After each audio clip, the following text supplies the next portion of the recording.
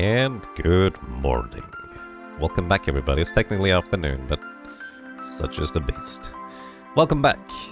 We managed to get all the rare items, all the rare chest drops, and now today it is just relaxing, leaning back, and grinding out the remainder.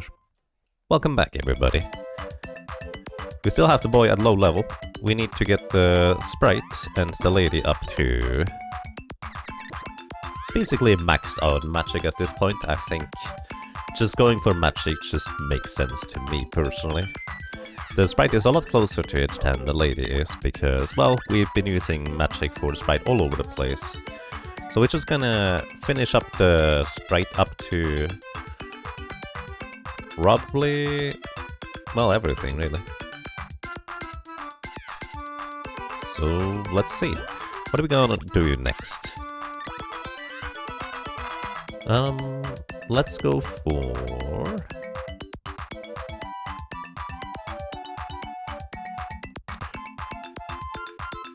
Luna next.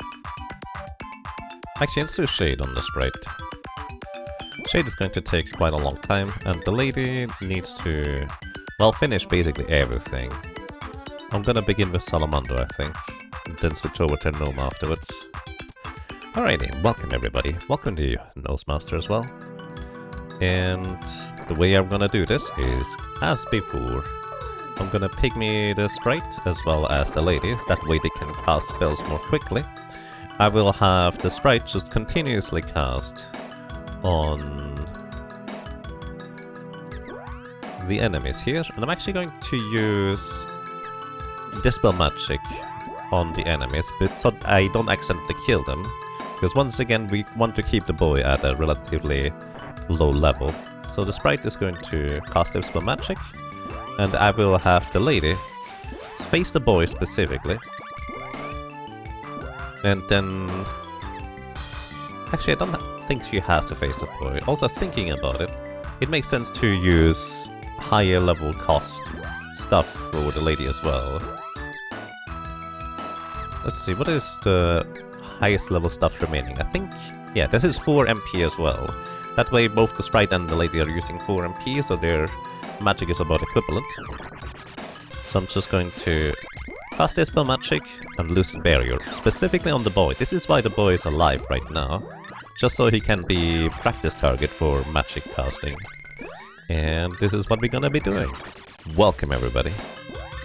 Boy's alive. For now. Actually, no. Aside from the sprite still wanting to level up the offensive magic that doesn't have... well, that always deals damage. That is the only time where the boy is going to go back to sleep for a while. And afterwards he is just gonna be awake. So yeah, welcome. Welcome as well, Thorgrim. I hope you're doing well. I hope you're good at start.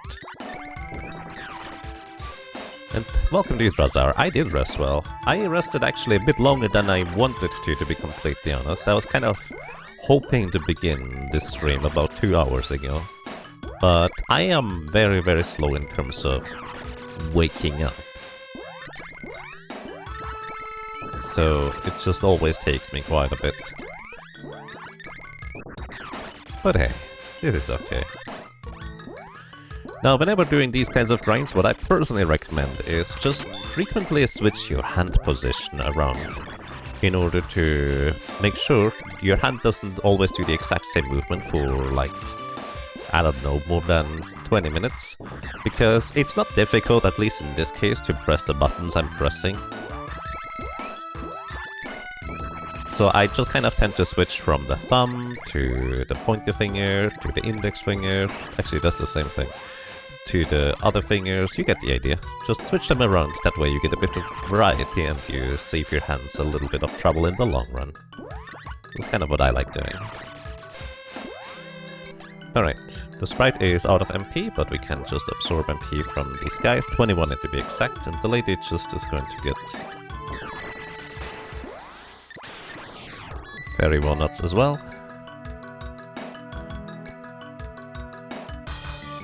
Oh, wait, did I miss something? My brain is not ready for that. Anonymous, thank you. thank you so much for the $10 donation. I really appreciate it. No comment attached to it, but thank you so much. I need to add the donations manually, so if I forget any, please do remind me. I'm not intentionally trying to miss those, I'm just bad at it.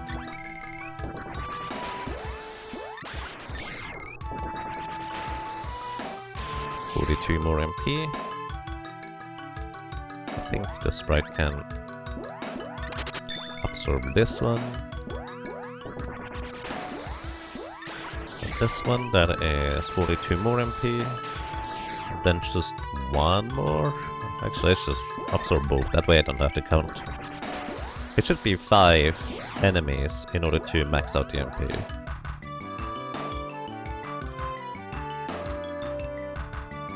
Loki 77? 7? I don't know how to pronounce that, but welcome to you. Thank you for subscribing with the Prime thingy. I really appreciate it. And, well, I'm glad you enjoy your stay.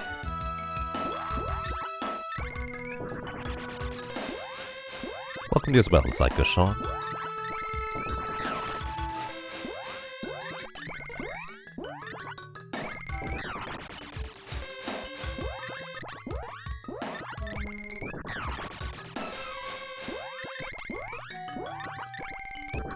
So, to me personally, there's a strong consideration to get all the sprite spells up to 8.00, and then just focus on the lady, to also get all the spells up to 8.00, and then we go up to 8.99. Maybe, but I'm pretty sure there would be some form of more clever, like, optimization that I'm just not thinking of right now. So the reason for this is, by the way, is once you reach level 8.0 on spells, you have a increasingly likely chance of getting the fancy spell animations that just freeze the screen whenever you're casting a spell. At 8.00 it's much less likely than 8.99, and it's just kind of a linear increase in probability, I think. Actually, I'm not even sure about that. I just assume it's a linear increase, it feels like it.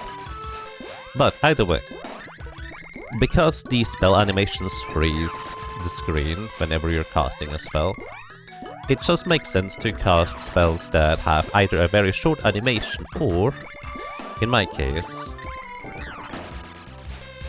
just combine those spells with other spells that we need to cast as well anyways. Actually, that's 5 MP, never mind. So if I have 2 spells that have a high likelihood of just casting, or well, causing the freezing animation, I would say it kinda makes sense to just cast them together at the same time. That way we have twice the spells with the same amount of freeze in a sense, if that makes sense. Overlapping the spells effectively. Alright, the sprite needs more MP, so we're gonna start absorbing that. The boy can give the lady some fairy walnuts in the meantime. Sprite needs to absorb 3 more enemies. Victor, thank you for the raid and welcome everybody. I hope you had an excellent start into 2024. Welcome. I hope you're doing well.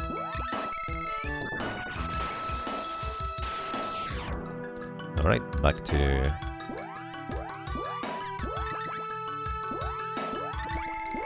doing this. And welcome to you, Vitorb. Thank you for the good luck. The luck part actually is already complete at this point. Thank you though. We have all the chests at this point acquired, all the rare drops. I even got 2 rare candies on top of it.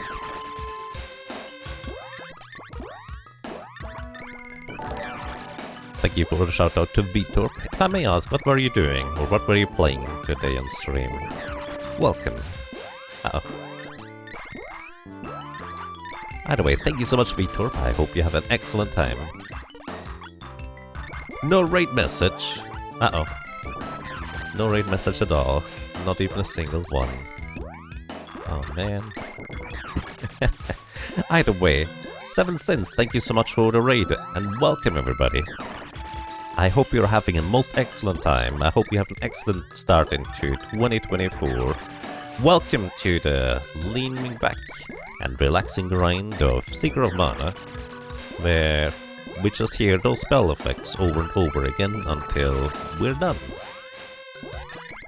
Because all the spells need to get up to level 8.99. We have already acquired all the weapon orbs and items and stuff like that. And we're just relaxing at this point. Basically a chill start into 2024. This is a raid message. Oh, okay. Thank you for the raid message. Welcome everybody. By the way, it is 50 spellcasts to go from level 7 to level 8. Then it is 99 spellcasts to go from level 8 to 8.99. Which is the maximum level for spells you can get, so it is quite a grind. Oh. Finished Final Fantasy VII already? Wow. Ooh, alright. I hope you rest well. Thank you for dropping by and have a good time.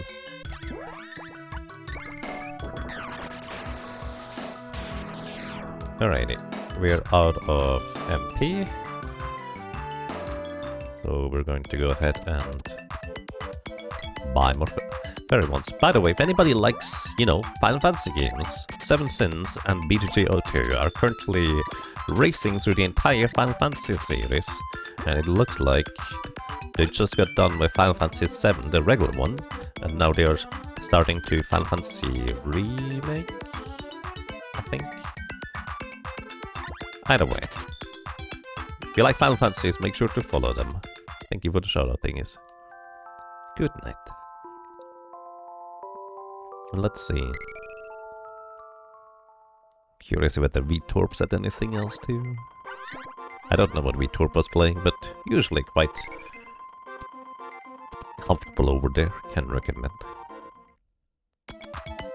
Hey Jeff, welcome. I hope you're doing well.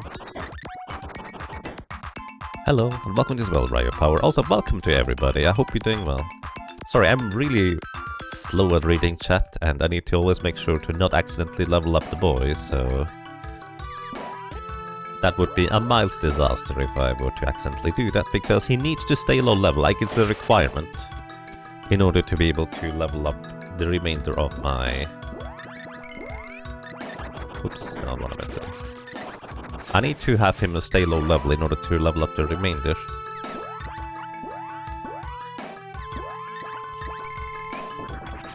Of the weapons up to 8.99, because getting them on a sword early, sure, it's a nice and strong weapon, but the complication from being limited to leveling up on enemies that are higher level than you is quite severe, because you can't permanently lock yourself out from being able to max out all the weapons in this game.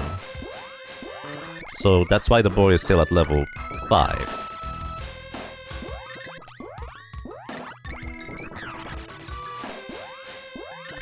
If he levels, does it put in a hard limit? It is a hard limit, yes. The highest level enemy is level 70, and if the boy reaches level 70, there is absolutely no way to get all the remaining weapons up to level 8.99 at that point. Like, you can get a maximum of 7 out of the 8 weapons up to 8.99 if your characters are higher level than the highest level regular enemy that you can grind.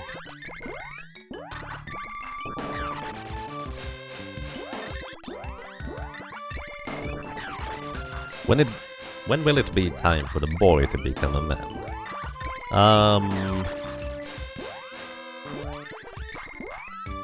Theoretically, we could start with this right now, but I haven't quite woken up properly yet in order to figure out the method of doing so. Ro actually posted a very nice concept of how I can reasonably do this. Also, this spell matching level 8. You can now start getting the fancy spell animations, and consequently, I'm going to switch over the sprite spell here to something else. Salamander... Oh, Salamander's the only thing that remains, actually. So, alrighty, we can do this. I just need to pay attention here. I'm gonna spam Lava Wave. Okay, the reason why I need to pay attention here is because if the sprite actually finishes the spellcast, the boy will get experience from knocking out the spider legs, and we need to have him stay low level, preferably. Although Crow also did have a very interesting concept of, you know, the pumpkins in the desert here somewhere, they actually give no experience whatsoever. Well, it's not entirely accurate. They basically give no experience.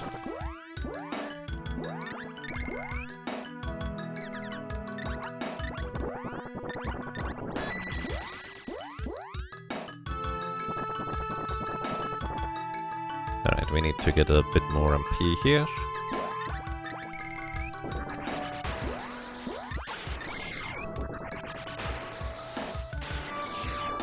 I think the pumpkins give 1 experience despite being level 21, so theoretically we could grind on those if we are really worried about leveling up. But I don't actually know where you can farm pumpkins whatsoever. I know they are spawned by the duck thingies, but that's about it. My fundraiser bar is missing?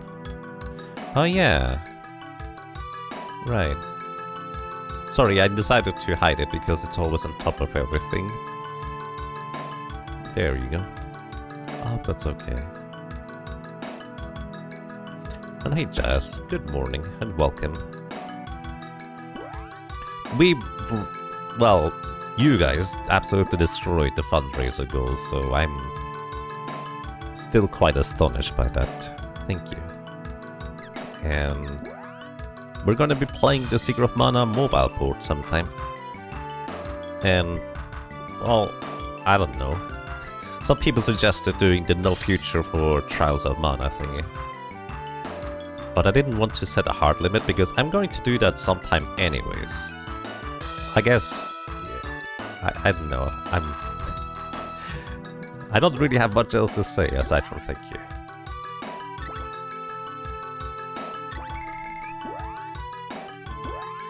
Alright.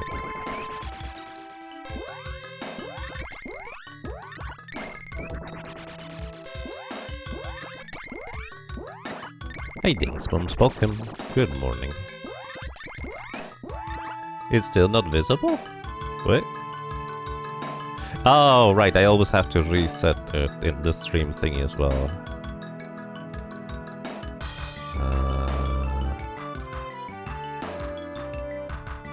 Where is it?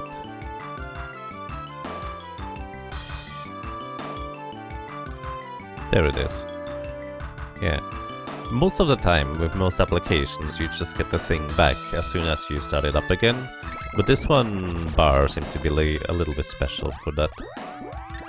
But that's alright.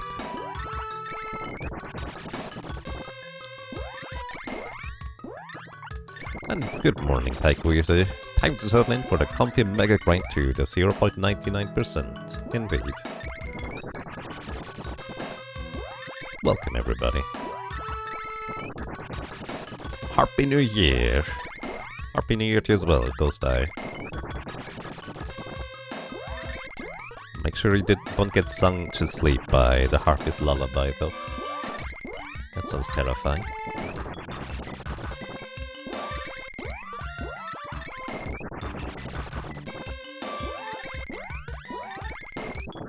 Oh.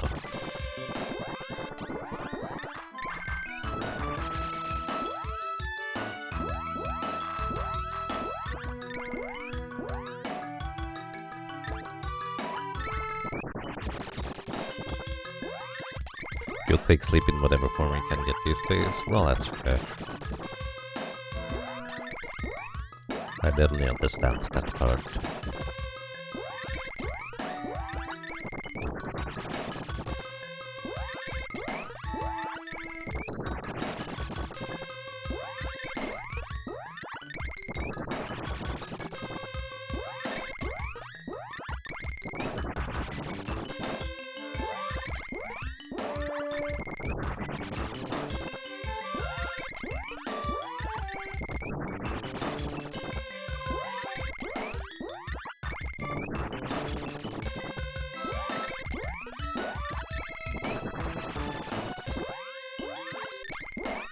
Uh-oh.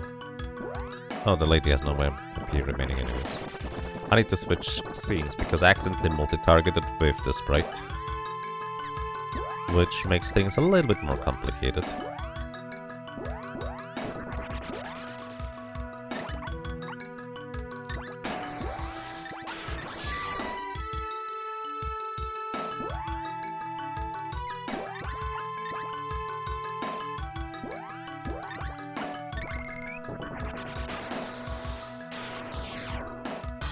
MP.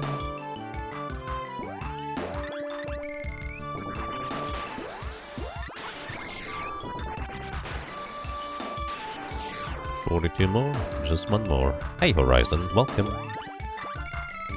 I hope you're doing well. I hope you have a good start. Alrighty. Welcome. Yeah, people have been going pretty crazy with the gifts up thingies, so I'm quite thankful. I have to admit I don't know who precisely it was, but I hope you can use some of the random emotes you might have acquired.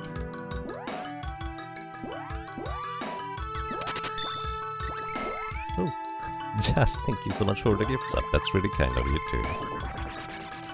Really appreciate it. It was a few people. It was indeed a few people.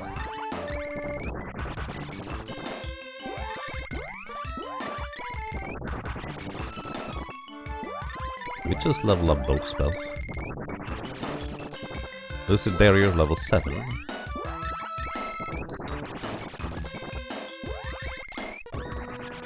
Lava Lake level 8. So I think the sprite is now up to 8.00 at the very least on literally everything. So this means we're gonna be focusing on getting all the latest spells up to the next level as well. This way I don't have to keep worrying about the sprite casting too many spells. And we can go ahead and theoretically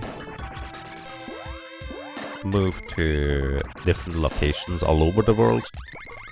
Although we're kind of limited by needing to be in an area where we actually can get full weapon experience. Or full magic experience. Since when you cast spells with the lady in towns, where your weapons are not out, so to speak, that is the easiest indication to see, then you only get half the magic experience. So for example, if you try to use the inn in Pandora, and use that to MP recover, in order to train spells, you only get half the weapon experience, similarly with Luca. Generally speaking, the most efficient place tends to be either the Wind Palace, or right here in the desert. Because here in the desert, you have a very easy access to just buying more fairy walnuts by just walking into town, so to speak. Just recovering the latest MP that way. Also, don't worry about the green. I'm trying to play this glitchless, but the game sometimes disagrees. It's just the weird spell effects when you interrupt them and going between screen transitions sometimes does that. Can I explain briefly how to get the level 9 weapons? Where do you get the rest of the orbs for the other weapons? Sure, I can illustrate this real quick. The short version is over here. Actually, I think I can even just show this on... There we go. I have a nice little spreadsheet here. So, the other orbs here you can acquire by defeating the various enemies in the Mana Fortress, and they have a rare drop chance from the chest to give you the orbs. From the tsunamis, the little blue blobs in the Mana Fortress, you can get the spear. The fiend heads, the big orange head thingies, you can get axes, which you need to get 2 of unless you use a glitch to get more beforehand. Boomerangs from the Master Ninjas, you get the bow orb from the metal crabs. The Wolf Lords give you the gloves, the Terminators give you the whip, and the javelin orbs you can get from the Windbur. Those are the yellow eyes that cast magic, reflect on themselves all the time. So those are the kind of the short version, so to speak. And that's how you get all the magic weapons. Oops, I accidentally hit chat behind everything again. Come back, chat. Not sure if you can afford this in. Yeah, we have a little bit of money. And it will be about double that still, because the boy still needs to get up to level 99 at the end. It's gonna be the last set of grind and it will take a long time. The spreadsheet is the secret mana 100% tracker thingy. Now that we have everything, it's not really tracking anything anymore because, you know, we have everything. But that's just kind of the general concept. It was there to track on what we got already and not.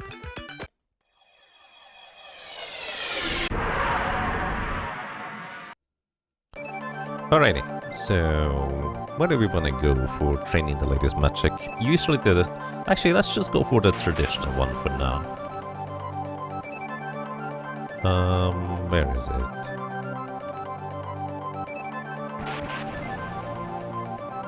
Somewhere around here. Right? I'm not that crazy. That's South Town.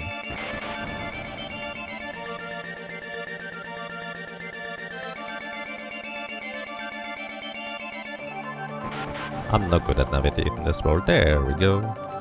This is the Wind Palace. And as you can see, we have our weapons drawn right here. As in, this is technically a combat area.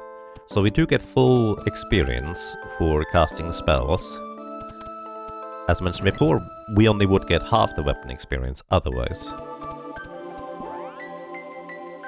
So what I can do here is I can just sit in here and just continue casting spells until we're done with the spells, and whenever I run out of MP, I can ask the old man to just fully heal me up. And there's that. The only inconvenient part about this is largely that he also removes any status effects, including the minute character status effects, so it's a bit less than ideal. But hey. What are my splits running against? My splits are running against, theoretically, I think last year's run or the run before that year. I'm actually not sure which one it is exactly.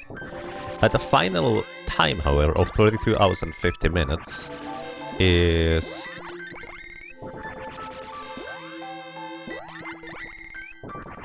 the very first run that I did with 100.99%. Also, maybe to explain that one real quick, because I have plenty of time to explain things while I just mindlessly mash buttons. We have the Mana Sword. This is glitchless with the exception of getting the Mana Sword early. And there is basically two reasons for that. One, it makes it actually a little bit more complicated to level up all the weapons. Just because having the Mana Sword early... Hello? Talk to him, please. Having the Mana Sword early means I can, in fact, get all the... Wait. Oh, I see. Okay. Having all the Mana Sword early means I can get all weapons up to 8.99. Normally, the sword is capped out at level 8.00 because the Mana Sword do not normally give or get early. However, using a small glitch to get that makes it a little bit easier to kill enemies with the Mana Sword because, you know, it's a really powerful weapon, to say the least.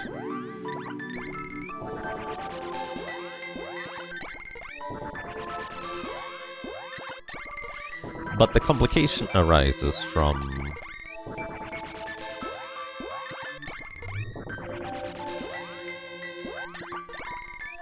how the experience system works in Secret of Mana, because you can permanently lock yourself out from being able to level up all your weapons up to 8.99.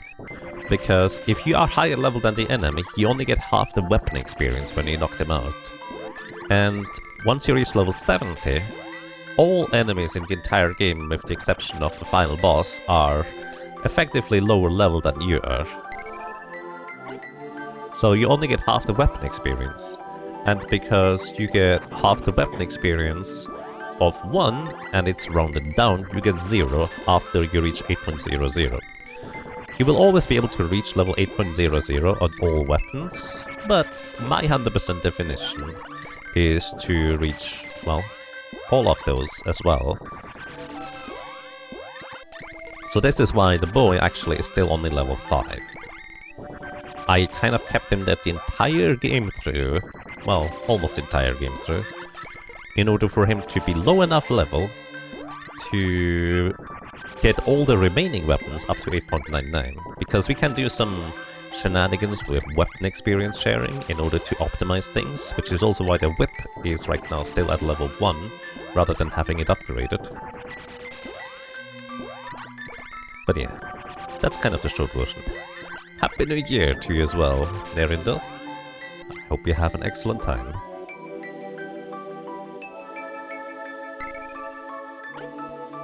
Does the boy get to live now? Mostly. There is going to be one place where I'm still going to have him be knocked out at this point. And that is for the sprite to level up all the magic. Because once we get to level 8.00 magic, you always have the fancy spellcasting animation potential, which means it freezes your screen. And this means the sprite will kill all the enemies because of it. Because they will get one shot, pretty much.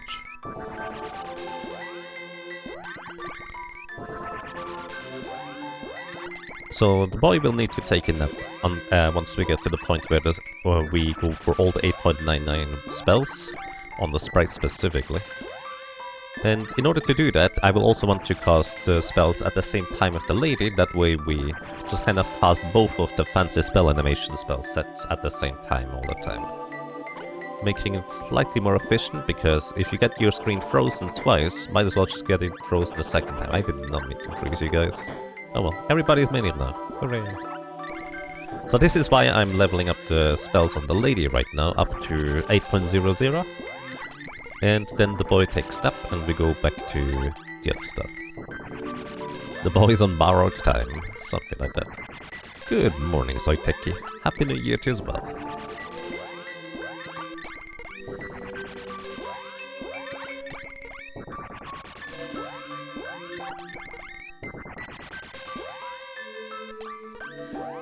You think you've only gotten one from the tsunamis? And yes, tsunamis tend to be the easiest enemies to get random chests from, just because they keep multiplying. And especially when you first enter the Mana Fortress, you might not know how to knock them out efficiently enough to just have them not multiply.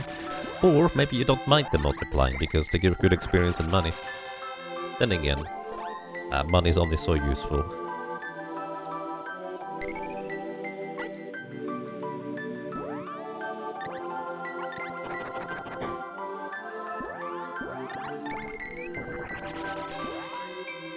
Kill the boy. Sometime again. I will probably go with wall all the way up to 8.99, by the way, because the cheapest spell I can cast with Triad on the lady is 6 MP.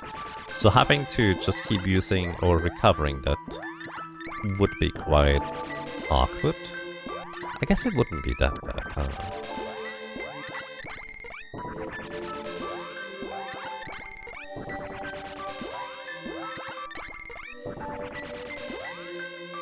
Yeah, Sea of Stars is a fascinating game.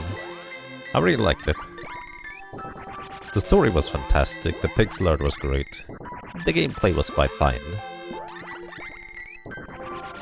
That's probably the only thing that doesn't get the highest marks from me, but I'm very picky, and I'm spoiled by Crystal Project in terms of gameplay. But that game is fantastic in general, like just across the board.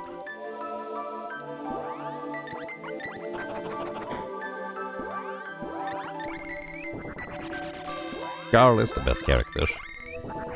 Not even a contest. You forget what race does as it leveled up. More HP restored? I think so, yes. I'm actually not sure, I have to admit. You know, by the time I get raise up to level 8, I don't tend to need to use raise anymore, because the cactus pretty much never die. Rump. Onjay, thank you. Thank you so much for 58 rumps of support. Welcome back. And I'm glad you enjoy your stay. Also, I imagine there might be a few people different here than last time. So let me show you real quick the origins of the rump. So, in the early days of me streaming, I largely streamed Secret of Mana, one player, 2 controller speedruns. And Chaz Crunchy here in the chat just drew this really adorable picture of the rabbit just going rump. And that's kind of where that comes from.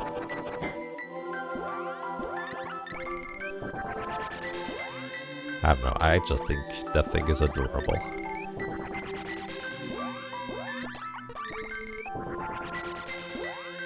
That's the paradox of getting resurrection from the last spirit, yeah. Also, it is really expensive to cast Revivify to begin with. The only upside is that you can multi-target cast it, so I guess that's a thing. But unless you are reasonably high level, 10 MP spent per spell cast is a lot.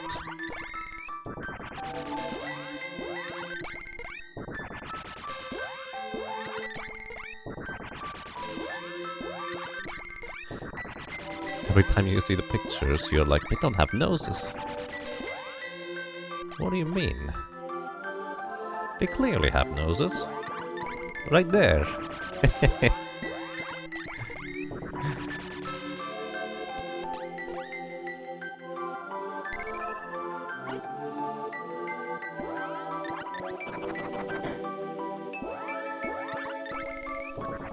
More boing. Yep, a lot of boing is happening here right now. On the bright side, this sound effect is not nearly as annoying as the Cure Water sound effect. I'm not looking forward to that one, I have to admit. I might mute the game. Actually, I probably should just take off my headphones. Because I don't like that sound effect at all. Wee. Wee. Wee. The Cure Water? Cure Water is fine. The Remedy sound effect is the mean one.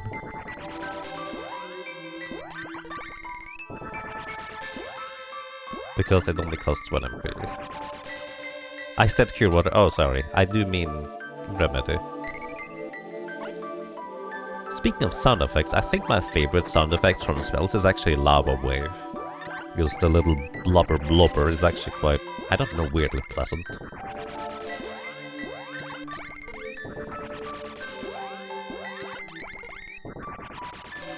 Welcome back, Horizon.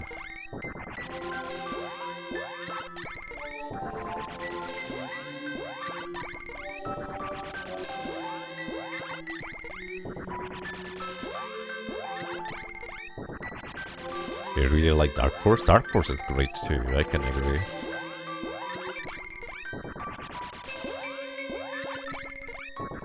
Wing.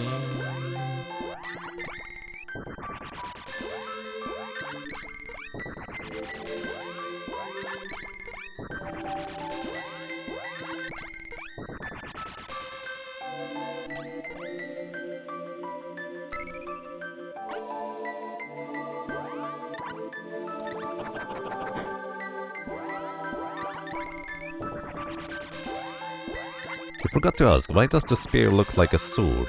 Is the icon just showing the blade or something?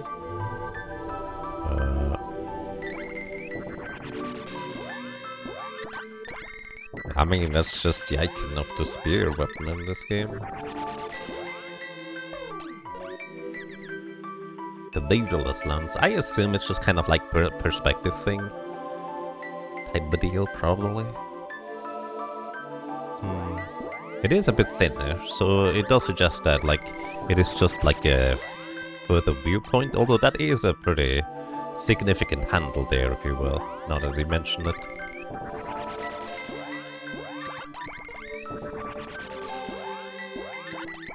You were looking it backwards.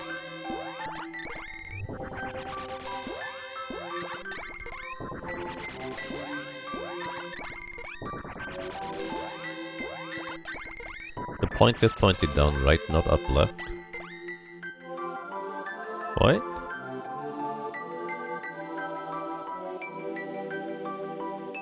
Really?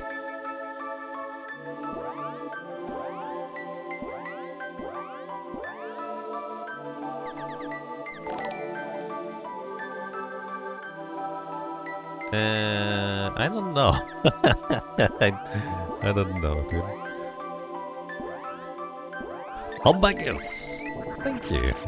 Thank you so much for the raid and welcome everybody. Happy New Year 2024. I hope you're having excellent time. And everybody, if you like some good RPGs and an excellent personality, make sure to check out El Magus. Because I like to play some occasional SNES RPG, but he is actually really good at them. Can recommend.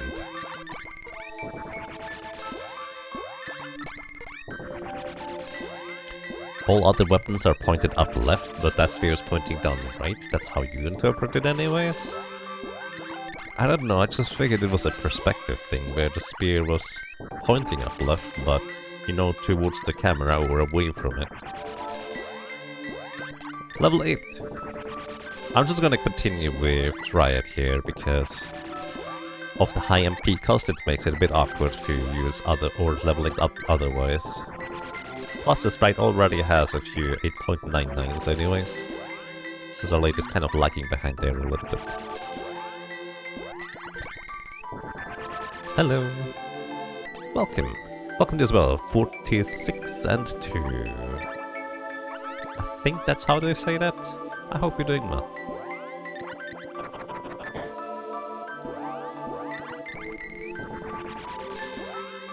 Also Might and Magic and Ancient Cave. Yep, some Chrono Trigger mixed in there for a good effect. Some Final Fantasies here and there.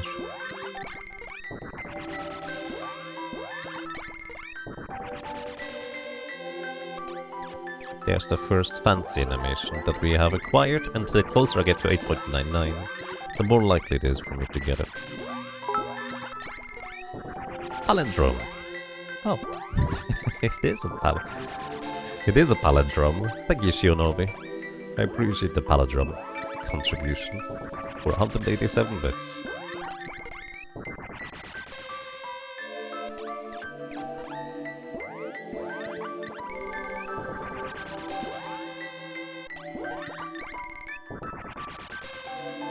Hey, Quadlight, welcome. I hope you're doing well.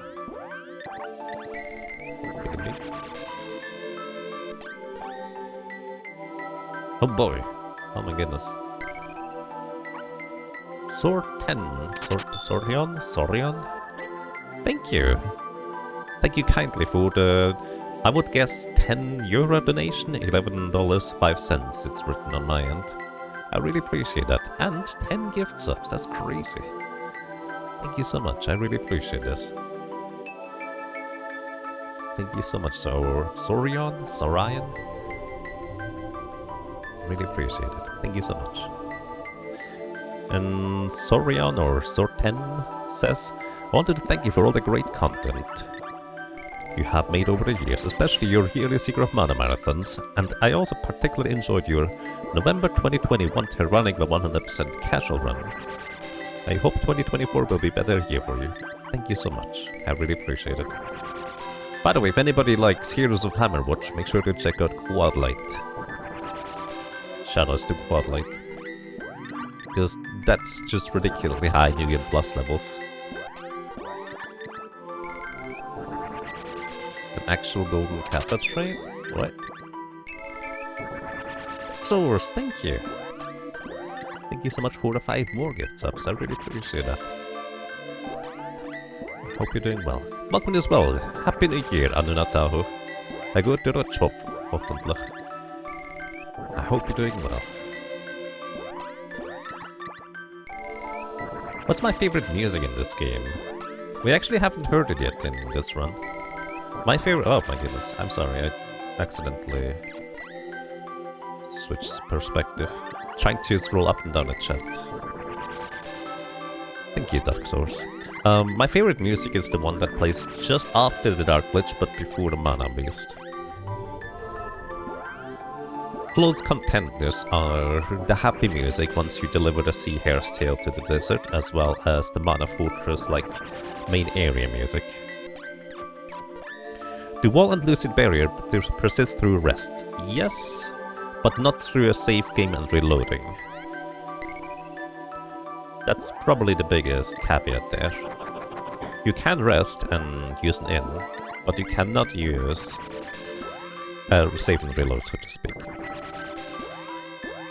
By the way, if I missed anything in chat, feel free to repeat it. I am quite a slow reader. Did I like the Trials of Mana remake? Yes.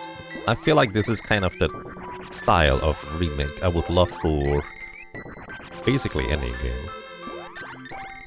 And I'm glad Trials of Mana got the proper treatment, because that game, I really like the original, but it is so awkward to play and a bit sluggish and slow that I almost felt like this is the one game that I would prefer to have a remake, if any. Finally getting that last emote. Well, Ghost Eye, thank you so much for the 1000 bits of food. I really appreciate it. Thank you so much. I think the palindrome is kind of worked now, though.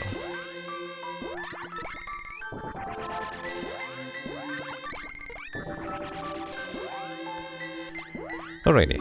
How much more do you need, lady? You need 2 plus 42 more spellcasts. So after emptying my MP 2 more times... Oops. Because she can cast Riot 16 times at a time. It will be 10 more spellcasts.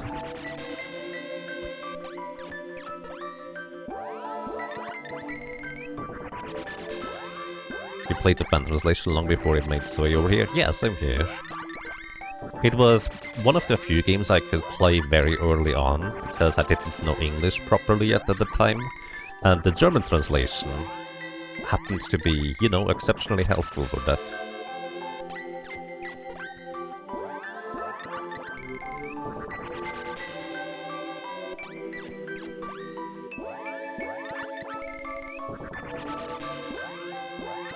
You love Charlotte's voice in the remake, it's perfect. I've heard very polarizing opinions about Charlotte, which kind of makes sense. Kappa 100. Thank you. Balzen, I appreciate the 100 bits of food.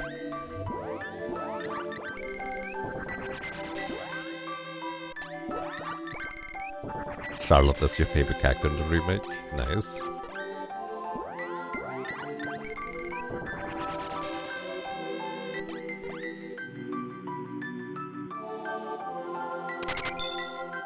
Oh my goodness. Psycho Sean, thank you. Thank you so much for 10 more gift subs. I actually haven't even looked at the counter recently. Because you know... I have the counter hidden for how many sub stuff I have, because... Since I haven't been able to keep it up properly, it's kind of been... Well, it's easier to hide it, let's put it this way. But I feel like maybe... I can look at it again, oh my goodness.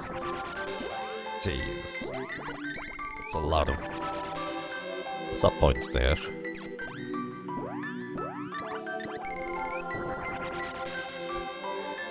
You've nearly doubled the goal? Yeah. You guys been crazy. Thank you so much. Broke you yesterday? Yes. Absolutely.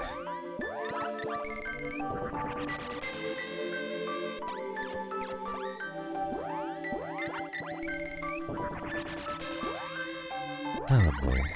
Thank you.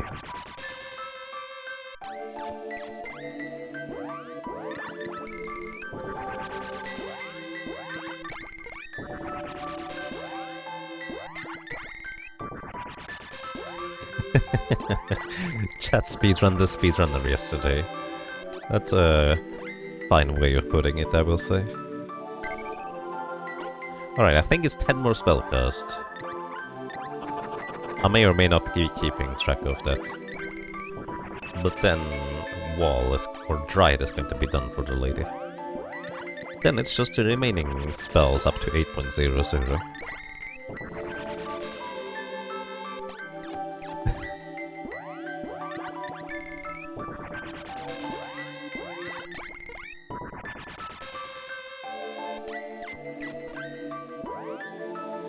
You know, it's one of those times where I was so conflicted as to... I felt like I should just stop and appreciate it, but simultaneously I was trying to not make the game, or well, the run last for too much longer, since with especially the RNG push, the stuff could just drag on for many hours more, kinda like it did last year. So it was something. Hello, welcome to your Rune Seeker. I hope you're doing well.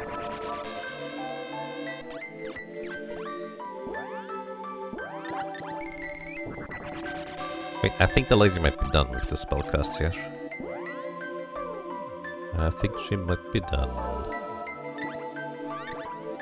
Alrighty, Dryad is done. She also has Sylph and Luna all the way. Undine, Salamando, and Gnome need to get to the max at this point, or well, 8.00 at this point. So we're gonna begin with Salamando. I positioned the lady in a way where the projectiles of the flame saber will immediately hit the boy, or well, whoever I'm targeting, reducing the amount of animations we have, making this slightly more efficient. Also, flame saber only costs 2 MP, making this on top of that, a lot easier to do as well, because I can cast 49 spells before I need to recharge.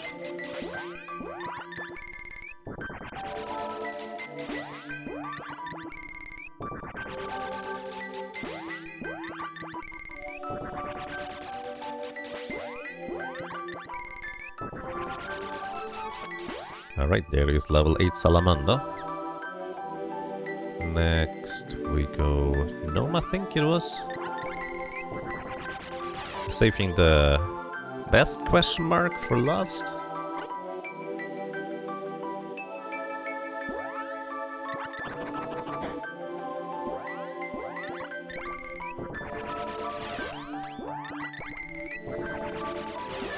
AKA Undine's remedy spell. We could theoretically just use Cure Water instead. I will have to recover MP twice as frequently. But maybe that's okay for a slightly more pleasant ear experience. I mean, even though a timer is running. Also, welcome to 16 hours total. I'm not technically in a rush, I suppose. Golden Kappa train success. Uh-oh. Hello.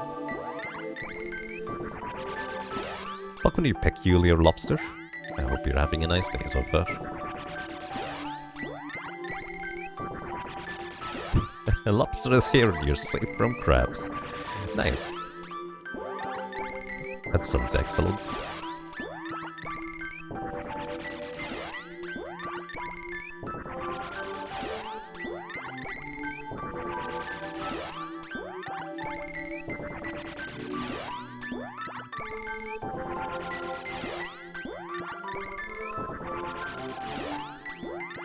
Snorkeler.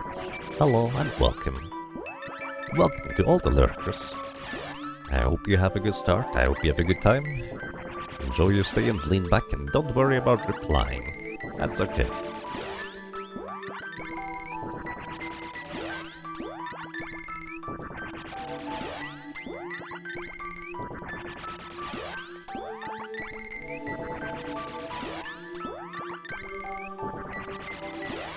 Hello. Welcome to Spell Trash Can. Hope you're doing well.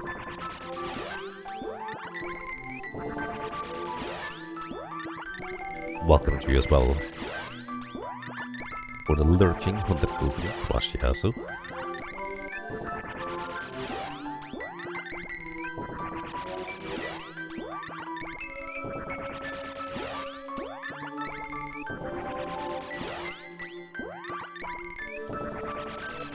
There it is. Gnome is level number 8 as well. So it is just Undine remaining to get to 8.00, and then Boy is going to take a nap afterwards again. So, just for reference, this is what it will sound like if I were to use Remedy all the time. However, I think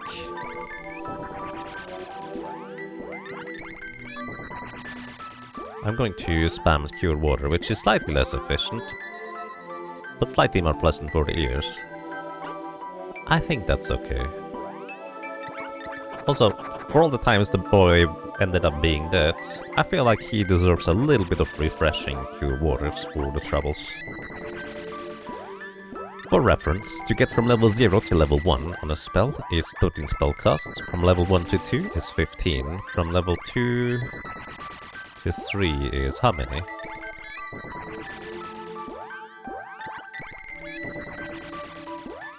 Let's see, you get 9 experience, then 8, and 7. 7 times 10...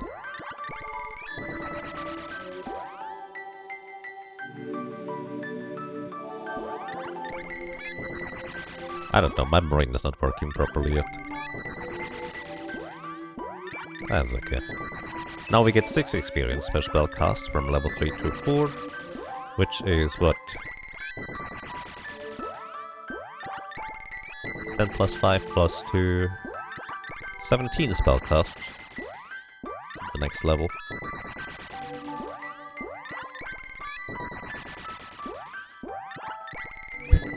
He's going to become addicted to Cure.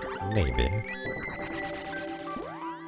Heal the boy making up for his deadness, indeed. Which reminds me. While I'm doing this... Here. It's not a whole lot to see anyways, is there? Look at this nice picture. And I think there's a little bit of a... you know, almost mistake in there right now, because the boy is alive. Admittedly, he's going to go to nap very briefly again. But... I think we can maybe switch it up just a little bit. Here we go. He's now no longer a ghost on the layout too. Thank you very much for Jazz to both draw this and make many different versions for the various, like, ghost combinations. Really appreciate it. All in color now. There's also other variations for, like, other combination stuff. When I do, like, a solo character challenge run, so I can just do this. But yeah. I think this is just really neat. Okay, back to the regular screen.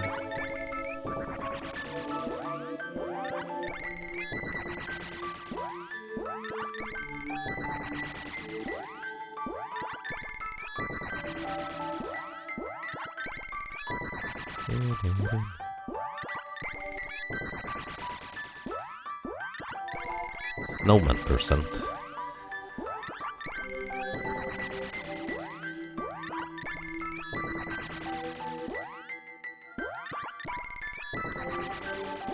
Kinda reminds me of how I managed to get for the first time into the death room trigger in the most awkward way I could imagine nowadays.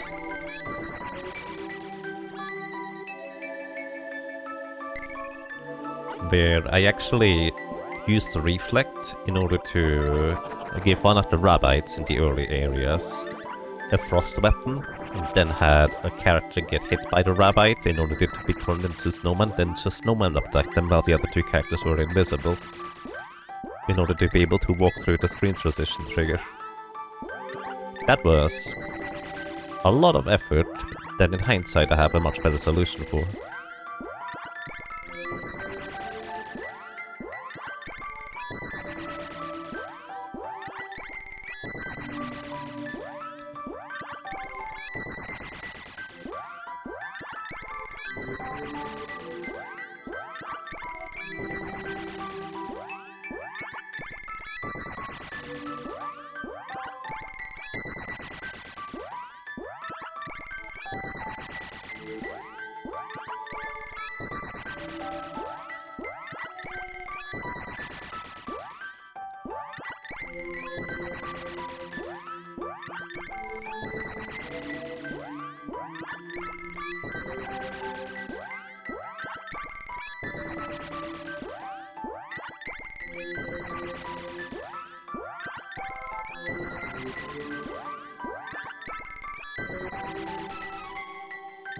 level 6 underneath.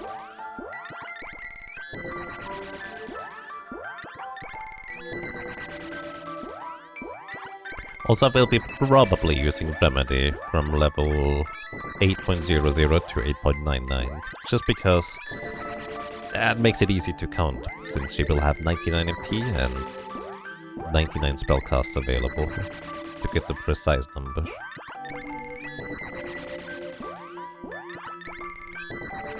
Also, this is, I think, 34 spellcasts from level 6 to level 7. Then it will be 50 from level 7 to level 8. It's basically 9 minus whatever level you have you get experience from, and you need to reach 100 in order to get to the next level.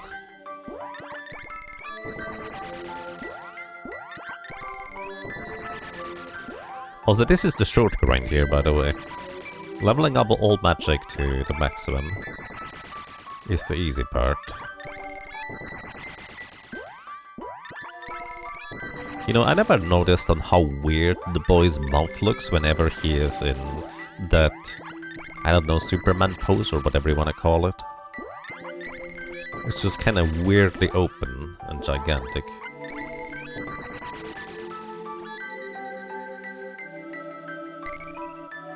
He's giving a roar. Something like that.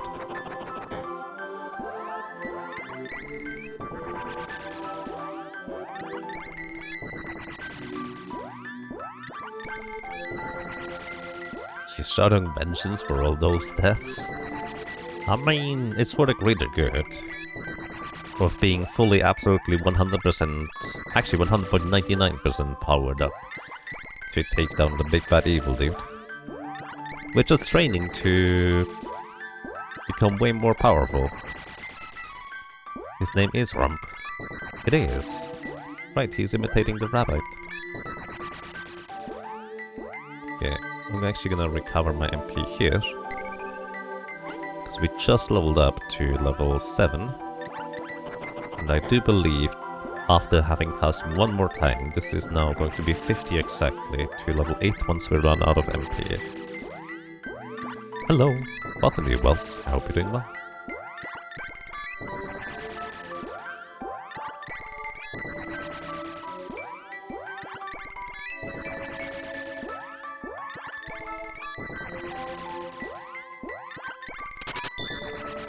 Look at me.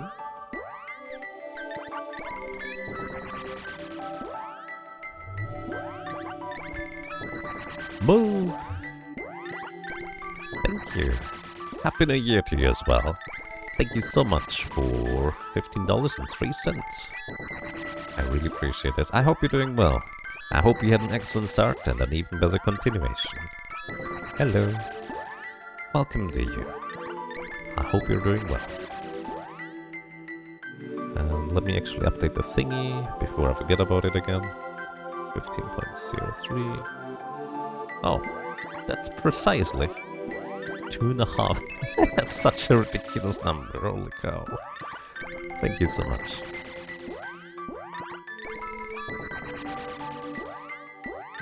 Doing well with well-rounded numbers. Nice.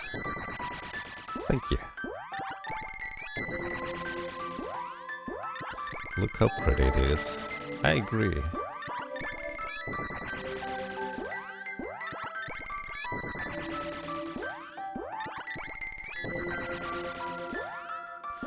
Whenever I see a number donated that is like, I don't know, something 0.78 or something like that, I always assume it might be different currency, but nope. My friend here decided to just make a really nice rounded number.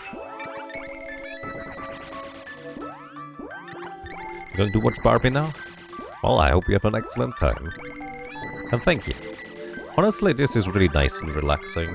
I kind of tend to enjoy this. I tend to enjoy occasionally just turning up my brain and doing the same thing over and over again until the numbers decide to go all the way up. Barbie was great. I don't know anything about it aside from people thinking it was neat.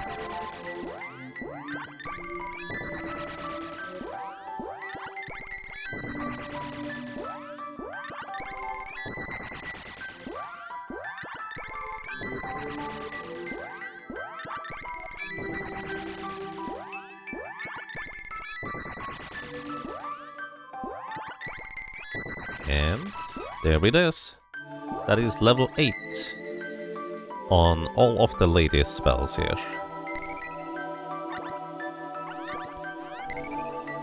Now, the sprite and the lady still need to go from level 8 to 8.99 on all the spells as well. So that is almost 99 spell casts on 4 of the spell schools for the sprite, and the lady requires also 4 of them, although it's more precisely 99 for her. So, I think the easiest way for me to do this is back in the desert. Although I could just go to a different place too. You know what? Let's get some nice and chill music in here. It's gonna be slightly less efficient, but I think that's okay. Hey Timion, welcome, Happy New Year to you as well.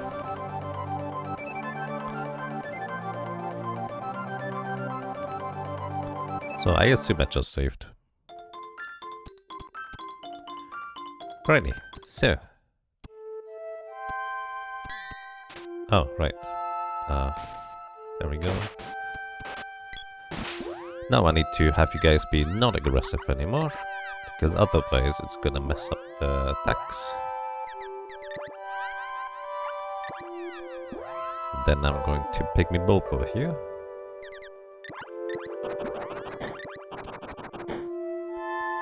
Alrighty, and now, welcome to the remainder of the grind. I'm just gonna begin with the least pleasant one, which is Cure Water. Oh.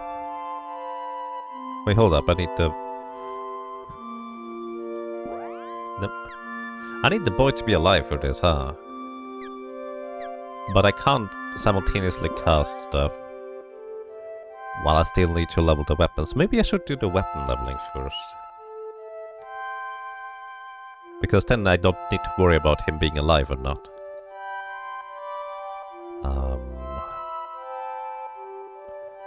Weapon leveling I haven't quite, like, brained yet.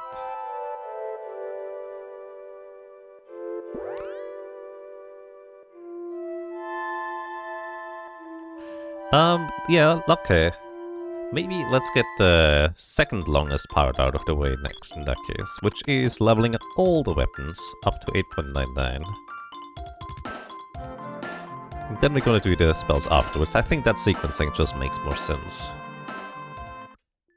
Hey Thalphon, good morning and Happy New Year. And good afternoon. Hope you're doing well. Alrighty. Let's finally have the boy, you know, not be dead anymore. So, the way we need to level up the weapons is we kind of need to get basically everything up to 8.99. Which is going to be mildly complicated. The boy is going to level up just a little bit, but we're going to be running back and forth in the Pandora Fields. But he finally can actually get equipment. We're gonna give him the Griffin Helmet, which is +5 strength.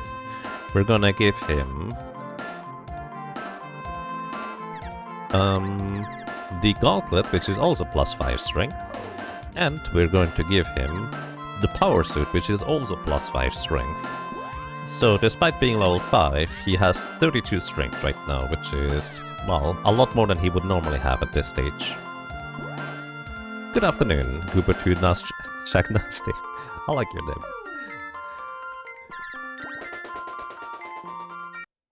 So, the place I'm going to be leveling up is against enemies that are pretty low level and reasonably weak.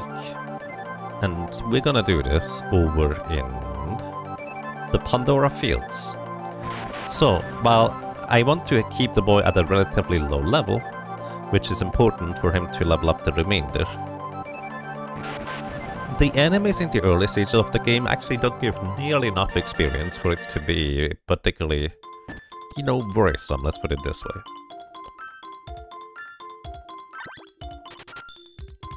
So the important part is, I need to get the boy, or I need to get the lady and the sprite up to 8.99 on all of their weapons, more or less first. That will be kind of part of the deal. So, Let's see, I think the lady should have the sword pretty high level at this stage. Yeah. Oh wait, she has maxed out the sword already. Okay, so, but her javelin still needs a bit more. So I'm gonna give the javelin over to the lady, so she gets up to 8.99, and she's the one to not attack. Because here is this how it's going to go. The sprite has... not really any weapons particularly high. I'm gonna give the sprite the glove. Why not? We're gonna begin punching enemies with the sprite. And for the boy largely...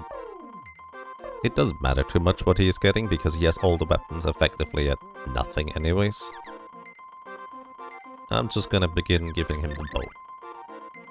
Alrighty, so... The way weapon leveling works in this game is... If you are higher level than the enemies, which both the sprite and the lady are, guaranteed because they are higher level than the highest level enemies, you get half the weapon experience when you kill the enemy. And right now you get, at level 0, which is the glove right now, to 1, you get 9 weapon experience, halved, rounded down. It's always rounded down in this game. So the sprite right now receives 4 experience for each knockout they get.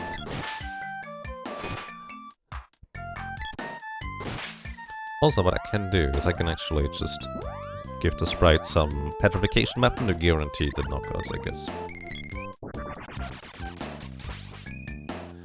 And the 4 experience, half of that is actually given over to the other characters whenever I knock out an enemy, so they get 2 experience.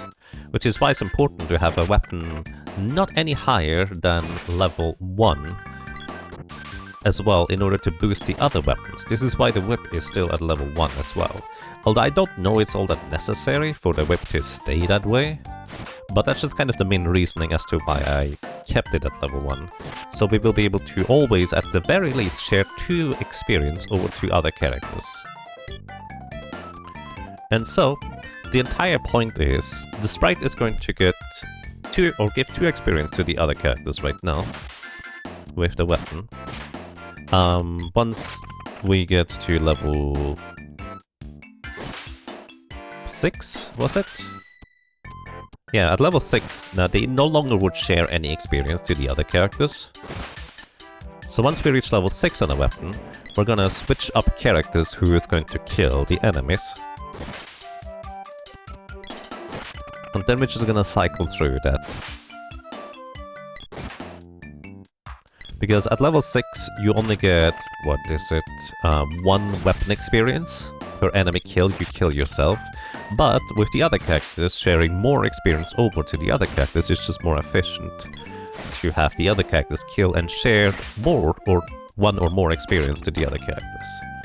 So effectively, I'm going to just level up the sprite's weapon to level 6, then I will have the sprite no longer kill enemies and have the others do that instead.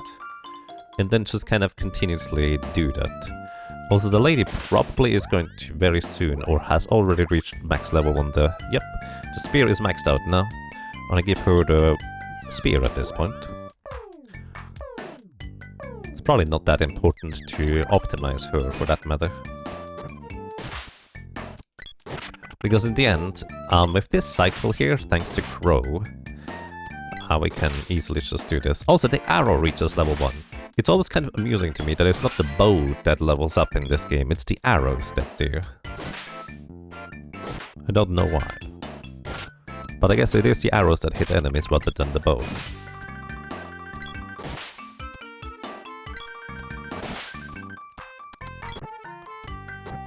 Boy gets to live for this? Yep, this is part of the reason why he lives to begin with. So right now I think the boy is about to be higher level than the enemies here as well. So he will no longer basically get too much experience anyways. But because I have mostly focused on leveling spells rather than anything else on the other 2 characters, they need to get their weapons up anyways.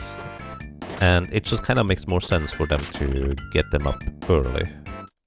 So theoretically at the very beginning I could have had the boy kill stuff instead, just to boost the other characters' weapons a little bit more, but I think it makes little difference in the long run, although I haven't calculated it.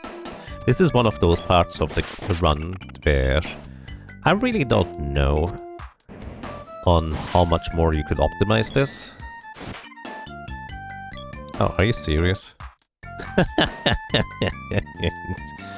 Alrighty.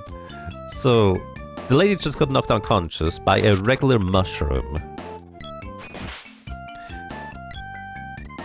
And the reason for this is actually quite simple. She has way too much defense for her to ever get damaged by the mushroom. So normally, she doesn't take any damage from the mushrooms whatsoever. However, when you have Lucid Barrier on your character, which denies physical damage, the concept of whether you do get damage or not just gets entirely skipped. So she technically gets hit by the unconscious knocking attack anyways, regardless of what she currently, well, has equipped in terms of defenses. She just takes no damage, but the status effects still go through. So because she has Lucid Barrier, she gets hit by the status effects, is the short version. Which is kind of funny. Orimp is level 4 spear.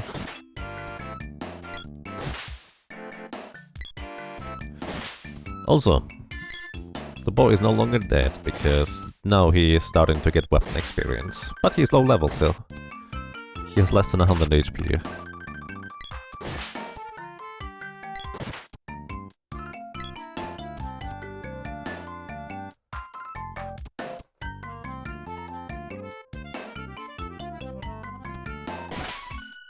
Stay hydrated. Rump is level 7.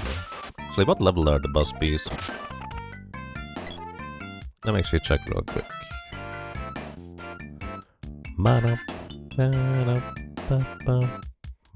Monster data. Buzz. They're level 5, okay, so he's already higher level than the bees, so that's alright.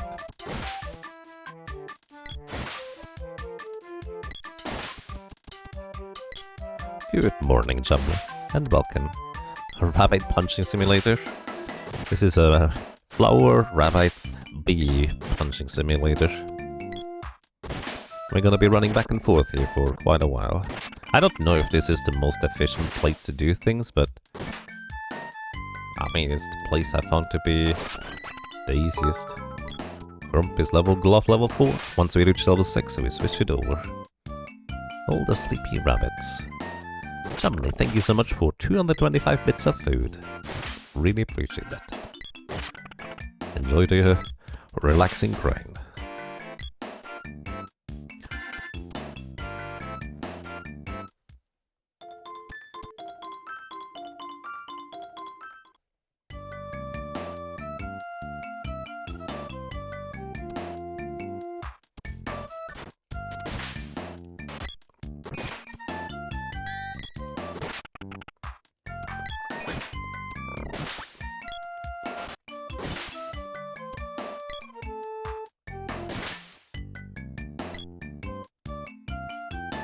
That was Toasted Circling, I think you said Chumley by accident. Good morning. I'm sorry. Thank you for letting me know. Toasted Zergling, thank you so much for the 225 bits of food. And the sleepy rabbits. I really like those. Thank you so much. You did on behalf of Chumley. No, I'm just the goof. Happy New Year to you as well, Heimer Muller, and welcome. I hope you're doing well.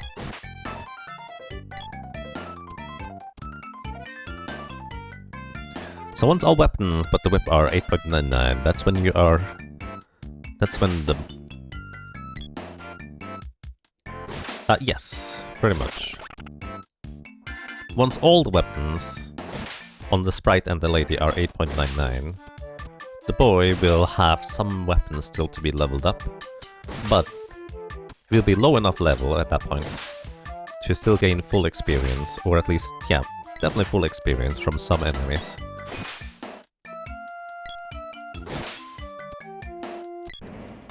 But that's gonna take a while, by the way. This grind here is the second longest one remaining. The longest one remaining after that is the boy getting to level 99. Because, you know, We have done a lot of grinding with the sprite and the girl. And they have not reached level 99 yet. So imagining all that grinding, except I don't have to open up the chests anymore, and I can just kill whatever is efficient instead. But it's just going to be still a lot of running back and forth. Which is okay.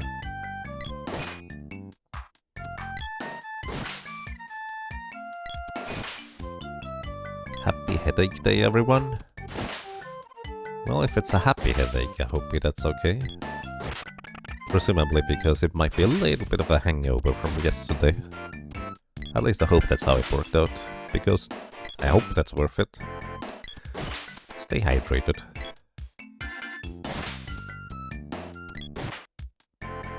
If you kill the sprite and the girl, does the boy get more experience? No. In this game here, everybody either gets the experience or they don't. You always get the same amount from the enemies. So there's no point in knocking out the sprite and the lady.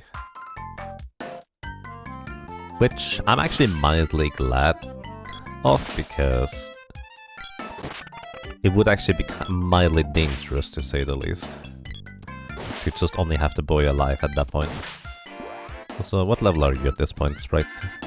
Alright, we need to knock out 30 more enemies, and the sprite will be level 6 glove. That is when we switch up character to knock out enemies. Rump.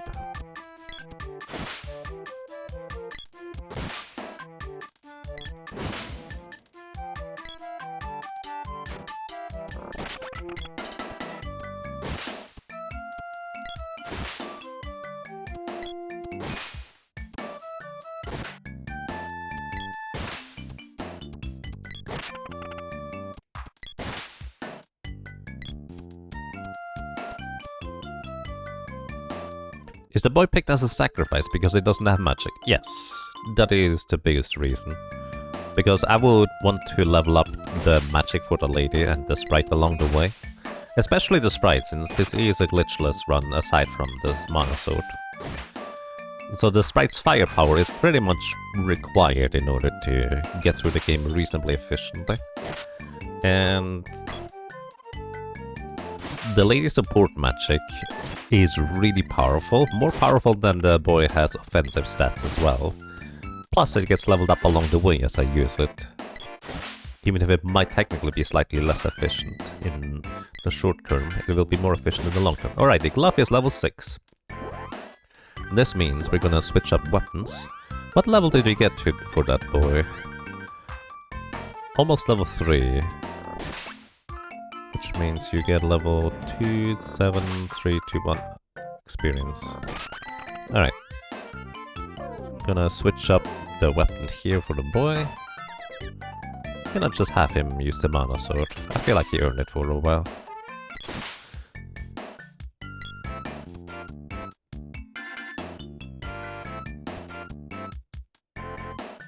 Do you really need to wait for 100%, or are you not strong to kill them either way? Kill what?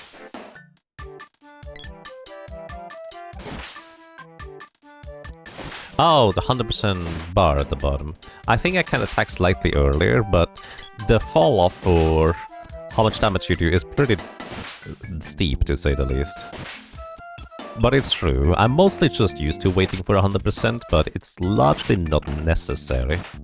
But as you can see, at least for the boy, because he is also low level, despite using the mana sword, which is insanely strong, it still will often not one-shot if I don't wait for like 80% or something. But yes, I could just attack slightly earlier, that is definitely true. It's just also, I don't know when I can attack exactly. And from normal gameplay, my brain's just hardwired to wait until 100%. What trick did you use to get the last sword orb? I skipped getting Tasnika until after I defeated the Thunder Gigas. Tasnika, where you basically free the king from the clutches of the Darkstalker.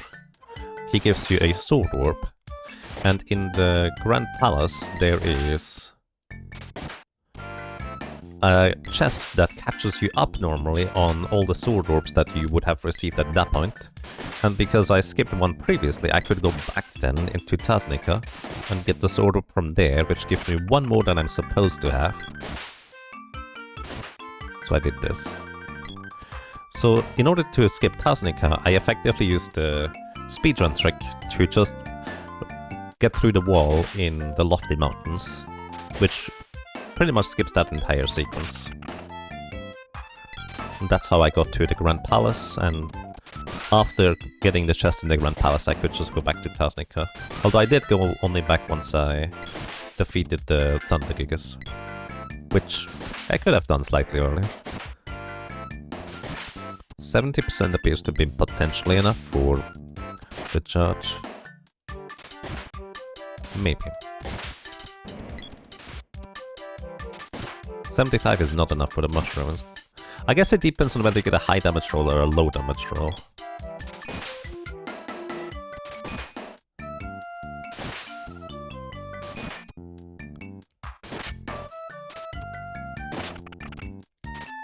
Oops.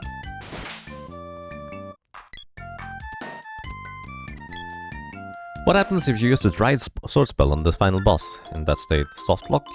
I don't know, probably not. I think it sets your sword to be the mana sword. We can try.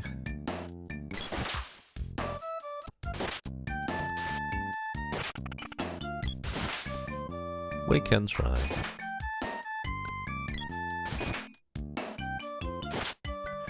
Does the level 9 mana sword let you skip the lore magic casts? Technically? So the magic spell for the mana sword actually has its own special effect. Like, sure, it gives you the mana sword, which is literally twice as strong as any other weapon, as well as guaranteed hits and never misses, which is probably the biggest boon of it. But it also actually gives you a damage boost based on your other weapons' levels that you have leveled up. Just kind of to make you even more powerful. Although you reach the maximum damage of 999 very quickly anyway, so for the most part in a casual playthrough, you're just gonna reach that regardless. I was just looking at the number on the bottom left here and was thinking, that's a palindrome. Then I realized, oh no, it isn't. That's okay.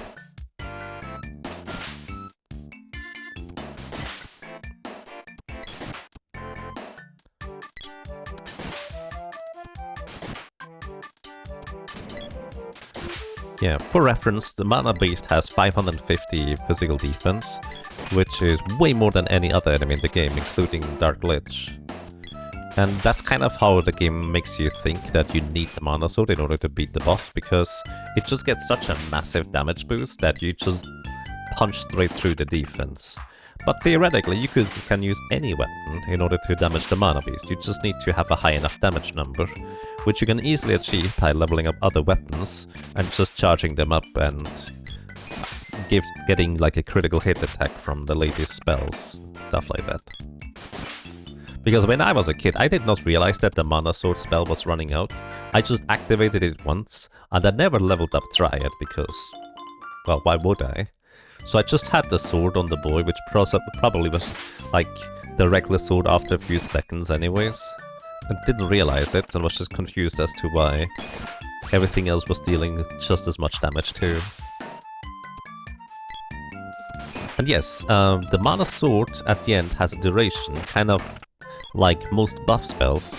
And in a kind of mean way, that duration can be reduced if you get a low roll on the timer, so to speak. Level 4 sword.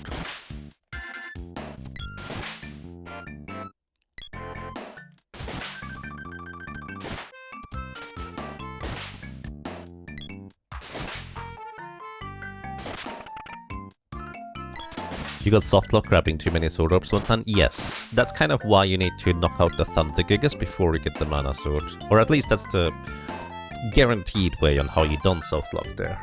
Because if you get too many sword orbs before defeating the Thunder Gigas, you will just softlock the game after defeating him. You can no longer proceed through the Pure Lands. You can skip the Pure Lands, But, you know, in a 100% run I want to defeat all the bosses. Last night, after the stream, you started researching No Future.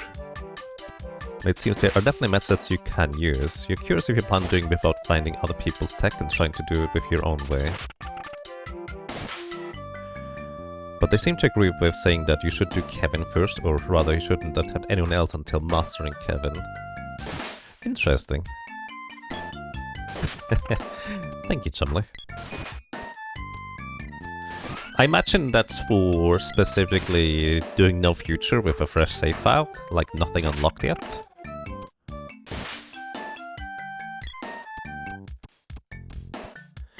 And yeah, the Mana Sword is a saber spell but on a clock. And if you have neither the Lady nor the Sprite's Dryad spell leveled up, that timer can be as short as like 5 seconds, so it can literally run out during the fancy like Mana Sword activated animation. Which is kinda rude if you ask me.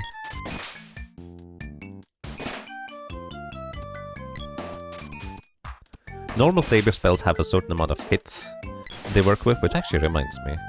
I can probably guarantee knocking out enemies by using Stone Saber here, even with a lower level attack. Or, well, not charged up attack. Because enemies do receive... Well, you deal half the HP and damage when you petrify the enemies. So you can actually knock out an enemy with half the HP damage done to them.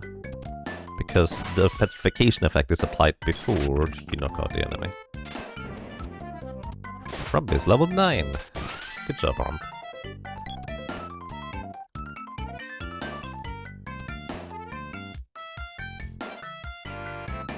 Happy New Year to you as well. Lilu Dahlia's Multibox. Multibox? What kind of multibox? Either way, thank you so much.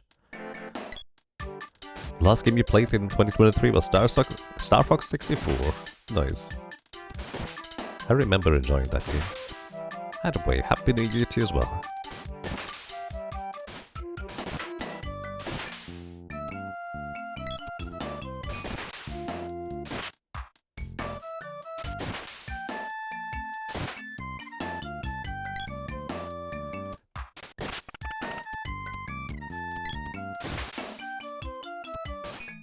Do you need to level up both of them, make the duration longer? Yes, because you need to have both spells active at the same time in order for it to work. So if you have one character's mana spell at level 8 and one at level 0, the shorter version, or the shorter spell will just run out. And unless you have both active at the same time, you don't get the mana sword out of it. Hey Nothrex, Happy New Year! Welcome to you. Your own private server of World of Warcraft? Aye, that works. Because I think, unfortunately, the official one no longer allows multi-box, for presumably various reasons. But I did enjoy multi-boxing for a short while when I played that game as well. It was quite fascinating.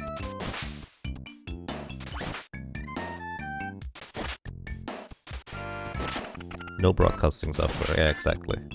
Which is understandable, but... yeah. Also, what level is the sword yet at this point? Okay, we're almost level 6 on the boy, which means that's when we will stop sharing experience with the other characters. You know, the more I think about this, I think the less it was necessary for me to keep the whip at level 1. But we'll see.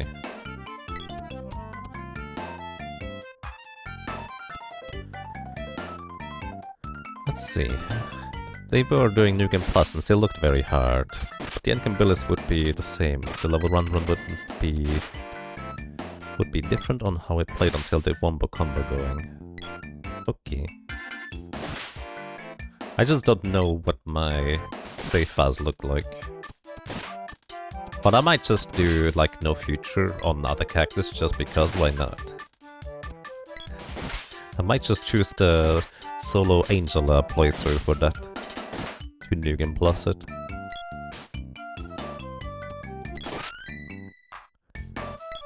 Sword level 6. The sprite should always be... oh yeah, forgot to check that. Not quite. Almost 8. Actually, just a little more. The sprite will be done. Thank you for the heads up. And the lady is actually getting there too. Wait. Both the sprite and the lady are going to get there soon. So I think it makes sense to just switch over the weapon with the boy. So that's 1. I think the sprite needs a 15 more. So it's 2, 3, 4, 5, 6, 7, and 1 more because he gets 2 experience to the others every time. Ah, come on. Alright, either way, this should be... The lady is not quite there yet, but the sprite should be done with the glove at this point. By the way, feel free to just kind of remind me of, you know, I probably should switch up weapons type of deal because I'm just running in circles. Alright, let's have the sprite get the mana sword at this point. Actually, no, the boy needs to get the mana sword level, so let's get the sprite boomerang. It's a bit more of an awkward weapon, but it's okay. Spear has always been your favorite weapon. Mine too. It's great. Angela solo no future seems like it would be impossible. Oh, I'm not gonna go solo for no future. It's just I'm going to probably nuke and plus that fan in particular. Well, I say probably, but I might. I haven't decided yet. Because solo with just Angela on low level already was quite challenging, to say the least.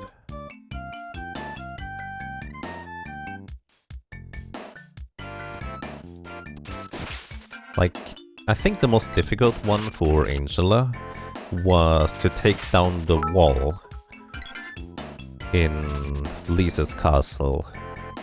I forget what it's exactly called.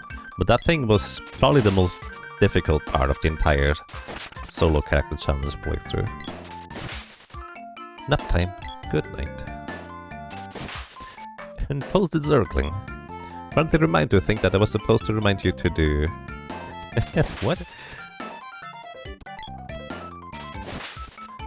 Toasted Zergling, thank you so much for 156 more bits of food. I really appreciate those. The Harpy boss is pretty bad too. I can imagine I don't remember.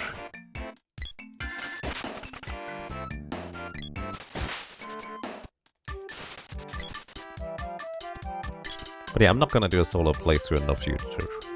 Well, at least not anytime soon. Why is the guard using the spear? Actually, should be about done with the spear, I think, now that you mention it. Nope, not quite. Daedalus Lance. The lady is using the spear because she is gaining shared experience from the sprite killing enemies. Because the sprite right now receives 8 experience, halved because the enemies are low level, and then half of that, which is 2, gets shared with the other characters.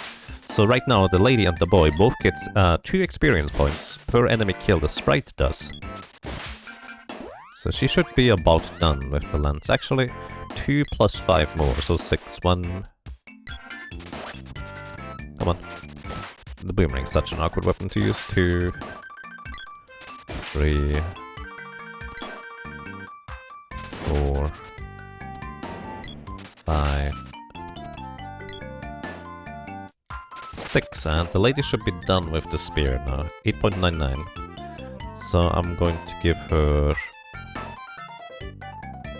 Actually, any of the other weapons at this point could work, so...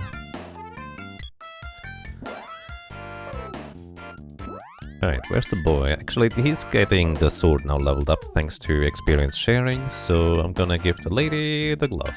She's just gonna punch stuff.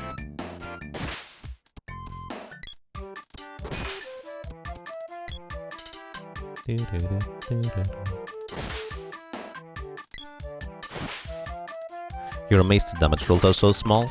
You think it's capped? It's not capped actually, that's just how much damage we do. That's the baseline. It's actually quite a lot, because the maximum cap is 999. You're mistaking the spear for the javelin? Oh yeah, spear and javelin is kind of confusing. especially if you have played the German version. Because the spear is, you know, the spear. But the javelin is like it's something. It's always confusing.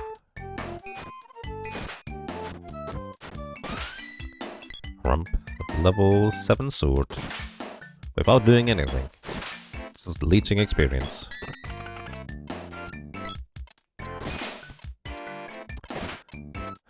What I definitely should do is I should have other characters knock out enemies with weapons that are not as awkward as using like the boomerang or the bow. Those are the awkward weapons to level up. Lance and Spear. Is it? That probably makes sense.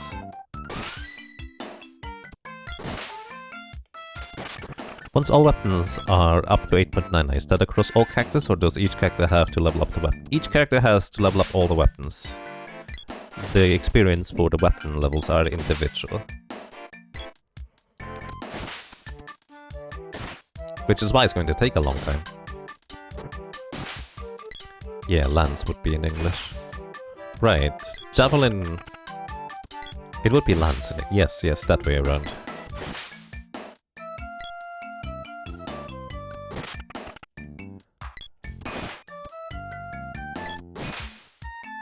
If you level up a character too fast, can that character get locked out of 8.99 weapons? Yes. That's why the boy is low level. Basically, you can get all but one weapon up to 8.99 if you are too high levels still. Because you can use the other weapons to share experience with that, well, the high level weapons, so to speak.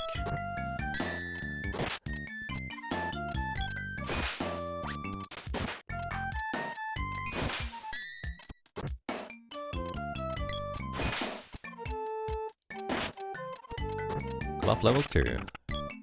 Now she starts sharing only one experience with the other characters rather than 2.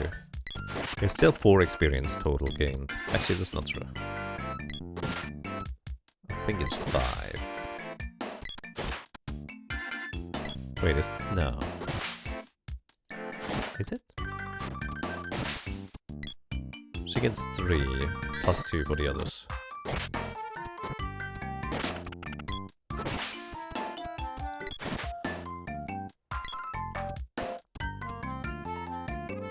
But yeah, you can permanently lock yourself out of being able to get all the weapons output up to 8.99 if you have everybody at high level. And leveled up all the weapons. If you don't want to use a glitch to get the mana sword early, you can just leave the sword at level 2. And this will allow you to share the experience from the level 2 sword to the other characters, and just slowly level up the other weapons up to 8.99. I do recommend leaving at least one other weapon at at level 1 instead of level 2, because you need to have the level 2 sword to progress past the Dwarven village at the beginning. Right, that's 99 more kills for the sprite to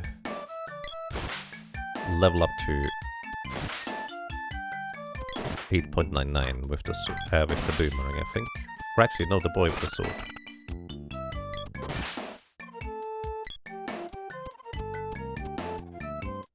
Hello, welcome to Multisiter.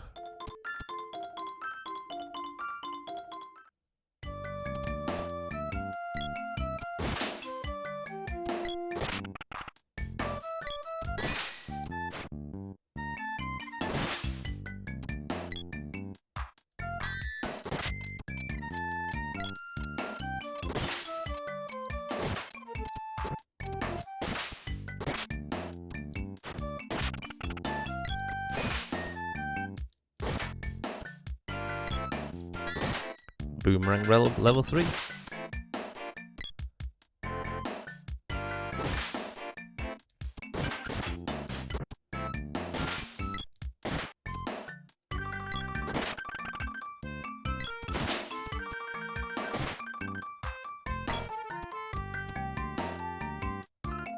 So this could still fail if you went derp, of course. Yes, technically.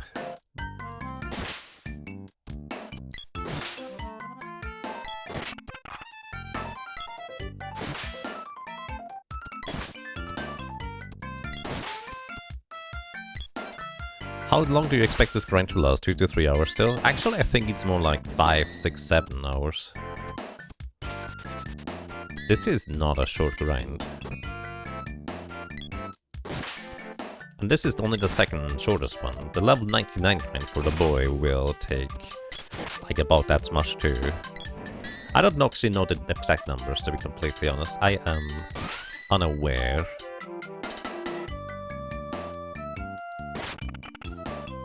Hi Willard, thank you for the good luck. I appreciate it. Which magic on the lady is not leveled? I think only Luna and Triad are leveled up to 8.99 right now.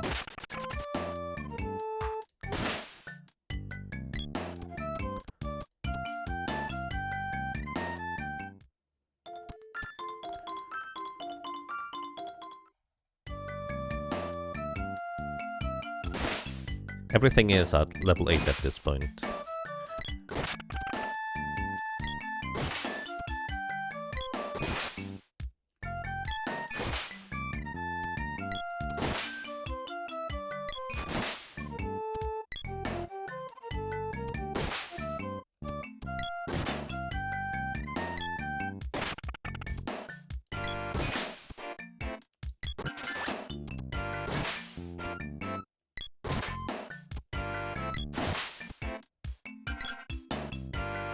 Are any of the sprites magic 8.99? Yes. We have Luna. And Gnome, I think. As well as Sylph, if I'm not mistaken. The sprite has like 3 or 4 even. At 8.99. Basically the ones that don't deal damage. Maybe Shade as well, I'm not sure about that one.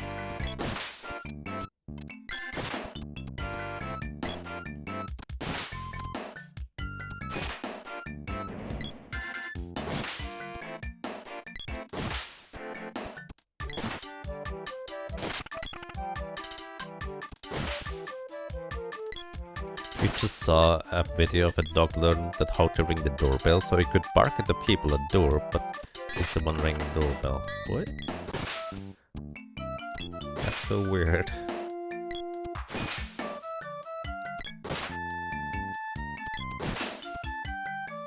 Maybe the dog just likes barking. Needs to have some room and space to do so or something.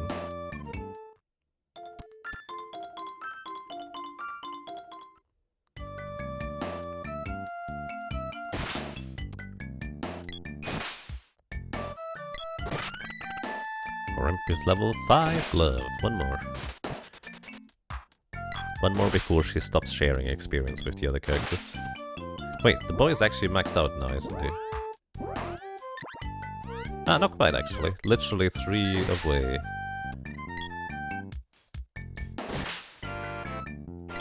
There we go, the boy is now maxed out on the sword as well. Well, I say as well, but hasn't really maxed out anything else.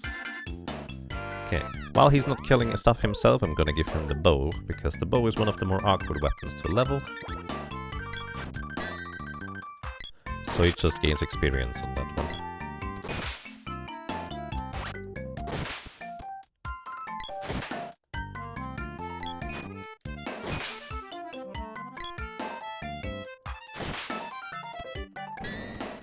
More frogs? Frogs are friends, not food.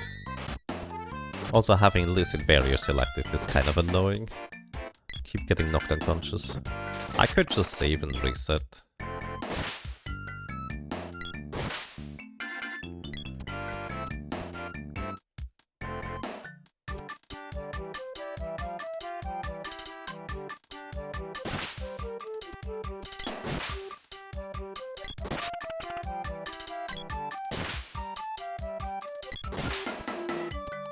No, resting at the end does not reset barrier.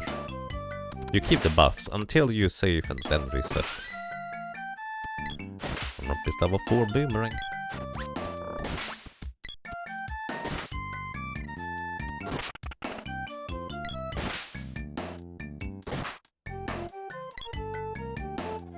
Can you beat Secret of Mana only doing damage with AI control characters? Oh boy. Nice. That would certainly be a challenge. I mean, the obvious immediate answer would be no, you can't do that because Mantis isn't, but, you know, that's kind of a cheap cop-out. Everything else you could do. Probably. The fire gigas could be difficult. I would be able to heal though, right? That sounds awful. Question. Am I allowed to use the targeting command? Because if you use the target command on an AI-controlled character, it makes them go and attack that enemy. Well, eventually. You know, I thought it would make the character go and attack the enemy. There it is. So I can use the target command in order to, like, unleash the attacks in a specific time frame, in order to hit the enemy just at the right time if I, like, set it up properly. That's what that command does? Yes, that's what targeting is supposed to do. Targeting doesn't do anything for you if you select it as your own character. But it does help you when you set it for an AI, for them to target a specific enemy. Ah, come on. Alright, Bluff is level 6. So that's as good as it gets. So we need to have somebody else start killing enemies. Who are you going to go for? Whoops.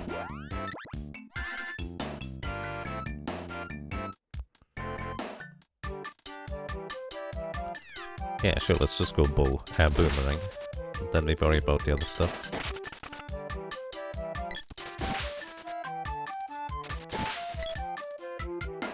Which do you think is faster, AI-controlled characters or Twitch chat-controlled characters?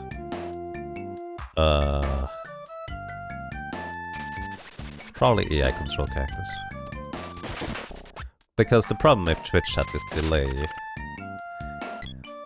There actually has been, like, Twitch command control Secret of Mana, where Crow did basically most of the work, just getting through the game. From what I remember. And that was one of the... It's just awkward to control something with like a 20-second delay. That's the short version. Even if you know exactly what you're doing. Twitch chat gets to use magic though. True. I still think it would be faster with AI controlled damage.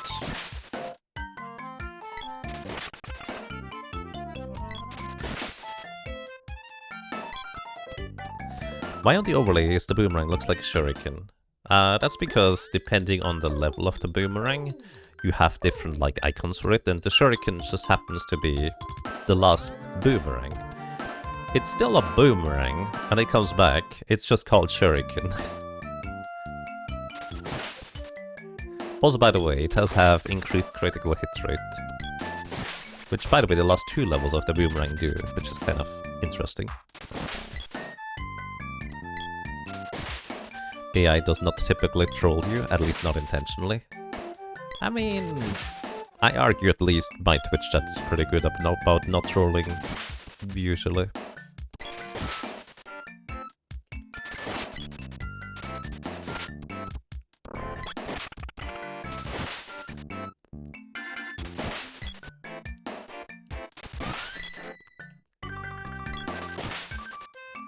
Level 5 boomerang. You're speaking broadly about Twitch chat controls? Oh, that's fair.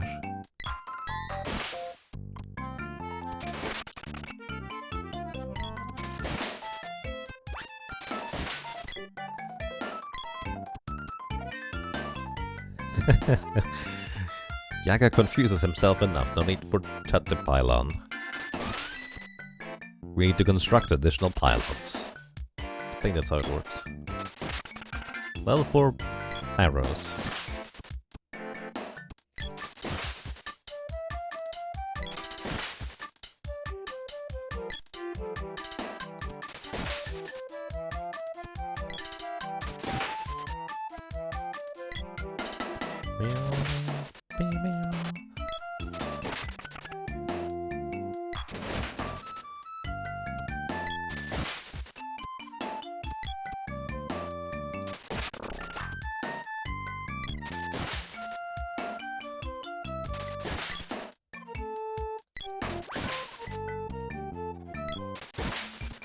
Oh, by the way, I remember where I got the 10 and 256 number from for rare drops. That's basically the case for rare steals in Final Fantasy V, which is quite not the case in Secret Mana. It is 7 in 64 chance for a rare drop in this game.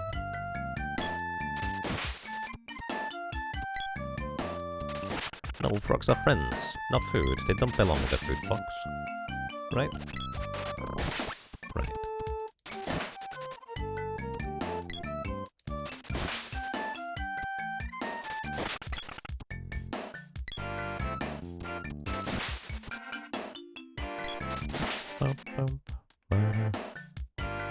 My boomerang. Sometimes you'll miss the boomerang pickup, and it just flies once around the world and goes the other way across the screen, and you can't attack during that time. Although the funny thing is, you can actually run during that time, because your stamina only starts recharging after you catch the boomerang. So I can already start running, and there's the boomerang gone. And it's back. It's kind of bizarre.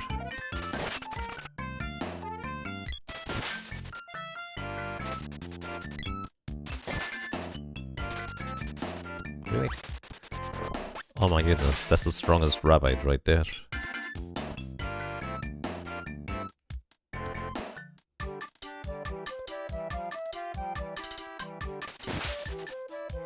Ah yes, the tacos. A relic of the times where I didn't know what tacos were. I just decided to put all sorts of random things in them. Rump's weapon is level 6, alrighty. Need to start leveling up the other characters instead.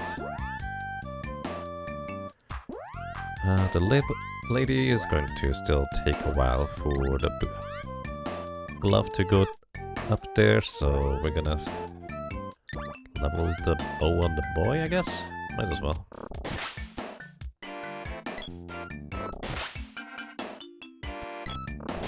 To level 6.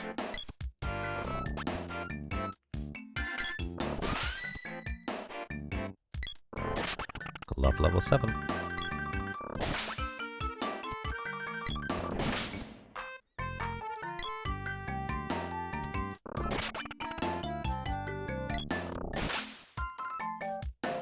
And yes, the level cap is 99.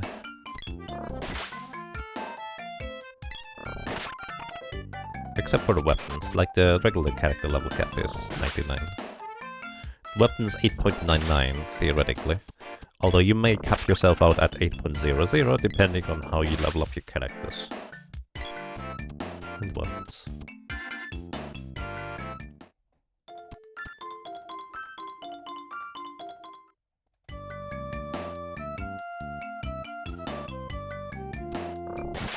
Do weapons do more damage at 8.99 as opposed to 8.00? No. There's functionally no difference between 8.99 and 8.00. With technically one exception, but it largely doesn't matter. It's literally just a technicality. Because the mana sword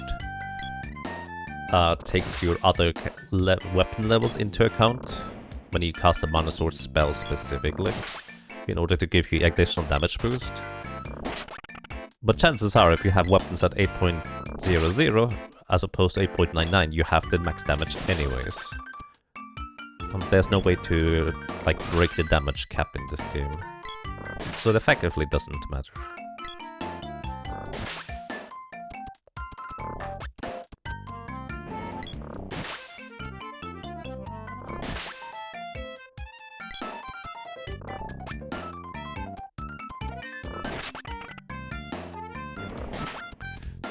It's a little bit awkward that I know about that asterisk there, because it would be so much easier to say that, no, there's no difference. But instead I have to say there's functionally no difference.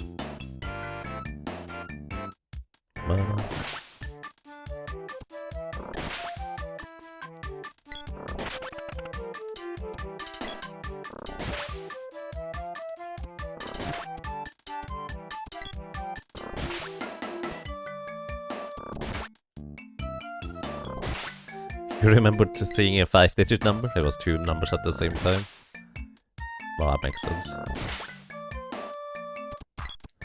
The math changes, the results do not, I suppose.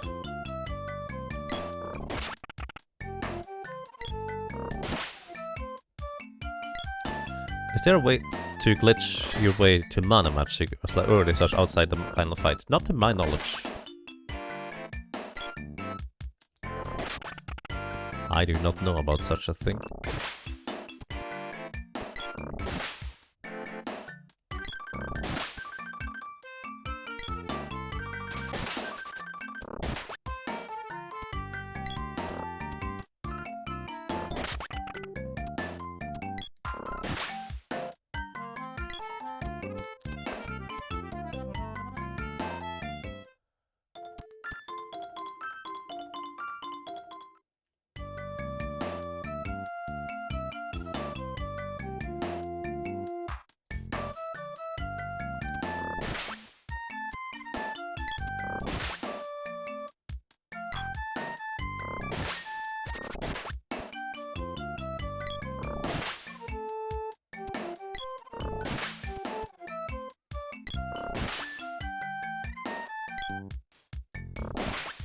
There's probably some arbitrary script execution that could trigger the unlock.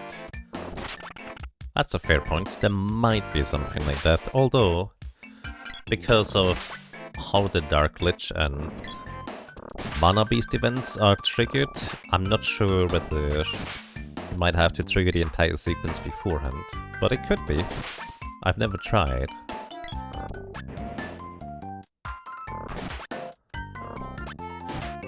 Hey Zuko Blue, welcome. Whacking a lot of enemies in 2024. Actually, in fact, probably more than 2023. If you very carefully aim a piece of plutonium at your RAM, that would be difficult to do.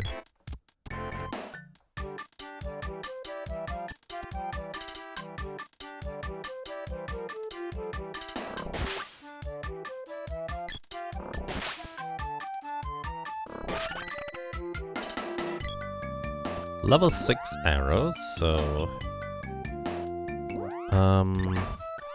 the sprite needs to level up the gloves. Hey, the lady needs to level up the gloves still, and the sprite needs to level up the boomerang still.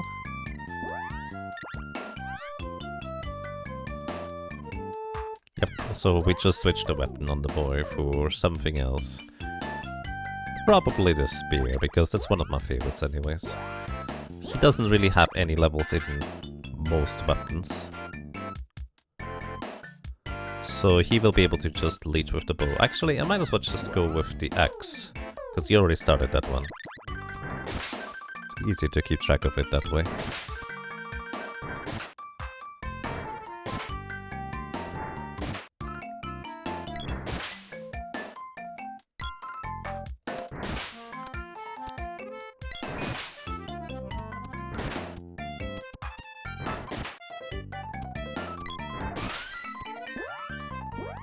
Alright, I'm going to use...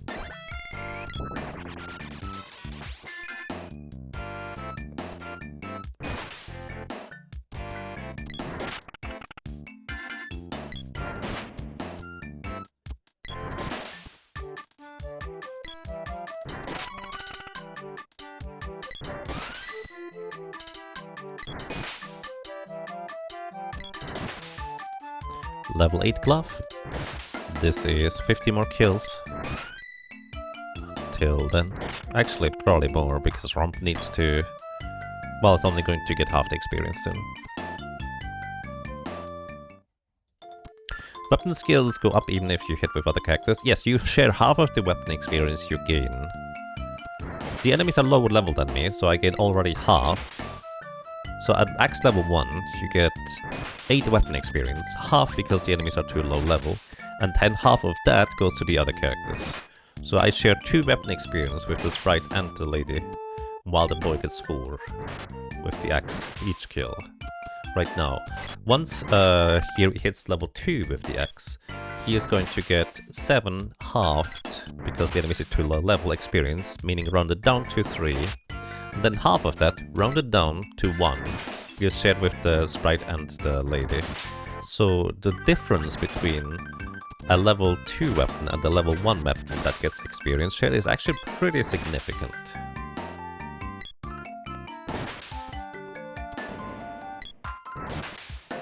So at level 1, I share 2 experience to the other characters while gaining 4. At level 2, I get 3 experience while sharing only 1, so you get a lot less efficiency out of it, but it's still more efficient than them trying to kill enemies themselves, getting 1 experience and not sharing any.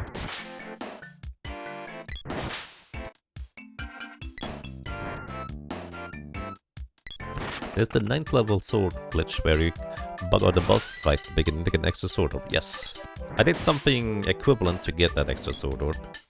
Not quite that method, but that's why all the weapons get up to 8.99. Otherwise the sword would actually be stuck at 8.00, making it a lot easier to actually not accidentally over level, because you can just stay with the level sword 2 sword until you level up all the other weapons up to 8.99. But because also the sword can now get 8.99 with a mana sword early, makes it a lot more awkward to try and get all the levels, which is why the boy is low level, and I kept him dead for most of the run until I got all the weapon orbs. And he's now only just now revived. Hello, enjoy the lurks.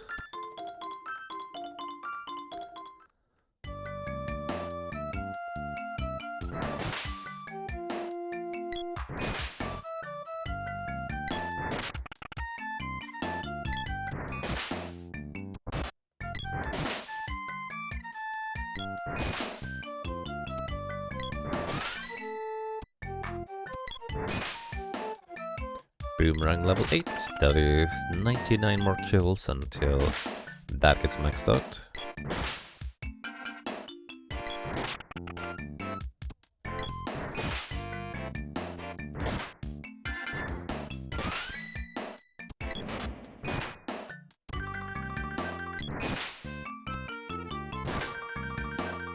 Was the lady already at 8?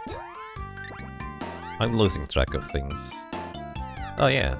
8 more kills until she's maxed out on the glove. 2. This section of the boy is known as the boy's revenge. Or as somebody else actually put it, him growing up. Which means he has all the responsibilities now, he can't just take a nap all the time.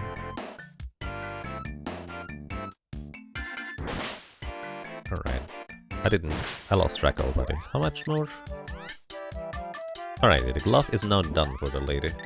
So she can equip the bow. And we're gonna immediately switch over for her to kill the enemies. Because that way we get more experience total.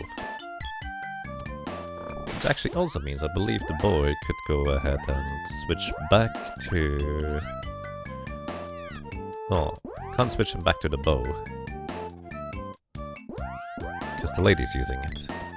It's kind of complicated when you can't just unequip weapons in order for the other characters to equip them at the same time. That's a glitch thing you can do. But I'm doing this glitchless with an asterisk.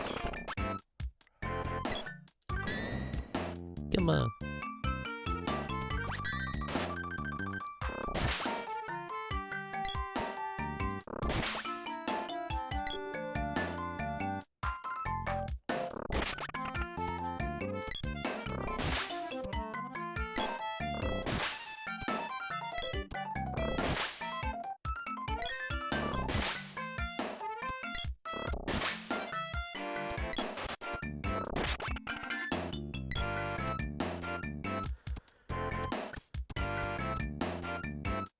If you did a glitch, would they both gain experience for the correct weapon? Yes, they do in fact get the experience for the weapon they do have equipped, as well as on which is visually half equipped. At least I'm pretty sure about that. Maybe I'm wrong. Why is it just that just a lady gets poisoned? I guess she's the only one who still has Lucid Barrier active, that's why. I was kind of hoping that would run out by now, but it hasn't.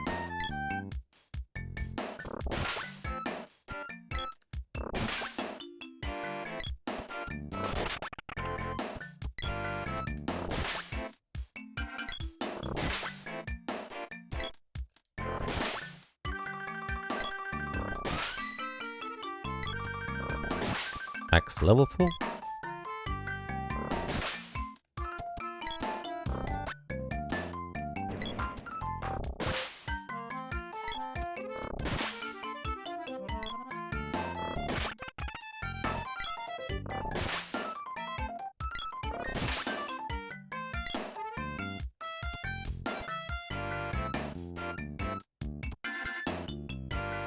Maybe you could do a quick stop at the mana fortress and have the guy at the entrance dispel you. I mean, that's a fair suggestion, but I suggest I'm just gonna save at the end and reset instead, because this will get rid of all the buffs. Probably should have done that a while ago, I was just too lazy.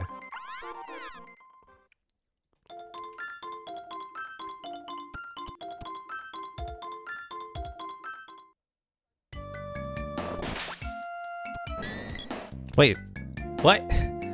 Really? I thought the buffs are gone. I was wrong. See, there's so many things I still don't know. We're rich. We are a little rich, yes. It'll be fine.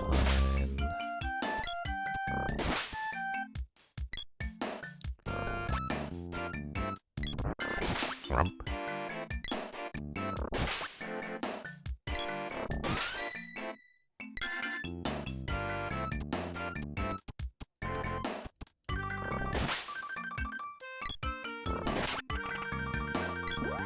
Alright, much more do you need, Sprite?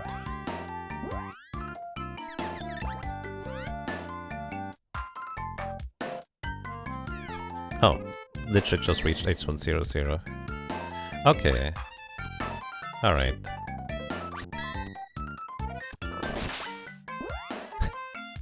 Let's do that suggestion, actually. Just go up to the mana fortress real quick and have the guy dispel me. Although he may need to cast dispel multiple times. Or, what I could do is I could just unequip her equipment. Actually, this is probably more, well, less risky of accidentally killing a high-level enemy. I'm just gonna unequip her items, so she actually is going to take damage. And eventually the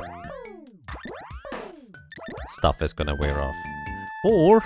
Or I could just equip the flower suit. This actually gives you immunity to being knocked unconscious. I just forgot about it.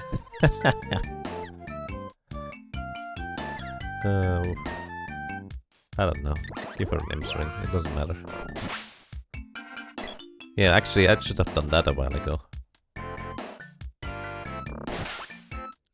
She can still get poisoned, but I don't think I'd mind. We're not taking damage beside poison, and poison never kills you.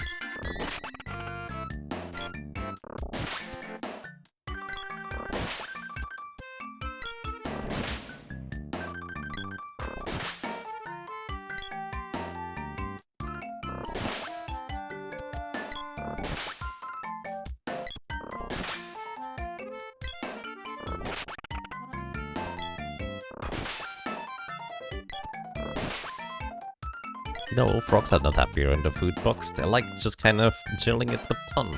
Come on.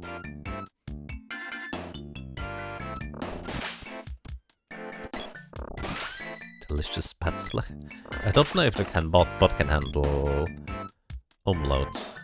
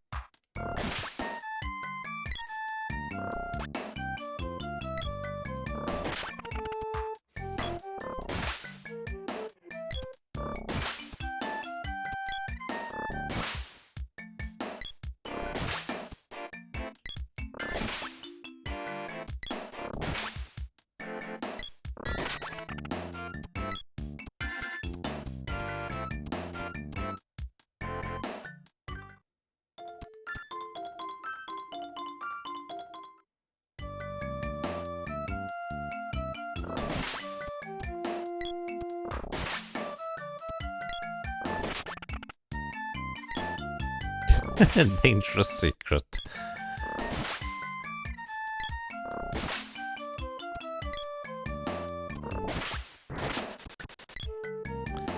Keep in mind, the robber raid is not our rabbit, well, only one of them. So they're just gonna eat everything away from the rabbit. It's kinda mean. Dangerous. Rump is actually level 5.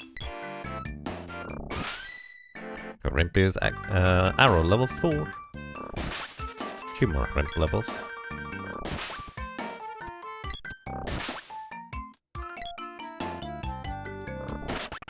You know, the more I think about it, I think there's not much of a reason to keep the whip at level 1. Because I'm not really going to boost the other weapons beyond that. I think it's just not necessary. Still gonna keep it that way, just in case stuff just doesn't pan out, but chances are it's gonna cost me like 20 minutes down the line, because everybody has to level up the whip just separately. Maybe.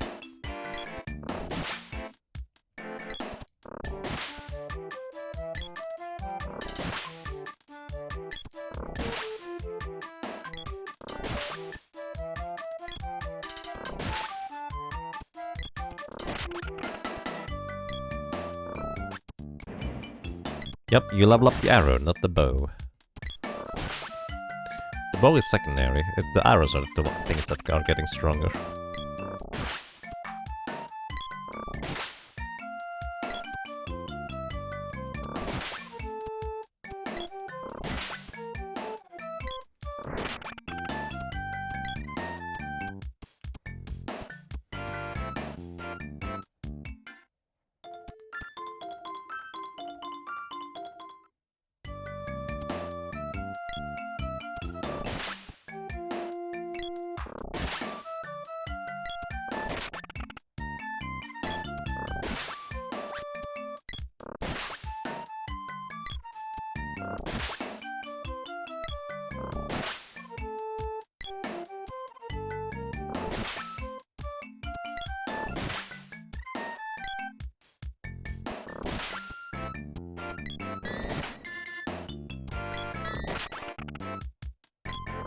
Wait, does the flower seed also protect from poison?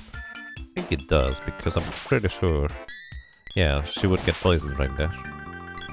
Interesting.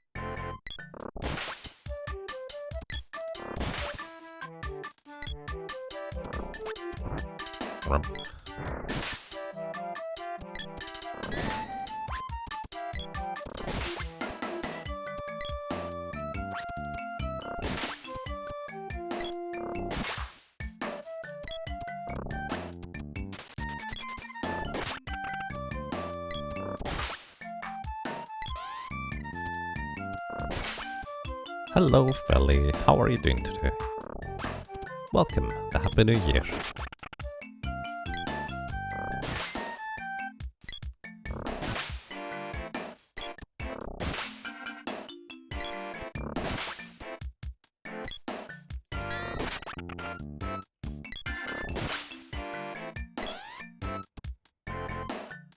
Happy New Year to you as well, Tag. Welcome to you.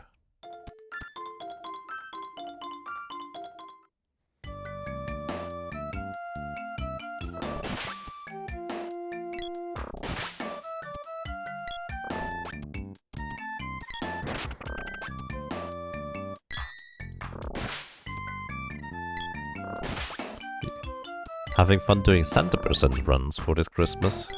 Oh, I see. Nice. The original creator of that, I think, was Stinger, if I'm not mistaken. But I'm glad you like those. That's neat.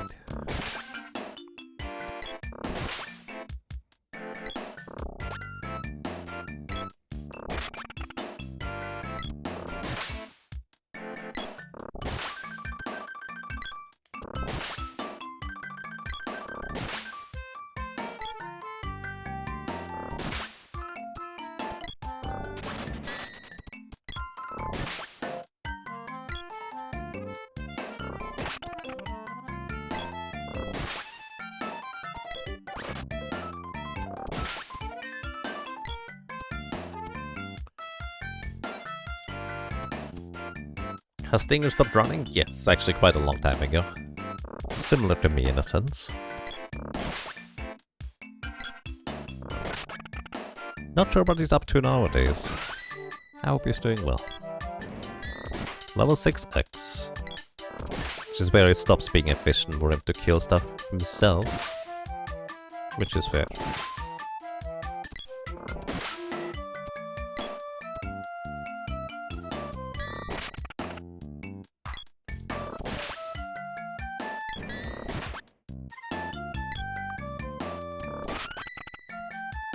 Ramp is level 6 with the arrow.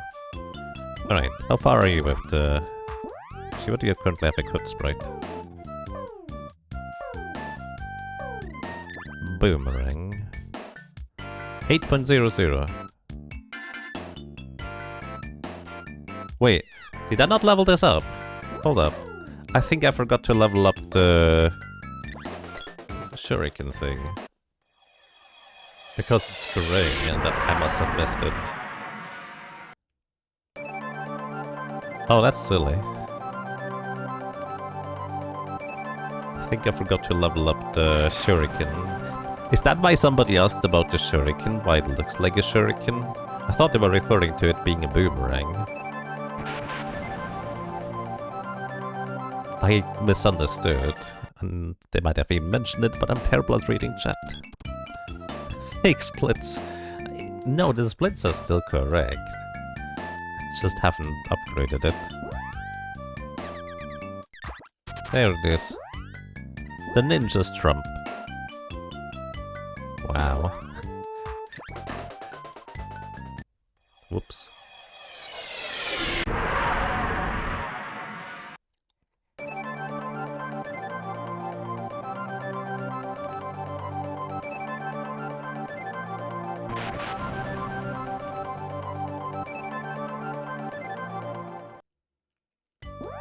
Alright, so the sprite needs 99 shared kills.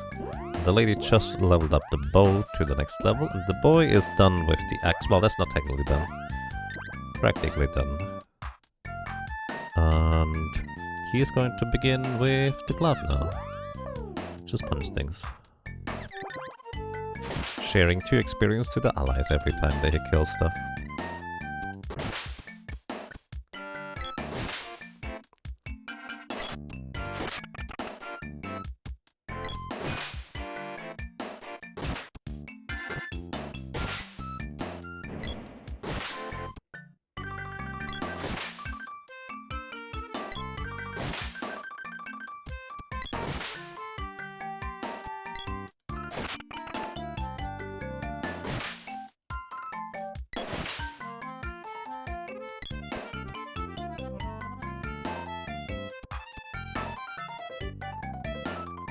you remember you solely used Twitch in 2012 for speedruns, it was weird when somebody did casual play. Yeah, that's kind of my experience too. Like, speedruns was just kind of everything I really cared about for the most part, and some challenge stuff. Mostly I wanna be the bossy at the time, which turned into speedruns anyways.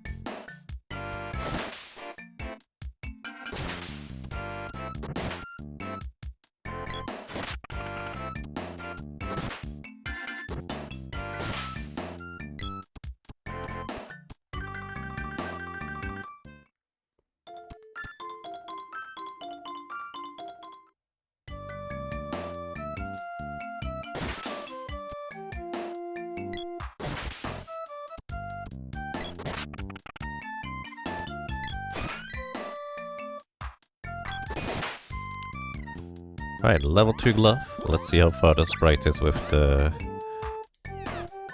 boomerang. Okay, 20 more knockouts. 1, 2, 3, 4, 5. 18 hours in. Well, what about that thing in chapter 1? That would be kind of funny if I forgot something. A bit unusual. But as long as it's not the weapon levels I'm missing out on, everything else should be always acquirable in this game at least. Not sure about other games. You're so excited for Visions of Mana? It looks good. I hope it's gonna be good.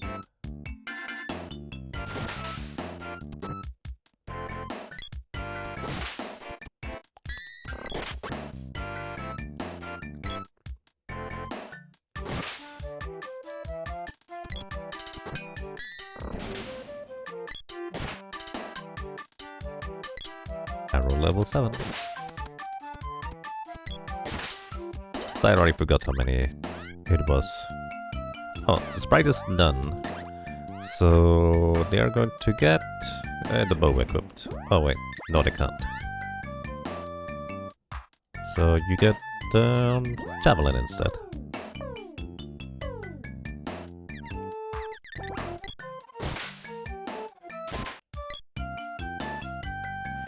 Actually, in that case, I'm gonna have the boy switch over to this thing, and the sprite is just going to knock out stuff with the javelin.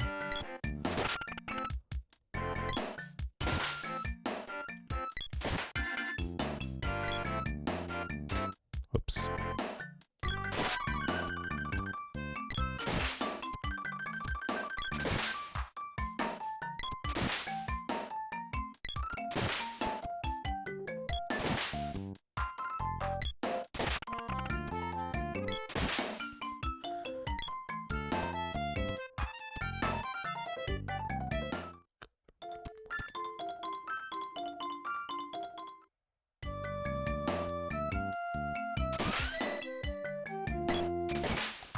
Javelin 3.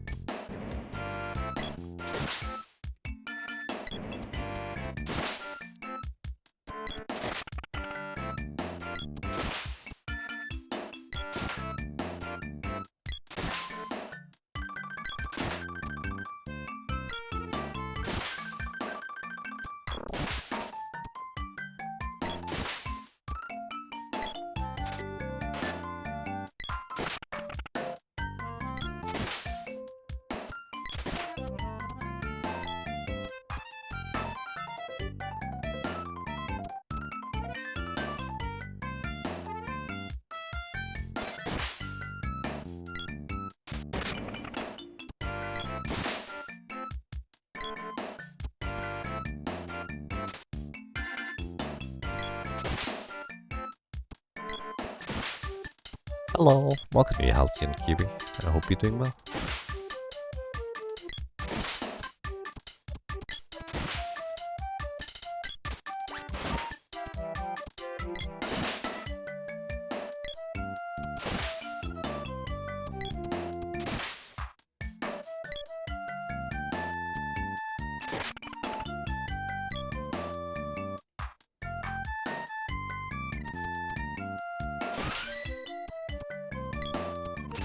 Javelin 4.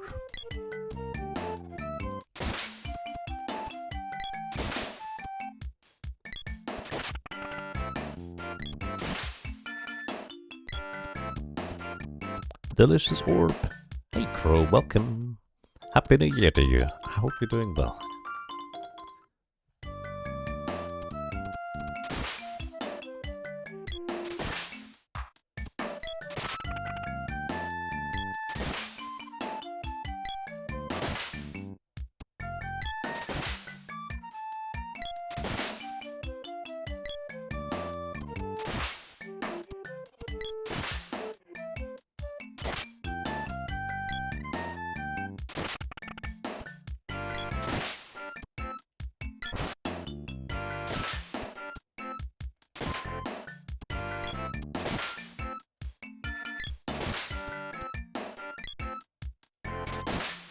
Minor headache today. Okay, I hope that goes away soon.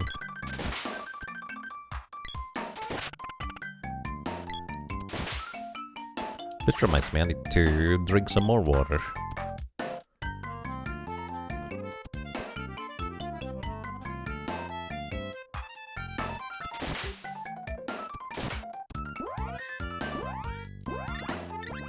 Whoops, wrong character.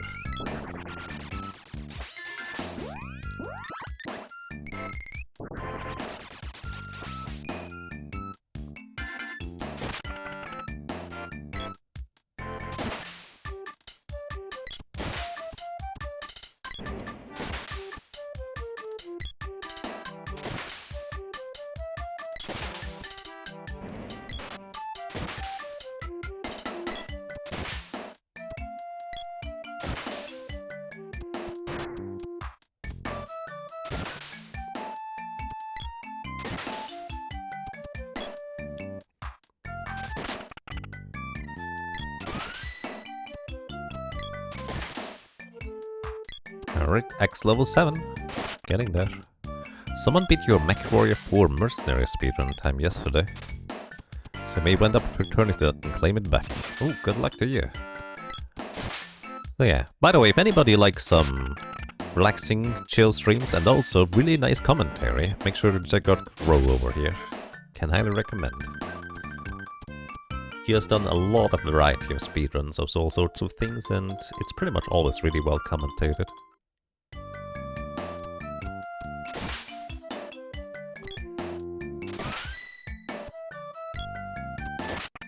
The Javelin 5.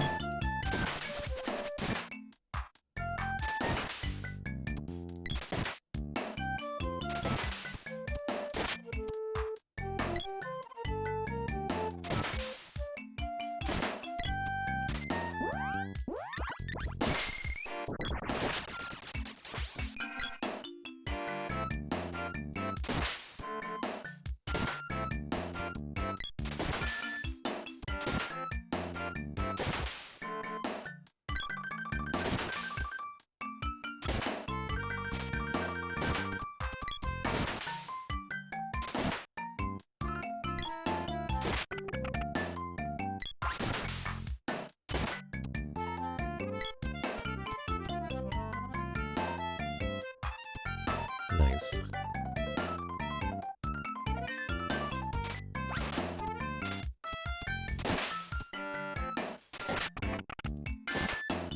Oh, let's see. Yaga, do you call him the boy because you hate Randy?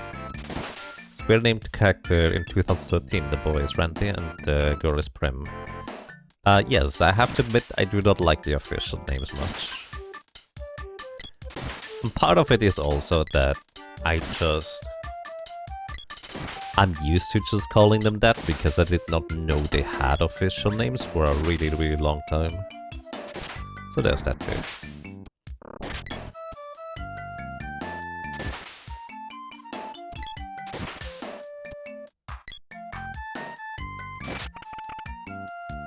You're gonna go with Frump and Shrimp, right? The sprite is Pop Boy.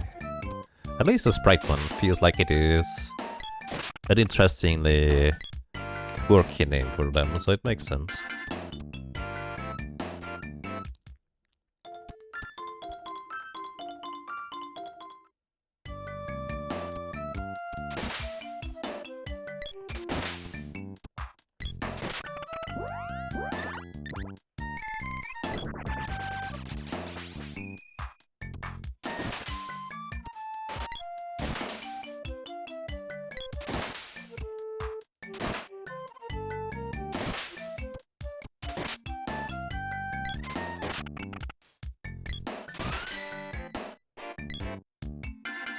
Alright, traveling level 6. Let's see where you guys are.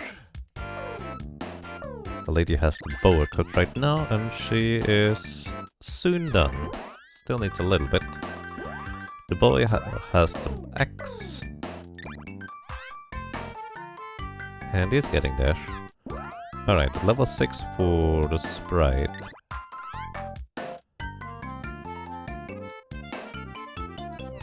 I think it makes sense to continue with having the boy level up the other character's stuff, so it's gonna go back to the glove for now.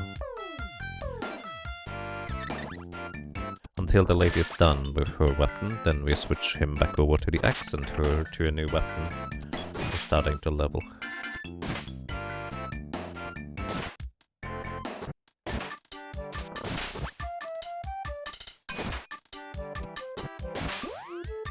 Oops, wrong button.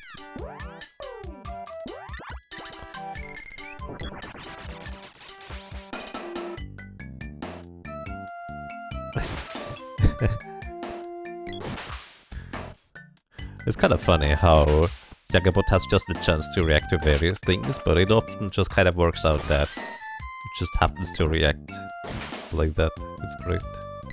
Glove level 3.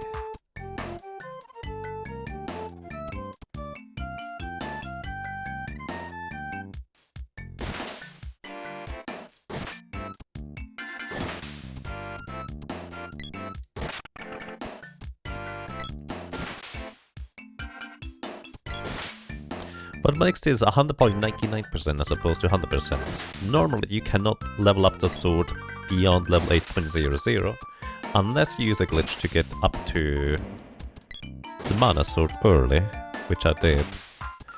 So everything can now get up to 8.99.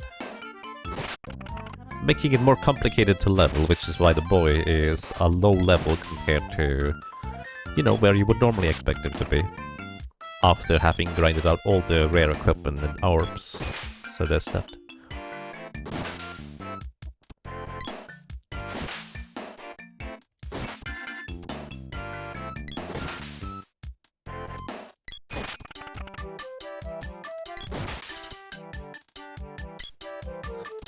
Why is the boy underleveled? Because of the weird weapon experience formula, you can permanently lock yourself out of being able to get all the weapons up to 8.99. So, because I'm unlocking the sword early, the mana sword early, I have to keep one character at low level in order to level up all the weapons up to 8.99. Otherwise, I'm not gonna be able to do that. He's the boy who lived again. Yep.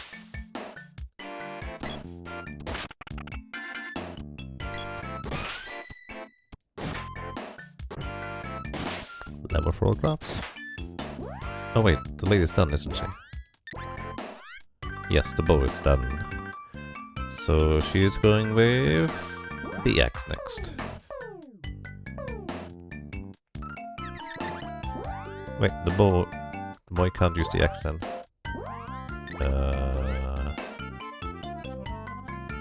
Oh, then they give him the bow. Easy.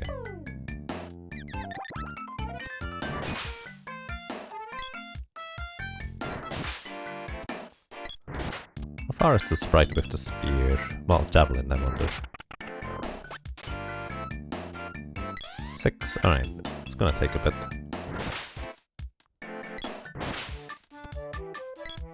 Any leveling up tricks? Because you're sick of leveling up in the Mana Fortress.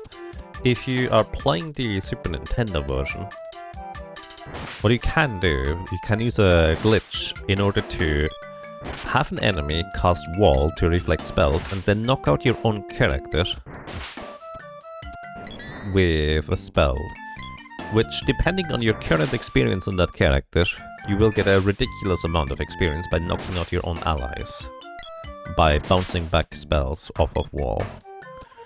Which is a glitch, so I'm not gonna do it in my run, but that's kind of what you can do. In the remake, there's no such thing. To be specific, the current experience you have on your character is modular 65,535. So we have 7... How much is this? 7,354,380 experience. So 7354380 divided by 60... Brain fart. 64,000? 65,000.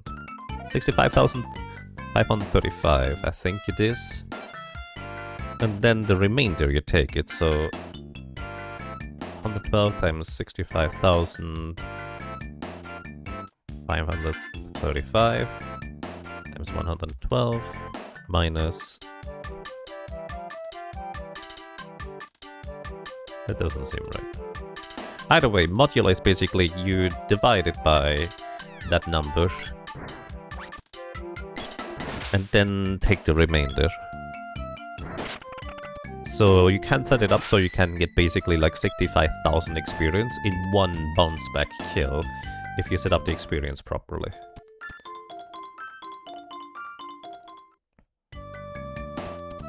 But if you don't check your experience, it's effectively random on how much experience you may gain. It might be a ridiculous amount, it might just be a very little.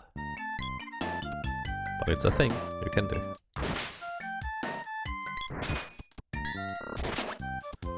I think it used to be used in old one-player, one-controller speedruns to level up Cactus super quickly.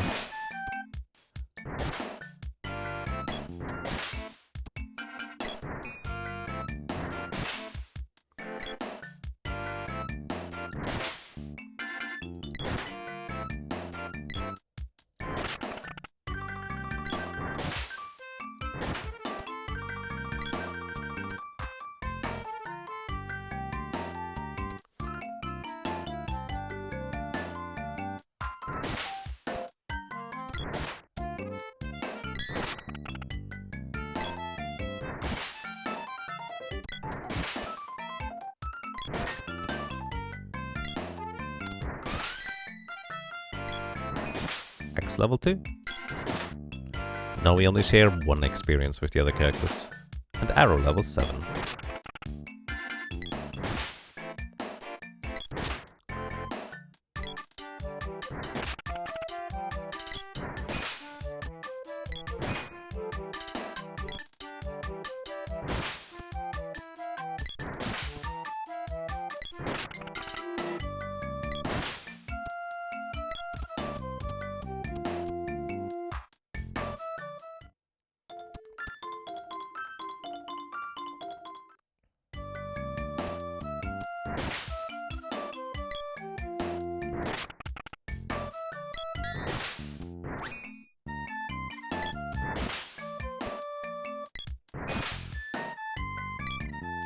Any ROM hack to help with pausing that happens when you change areas and the song changes?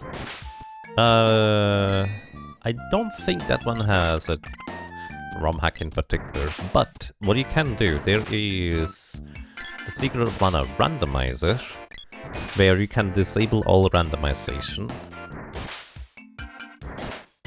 and just only get the quality of life changes that it includes. So that is a thing you can try.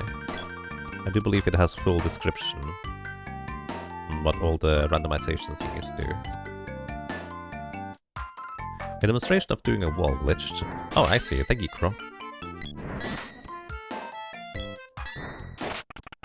Yes, if you want to level up quickly, the wall glitch can be very helpful.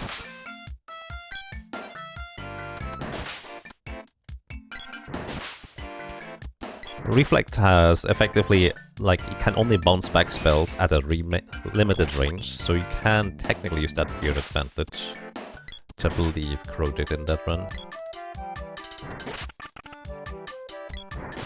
Which I had no idea about until I seen it do that.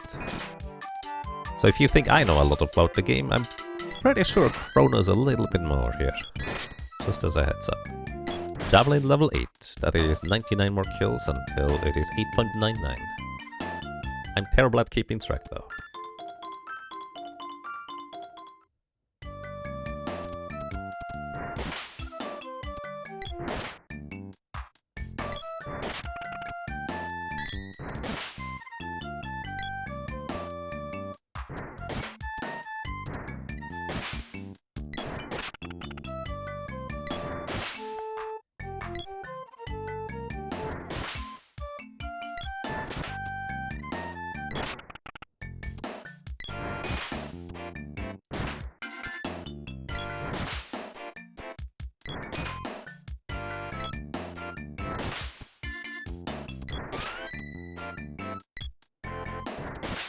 Axe level 4. 2 more until she's done with that part.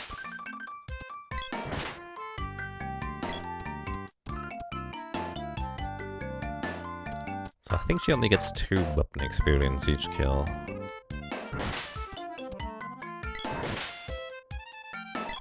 Which means once she is at level 5, the sprite should be reasonably close with the javelin.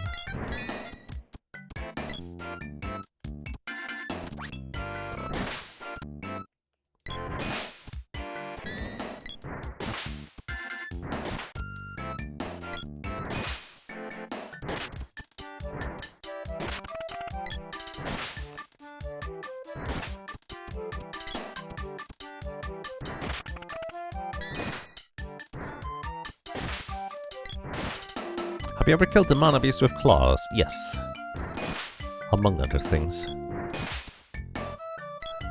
Claw has one of the best, like, supercharge animations. It's great. It's not a particularly strong weapon, unfortunately. Like, there is nothing to make up for the fact that it is a really short range. It doesn't deal any more damage or have any other benefits compared to other weapons. Except that it has one of the best looking charge animations. So that might just be worth it by itself.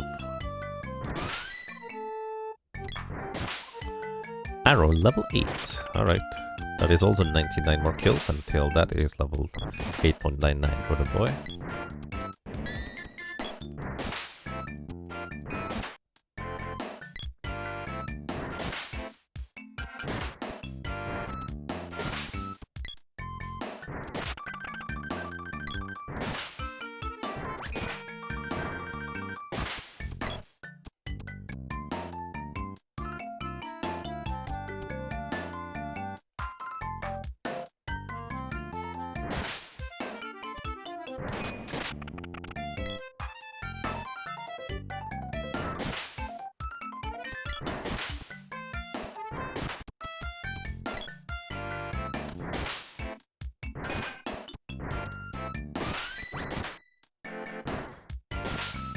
Level 5. Alright.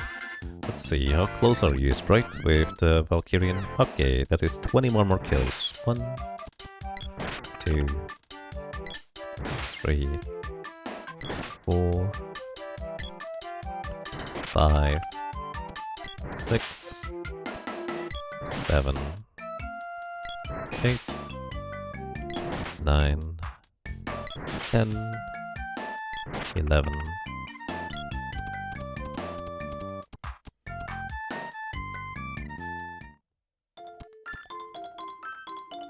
And yeah, magic level or experience is kind of straightforward. As long as you're not casting spells in towns, you get full weapon magic experience.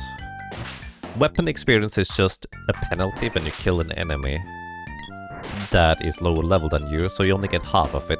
Always round it down.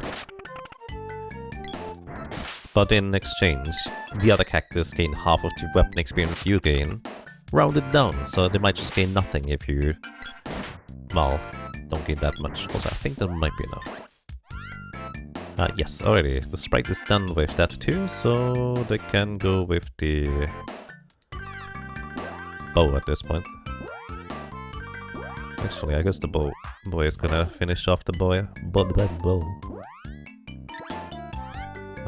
You're basically done with most things.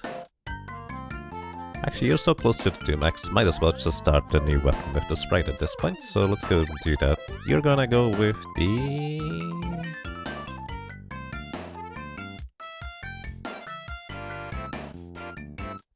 Daedalus lens. Let's go with the lens.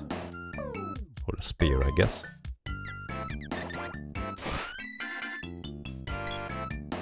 Spear level 1.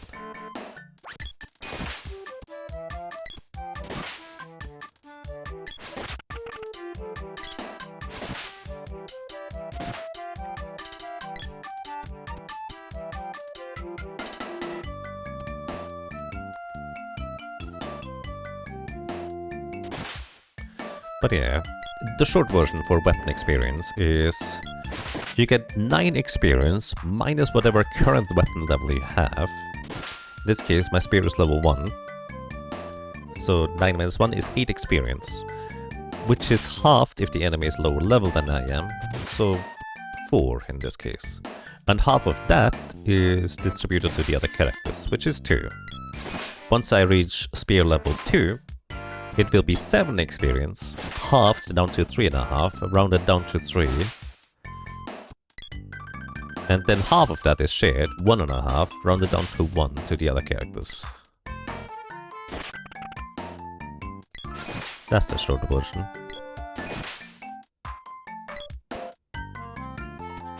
And yeah, Seeker of Evermore is very much leaning into Secret of Mana style and such, especially UI and everything. But it's actually a completely different engine. They did not get the Secret of Mana stuff at all, from what I can tell. There's nothing overlapping to my knowledge between Secret of Evermore and Secret of Mana in terms of just kind of purely conceptual engine stuff. At least not that I know of. We've actually tried to figure out whether some glitches work in Secret of Evermore and vice versa in Mana, but nothing came off of that when we tried it out.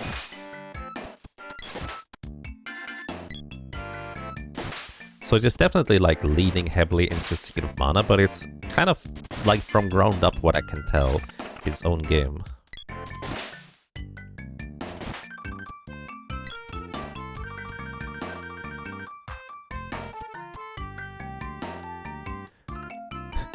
You saw the speed on how busted it is. Secret of Evermore is very janky, even more so than Secret of Mana, but I think it's a great game regardless. I just kind of really enjoy it conceptually, as much as it has a bunch of flaws.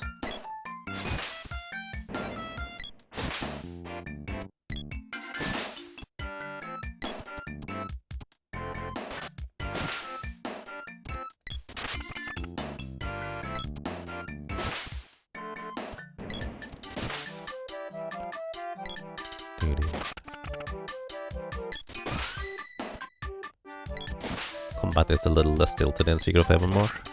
Yeah, that's a fair way to put it. What I will say about combat in Secret of Evermore is I don't like how the weapon leveling in particular works. Also, the boy is done with the bow, so he should get the axe, but the axe is occupied by the lady.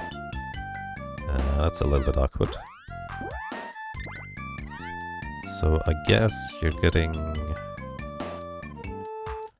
yeah, the glove.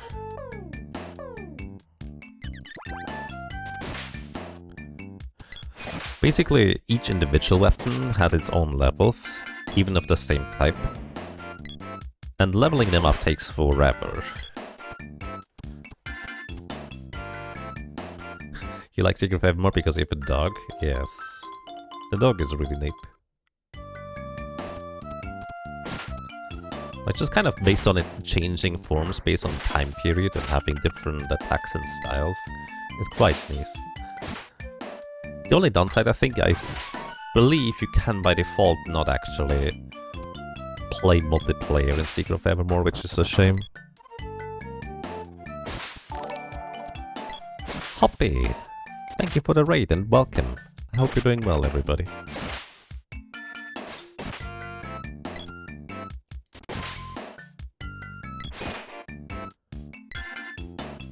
Thank you for the shoutout thingy. Hello and welcome. I don't know if Hoppy's still playing the Wrestle Quest thingy, but that's certainly a very interesting game. Welcome everybody. Welcome to you, Hoppy. I hope you have a good day. Happy New Year.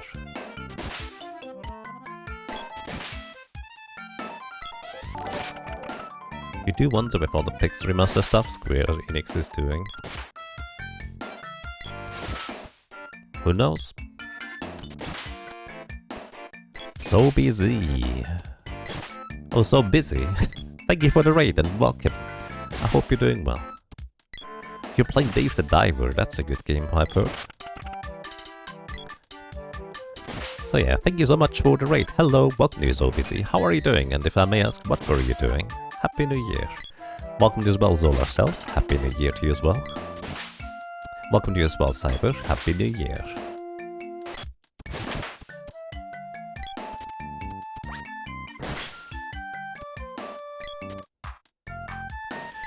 Is there anything you could do at this point that locks you out of being able to 8.99 all the weapons? Yes, if I level up the boy too high. That's kind of the only way. But as long as I'm just patient and level up all the weapons sufficiently before I start leveling up the boy proper, I should be able to get everything up to 8.99, which is basically what I'm doing right now. Why are there two timers? The timer in the big letters is the total time, and the lower timer is the current segment we're on, as in how long we've been working on this current task to complete it.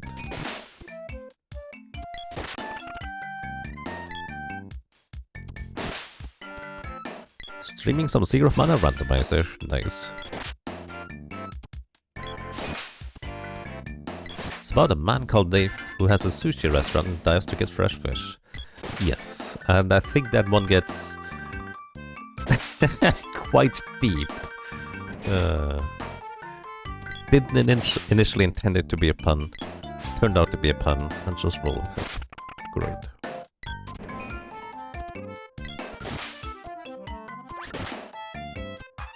Can you damage the Mana Dragon without the Mana Sword? Yes, absolutely. You don't even have to max anything. You just need to have high enough damage numbers to punch through the Mana Beast defense, which you can relatively easily do by just charging up your weapon and casting Lunar, the guaranteed crit spell from the lady on the characters. Because you need to just punch through the Mana Beast defense relatively easily. I made a joke. It happens occasionally. I'm sorry. It will not happen again.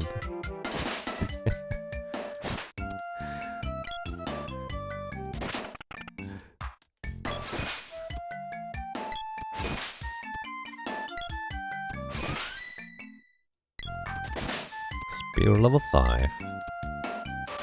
Alright, I probably should check the Lady's X levels at this point, because I did not pay attention. Okay, still quite a ways to go.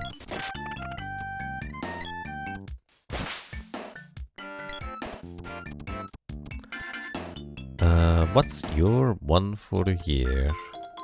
My one what? Sorry. Lunar energy or moon energy? I mean, we can check. Oh lady, what's the spell called? It's called moon energy. Guarantees critical hits, meaning they deal double damage before enemies subtract armor from them, and it also is applied after armor is subtracted. Which is mostly not that relevant.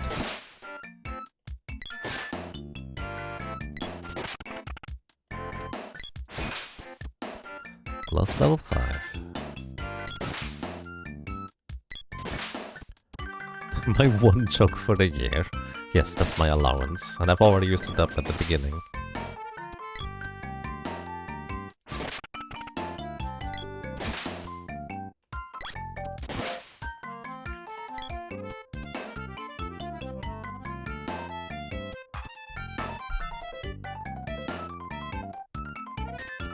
Oh, that's... I see. Yes. For some reason I read that differently earlier. You know, every time I read chat I have to turn my brain back on because I actually have to think rather than just run through the motions in the game. Can you imagine thinking in this economy?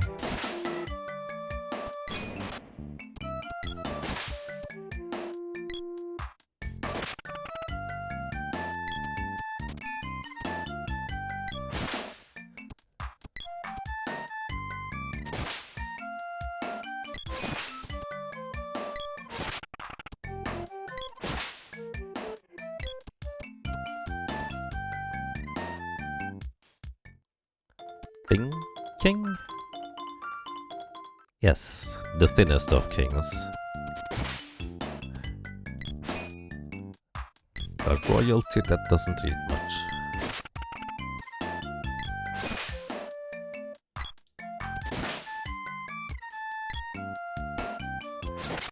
You haven't met this tin king you're thinking of. Or you speak of. Right. Alright, Orb is level 6 beer. So we need to switch to another character who can start leveling up weapons, which is gonna be the boy. Ah boy, what you gonna do next?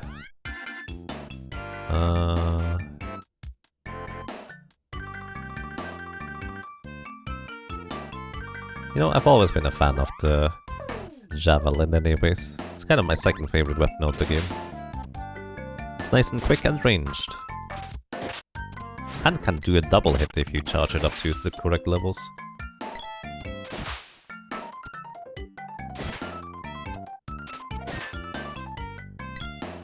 I keep forgetting the boy does not deal nearly as much damage, so I can't just attack as early as the others because he's low level still.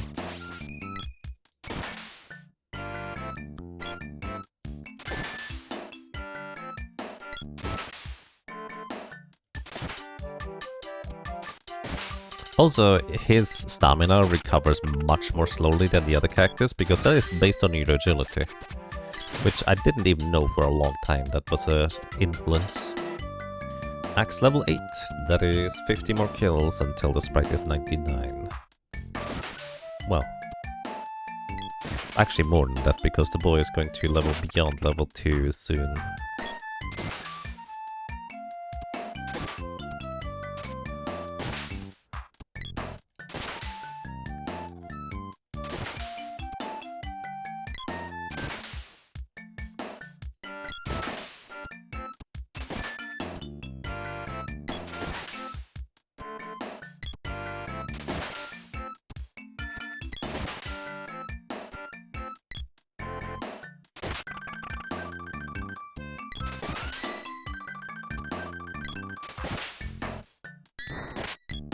Javelin level 1.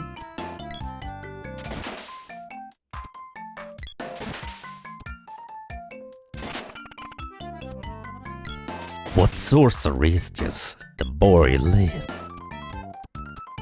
This is madness. Yes, well, we have all the weapons, so it's time for him to cash in his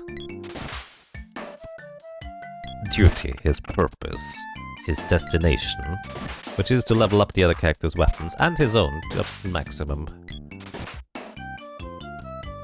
So the time has finally come for him to stand up to his oppressors, the one that make him just kind of get knocked out all the time, and work for them instead, or something like that.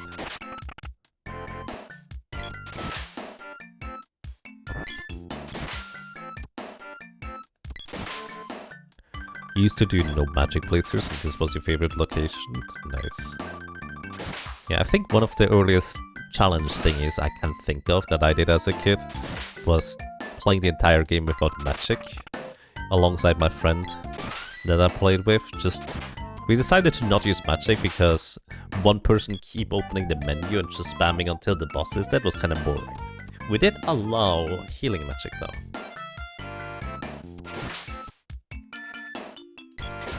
This used to be a level 5, question mark? That voice stream, yes it was level 5. And now it is no longer. He's like what, level 17? I don't know.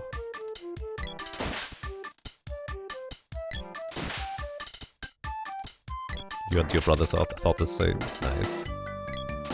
Alright. I completely lost track of where we are in the levels. Your axe is almost done. 11 more kills. I'm pretty sure the spear is gonna take a bit longer. Yes. 1, 2, 3, 4, 5, 6, 7, 8. How different this grind would be if it rounded up instead of down. It would be so much faster. Like, no joke, I think more than twice as quick. The rounding is that significant. Also, of course, I already lost track of the numbers again.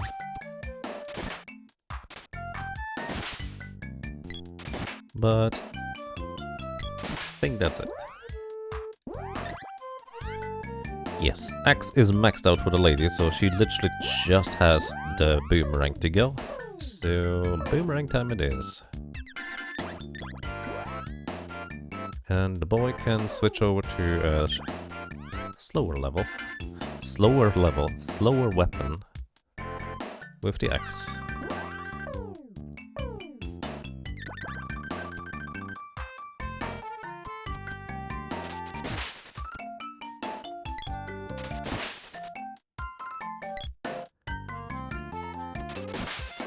And yes, all characters level 8.99 on all weapons. And all magic on both characters that can cast magic. The boy has nothing. He has the gloves equipped, which doesn't show a graphic for it. It's the punchy things. Right? Yeah, the aura glove. Wait, I meant to give him the axe and somehow forgot already.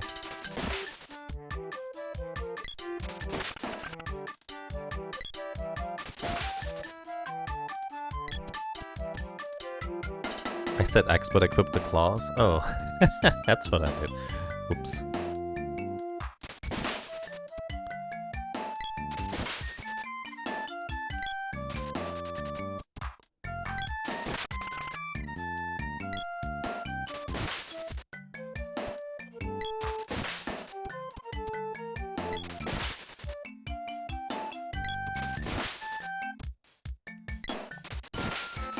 Claws are axes for your fingers. Ah. Sure. Oh, by the way, technically, fun fact. If two characters kill an enemy and hit them at the exact same time, you get both experience for both characters. So if you could somehow arrange it that all 3 characters hit all the enemies at the exact same time, you would actually multiply the experience that you gain through leveling up here dramatically. But good luck in doing that. So you need 2 friends that are frame perfect and pixel perfect with different attack animations with a different hitbox that hit the enemies at the exact same time anyways, despite the 1 frame difference between the boy and the sprite and lady. Whenever you hit the attack button, because the game runs on what, a 5 frame cycle, or was it a 4 frame cycle? On the first frame I think the boy gets animated in this attacking, on the second frame the lady and the sprite get animated. Then there's like frames 3, 4 and I think 5 where other stuff is happening, and then the boy gets calculated again afterwards. So your button inputs are actually only accepted every 5 frames, which is good enough casually. It in fact actually makes the speedrun a whole lot more reasonable, because you have to be precise but always within a 5 frame window. But the slight difference, like with 1 frame between the boy being calculated and the sprite and the lady, actually does make a difference as to how you traverse various screens, because sometimes you want to lead with the lady because she's not gonna get hit, whereas if you run through with the boy, he is going to get hit. He lost me at have 2 friends. Oh. I like to think we're all friends here. The difficulty is distance for, you know, local co-op play. 1 player 3 controller? I've done that playthrough. That was a slow one. Just controlling 3 controllers at the same time is awkward. 2 is comfortable.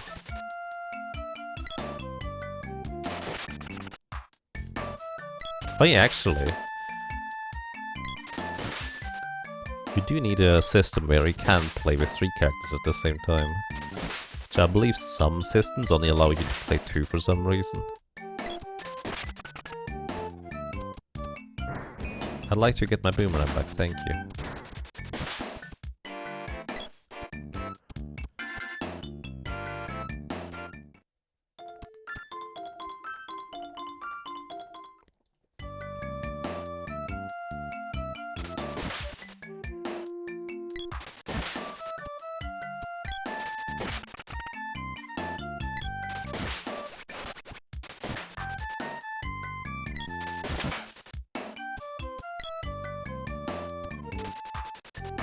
What? Where's all my enemies?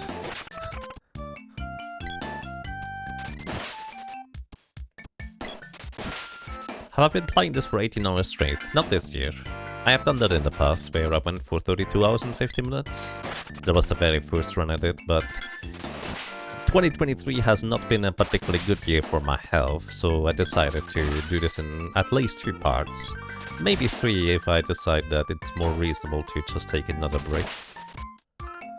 But I'm not sure yet. I would like to just be done with this today, because that just kind of feels more complete, I guess. Alright. How far are you? 23 more kills for you, and what about you? Oh, wave, Madoy. You did 19 more, alright. It's gonna be difficult to wave while pressing the button, but we can try. You can't stay awake for more than 24 hours. Yeah. I mean, at some point, like 18, 19 hours in, I tend to get second wind, and then I'm awake for another 6 hours easily. But then it gets difficult again. Man, I'll keep waiting in between trying to press the button. Thank you, Bedoy. It's kind of weird. I'm just waving at the screen. I'm not using a webcam, nobody can see it, but it just makes me grin like an idiot. Because why would I do that? It's just so... But hey, I appreciate it. Okay, I'm gonna stop waving now. Also, speaking of stopping, how much do you... 5 more. 1, 2, 3, 4, and 5. The boy is now maxed out on the axe as well. So he has 2 weapons maxed out, so he's going to go for the glove next, just kind of leeching experience for now.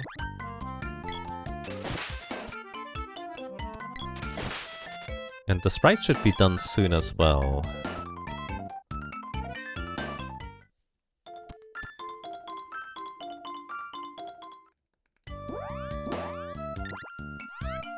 Two more, in fact. 1 and 2. So next, the sprite is going for...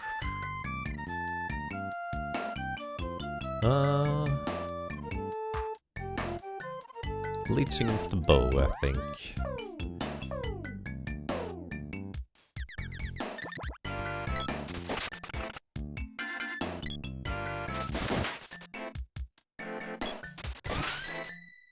Grimp. Boomerang level 4.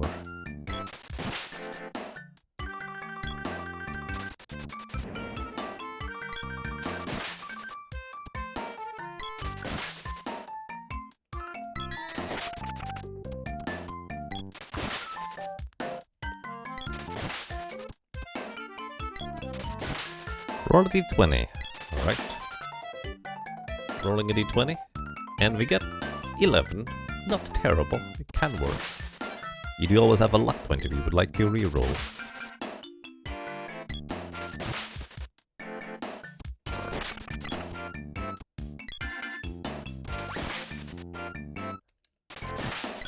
Well, I mean, you got 2 ones. Your time to shine. The 11 is effectively 2 ones.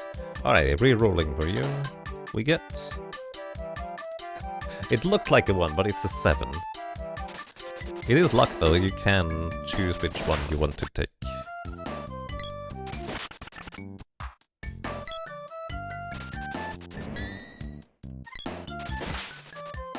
Lucky number 7. Indeed. Only 1 7 though, you need 2 more.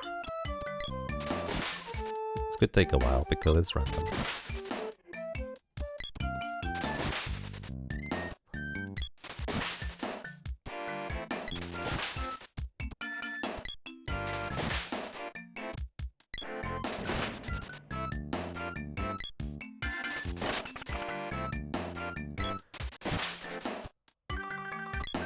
Something leveled up and I didn't catch what it was. Was it the glove? Ah yes, he's level 6 glove now.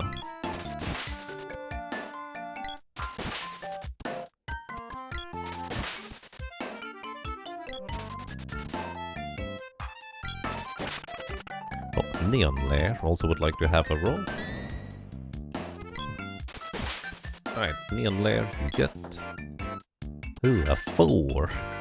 You can reroll at least once per session, that is.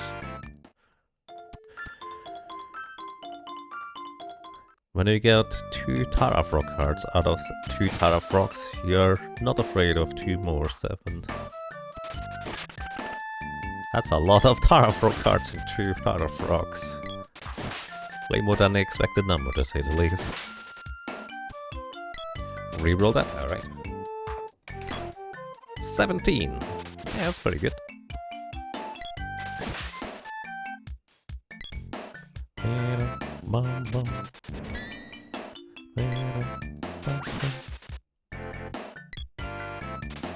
Oh my goodness.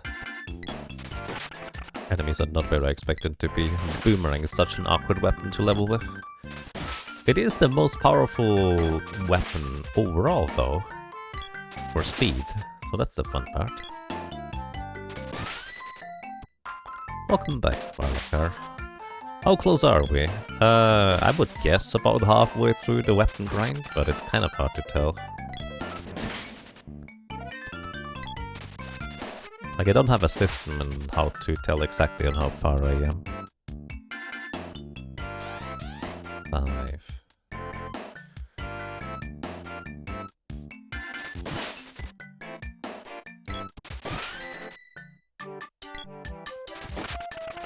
Arms weapon skill is level 4 with the bow.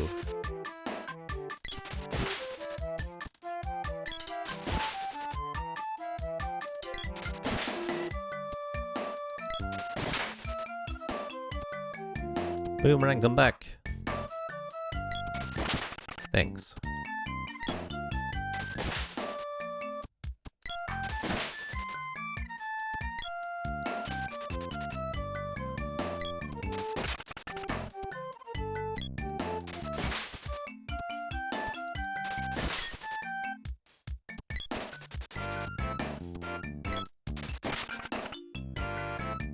Non-boy.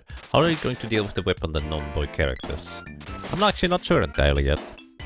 I was thinking I might not need the whip at level 1 to level the other characters. My boomerang is gone again. Come back. So I might not need it at level 1, so I could just level it up straight up. But I'm just keeping it at level 1 for now. Worst case scenario is gonna cost me like 20 minutes or so, having to level it up separately on everybody first. Which is okay. Just a bit of safety against brain farts, where I might lock myself out of the levels instead.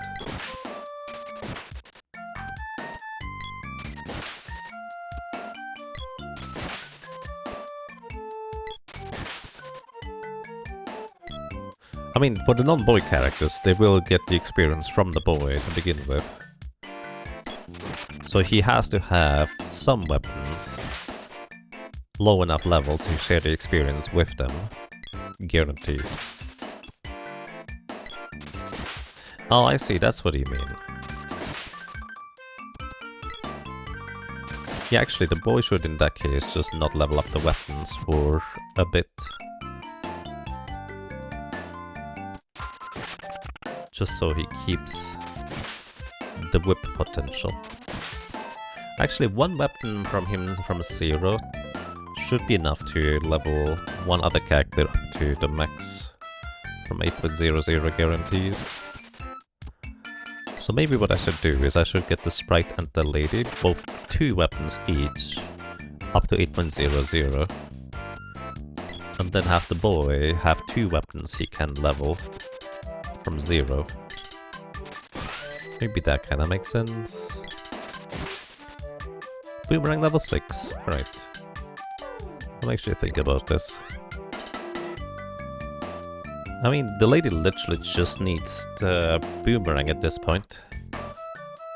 And the whip, I suppose. So she is technically basically done, so she's not going to kill stuff by herself anymore.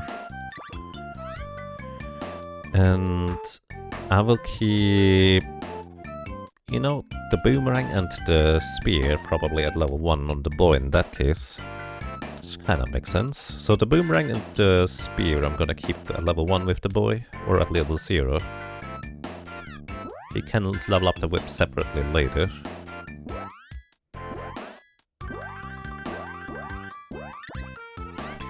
And the sprite needs a fair bit more.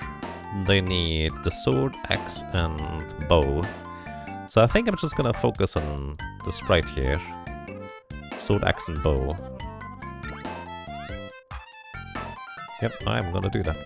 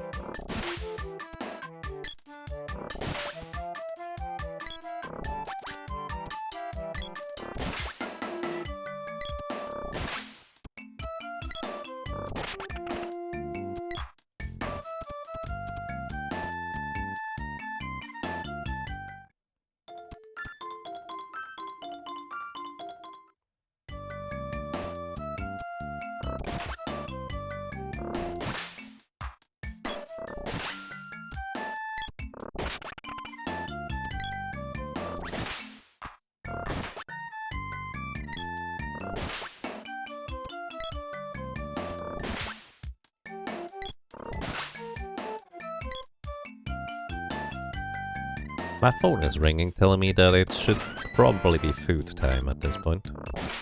Which is fair. Alrighty, everybody. I think I'm gonna take a quick break, and then we're just gonna continue running in circles, back and forth, back and forth. Arrow level 5. One more before the sprite is going to benefit from stuff.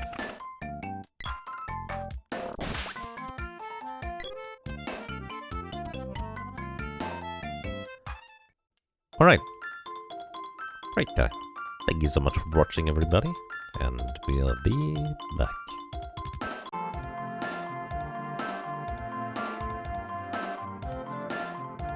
Alrighty. Hello. Welcome. I am back. Welcome to XZ. Happy New Year to you. Welcome to you, Beard Boss. Happy New Year to you as well. Welcome to you, Acid Hermit. Happy New Year. And Brainy, thank you. Thank you very much for gifting another subscription. That's really kind of you.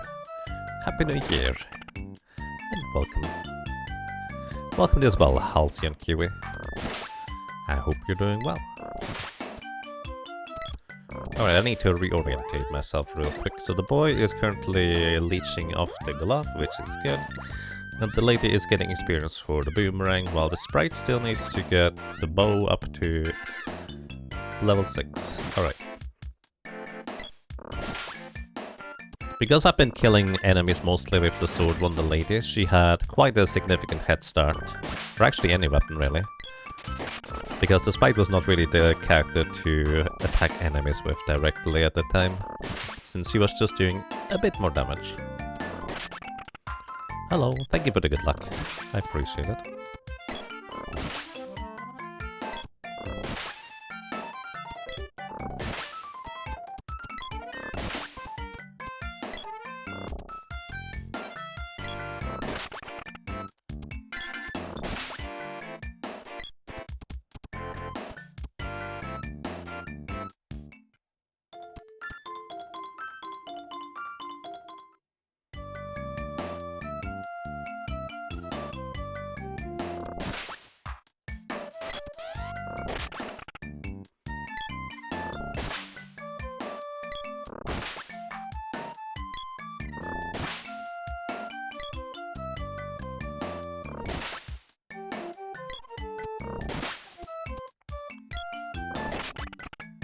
This game has really good jams. I agree.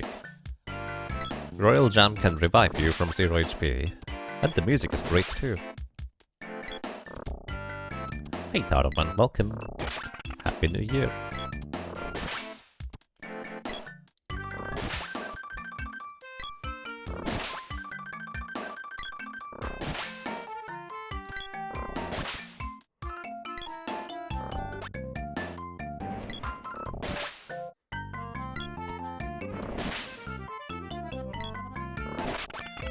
Your only problem is the limited sound channels. Music starts having issue in combat, yeah. Which, by the way, is a quality of life thing. The randomizer actually can partially take care of, so that's neat.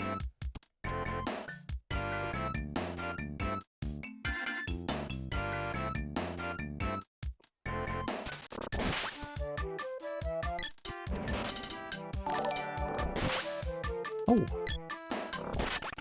Ilius, thank you so much for the raid and welcome. Hope you're all having a nice day. Happy New Year and a good start. Alrighty, Bow is now level 14 at level 6 brain. So the sprite is gonna just continue with the sword at this point.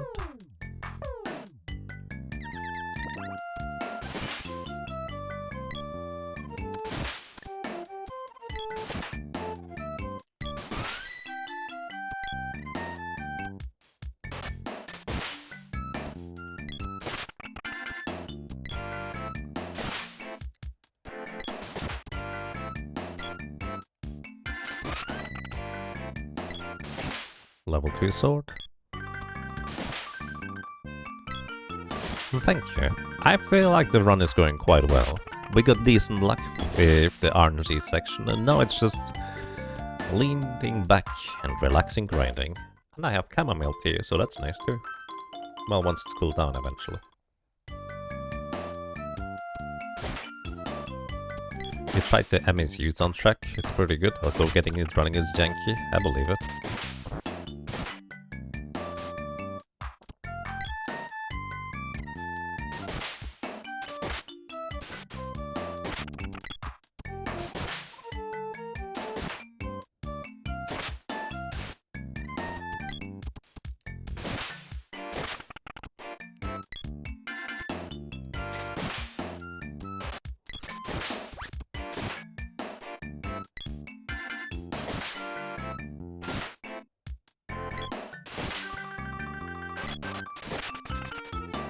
Someday, you'll climb the ladder.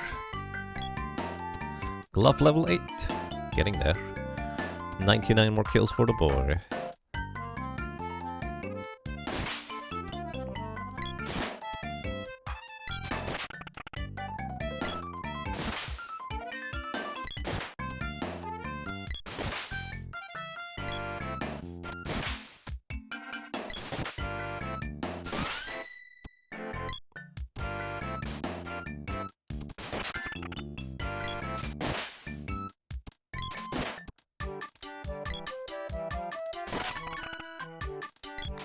Also, the boy is level 14. All in Pandora Fields. That's a long time to grind in Pandora Fields for to get level 14.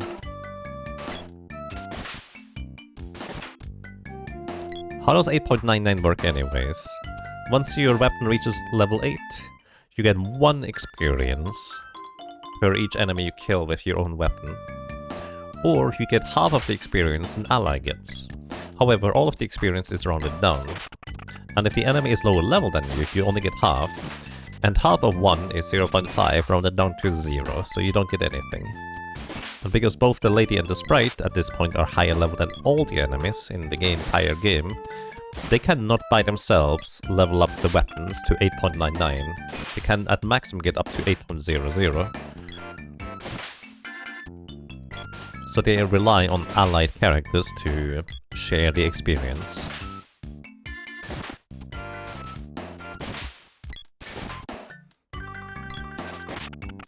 Which is also why the boy is low level, and he will eventually be able to level up his own weapons up to 8.99 in the end, on enemies that are higher level than him, or at least the same level. But that's not gonna be until we get the lady and the sprite, as well as the boys, most of the boys' weapons, to a decent level.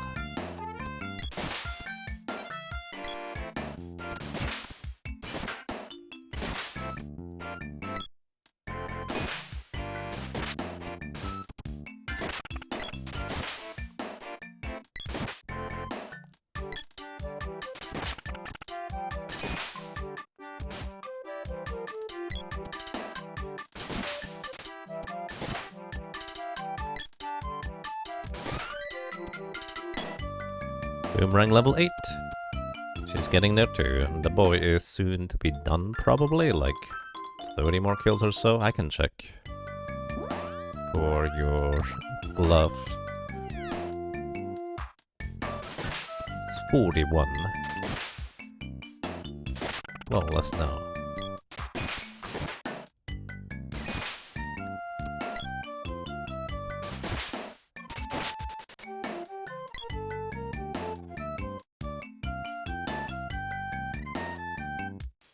You're challenging a user named Ratbite, who has presumably never been in this channel.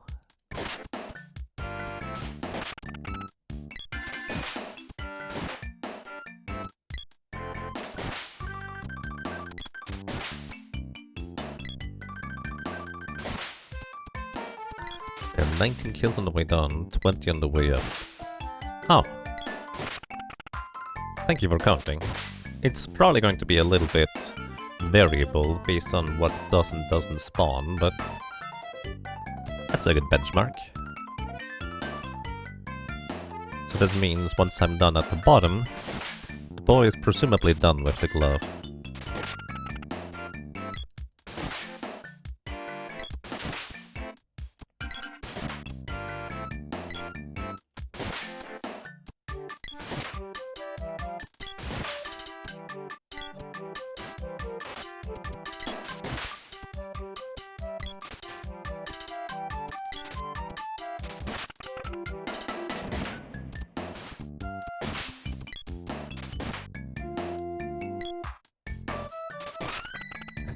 Something is wrong. Oh, the boy's alive.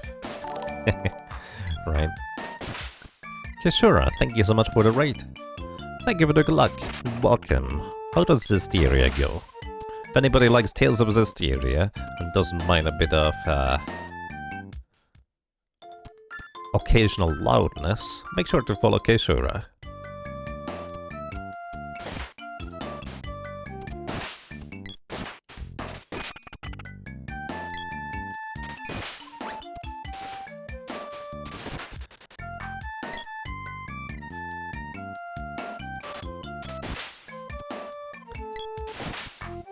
Happy New Year.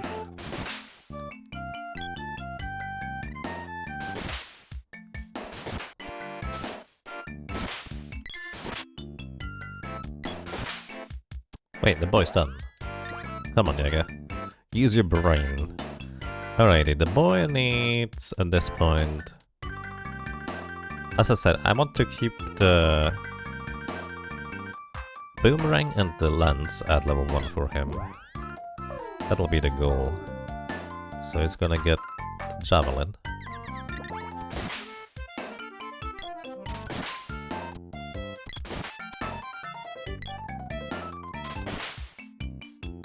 Actually, the lady might be done soon too. Yes. 40 more kills.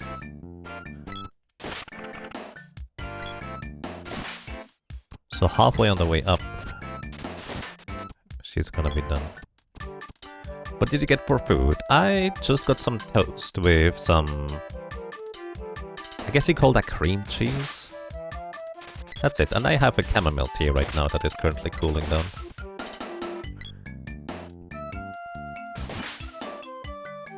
So simple, but pleasant.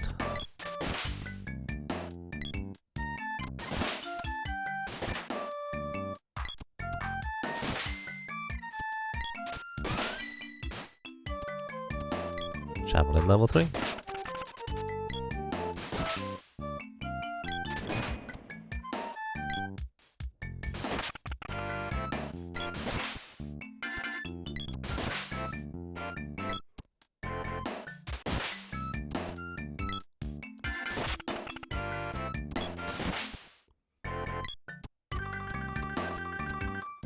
Rice and veggie scramble for you. Nice.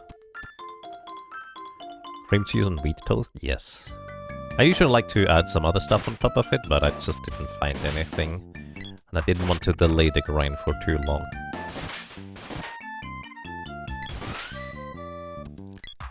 Alright, so the lady is... Oh, not done yet. She needs 9 more kills. Sword is level 6 from the sprite, so the sprite is done with the sword. So they only get the axe. Oh, they just need to leech experience aside from using the axe. So let's get 9 more kills with the axe real quick. 1, 2, 3, 4, maybe 5, 5,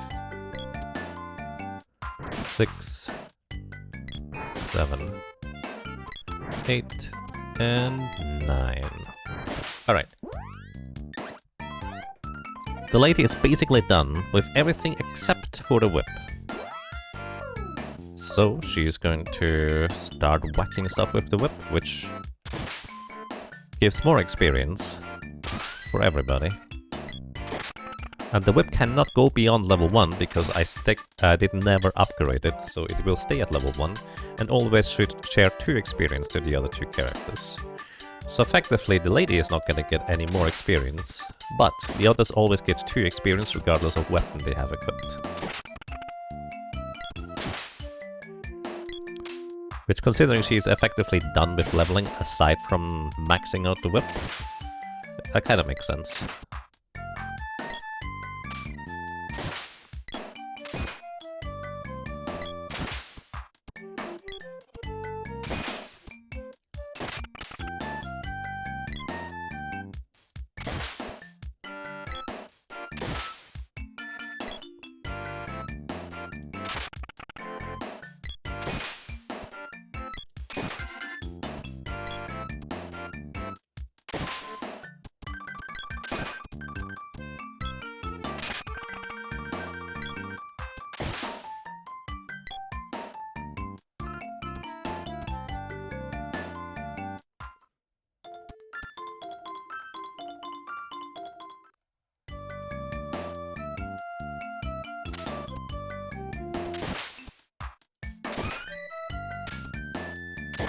Axe level 3 for the sprite.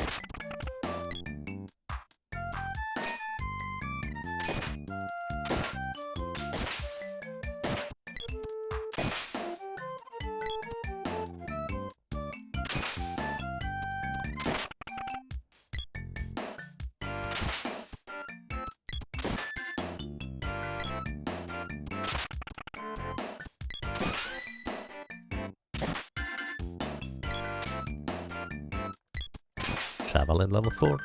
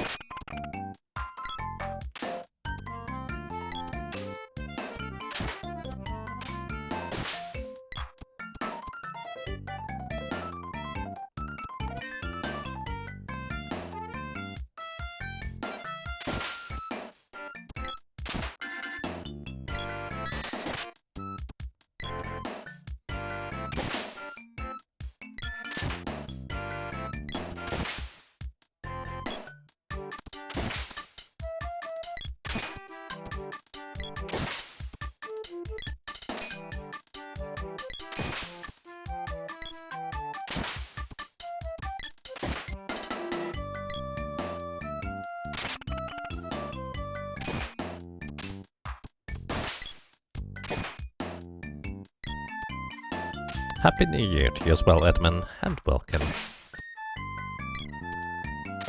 I hope you have a good start.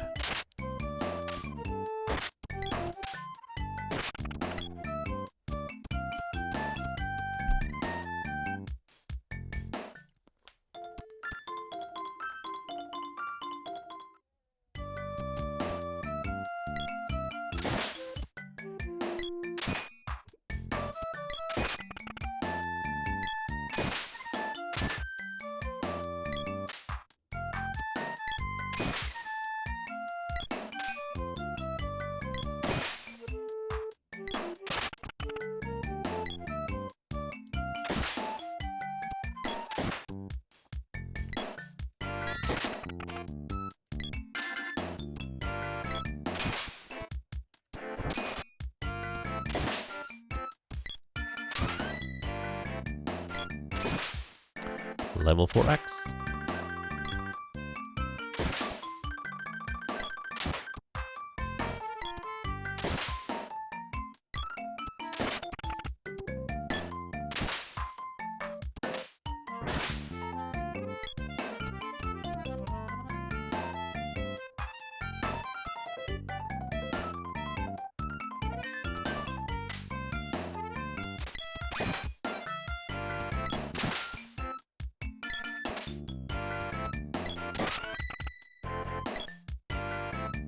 Level 5 Javelin.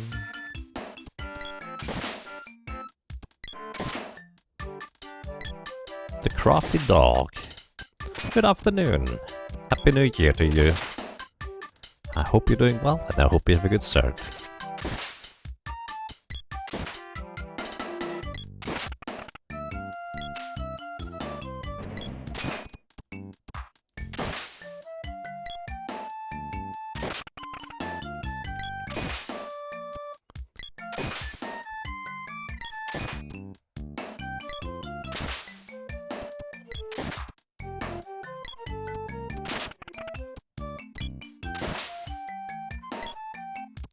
Is this a randomizer? No, this is the vanilla game.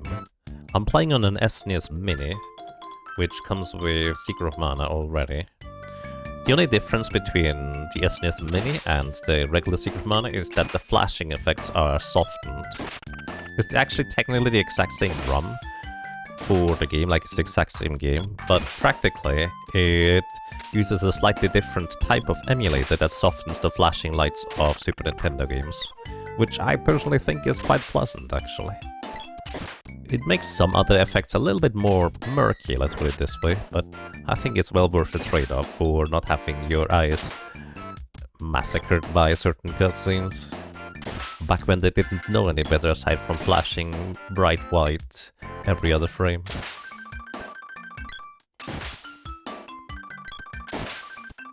So this is the vanilla game. I'm just grinding out another 100.99%. This time on the SNES Mini. I believe my first 100.99% was on the Super Nintendo, my old cartridge. I don't know if that save file still exists. It might. As long as the battery has not run out, I think.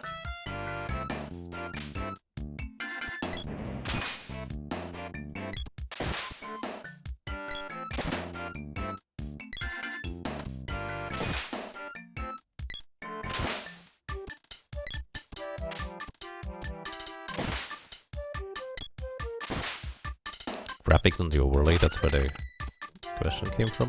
Oh, I see, that's fair.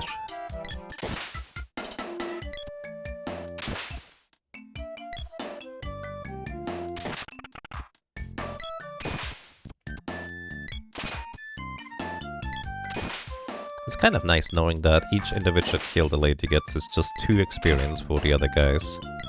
So at maximum they need, well, you need 50 kills in order to level up one weapon, one entire stage, regardless of current level.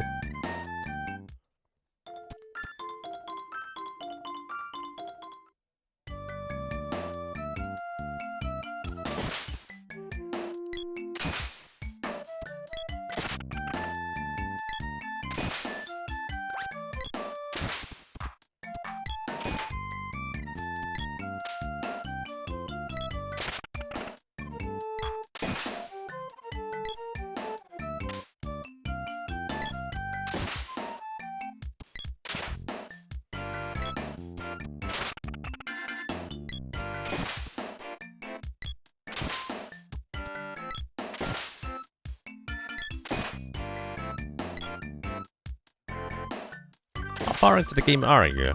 Well, technically speaking, I could just go straight for the final boss right now, because everything else along the way has been defeated. So I'm effectively done, except for the level grinding for the 100% definition that I've come up with. And that's exactly what I'm doing. I'm leveling up all the weapons up to the maximum of 8.99, which functionally there's no difference between level 8 and level 8.99. It's just, that's my personal 100% definition, getting everything to that maximum. And normally the sword is stuck at level 8.00 due to how the game works. But because I used a glitch in order to get the mana sword early, it also will be able to get leveled up to an 8.99, hence why the boy is actually significantly lower level than both the sprite and the lady. I need at least one character to be lower level than the enemies in order to be able to level up the remaining weapon up to the maximum 8.99. So he had to basically stay dead for pretty much the entire time until I got all the weapon orbs and the rare drops from the enemies. And for that part I got decently lucky.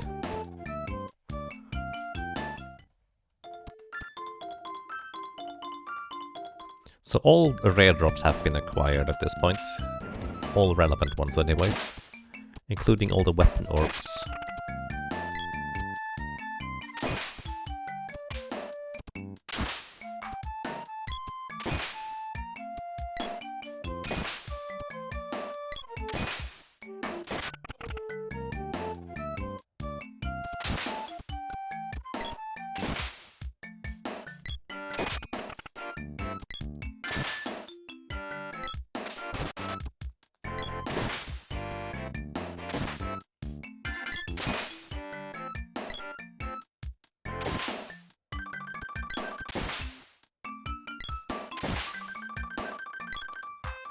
Do you do the magic leveling as part of the actual level grind? Yes.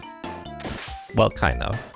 Like, the sprite will be able to just help enemies in the mana fortress for the remaining experience. But the reason I'm doing the weapon leveling before I do that is so I don't have to keep killing off the boy in order to level up the remaining spells. Because I want to level the spells of the lady and the sprite at the same time, due to the fancy high-level spell effects just kind of freezing the game and you can't do anything during it, so you can also not chain cast spells. So consequently, if I cast a spell and get the fancy effect, the enemy will die and I have to find a new one.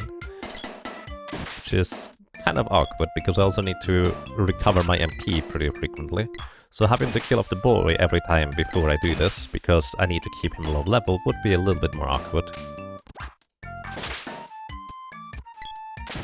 Also, I could have, in hindsight, leveled up a little bit more inside the mana fortress for magic specifically, while grinding for the orbs, but I just kind of wanted to get the rare drops and then do the casual grinding afterwards. So it's a weapon skill based on a number of enemy slate system, not an experience system. It is an experience system, but the only contributing factors from the enemy is whether they are higher level than you or whether you are higher level than them.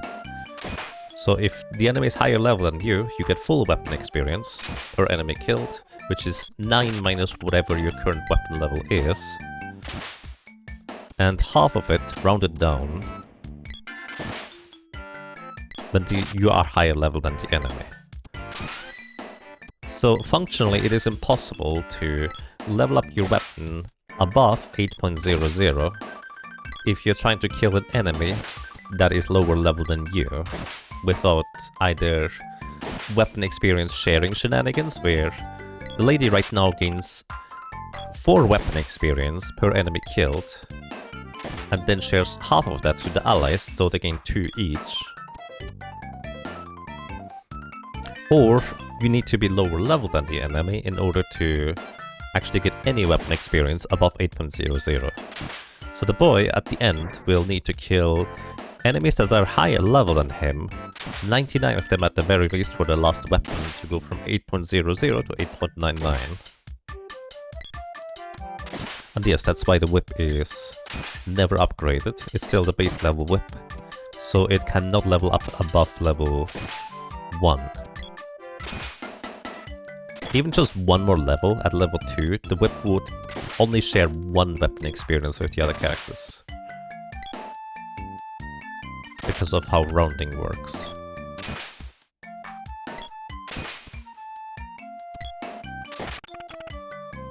And I chose the whip because it's one of the easiest weapons to hit enemies from reasonably far away.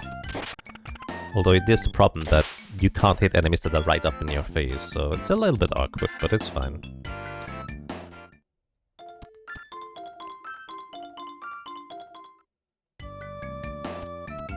How do you think about the whip? Isn't it more like a melee weapon with a long range? Yes, that's actually pretty much exactly what the whip is. It's a long-range melee weapon. At least for the purpose of the game, you actually cannot hit enemies on high or low ground with the whip. Because it is effectively just a long-range melee weapon. It's not a ranged weapon. And it's really good. Like, it's basically instant long-range attack. Well, not instant, but mostly instant. Very quick. Only the boomerang, bow, as well as javelin are technically ranged weapons that can hit enemies at higher or lower elevations. Alright, so how far are you guys with the levels? You are javelin currently 11 more kills. Actually, no, that's not right. Less than 11 for the boy. It is 6 more kills for the boy, and you need a few more with the 1, 2, 3, 4. So you finally leveling the whip? No, it's still at level 1.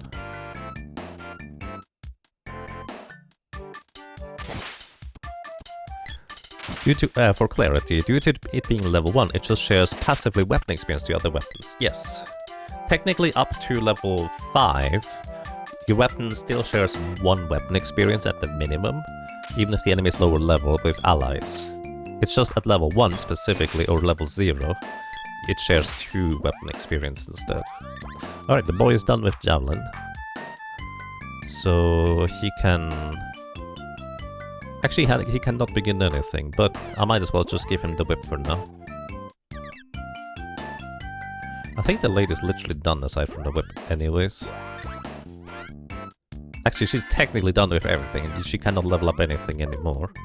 So might as well give the whip over to the boy, just so...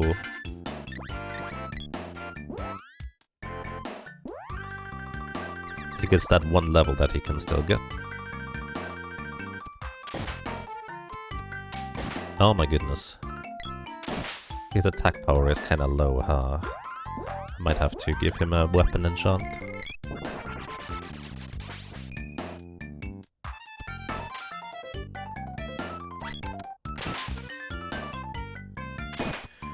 Do weapons at level 8.99 do more damage or have any advantage over 8.00? There's virtually no advantage, it's just the fancy number is higher than otherwise it would be. There's no reason, or no practical reason to go for a higher level, or a level above 8.00. Technically, the mana sword spell at the end is influenced by your secondary weapon levels, but practically you're maxing out that damage anyways with just having a few weapons at a decently high level. So it functionally doesn't make a difference, usually. A moment of silence for all the rabbits sacrificed for the weapon grind. Don't worry, they just respawn after 5 seconds with no memory. That's why they keep trying to ramp us. Right, that's how it works.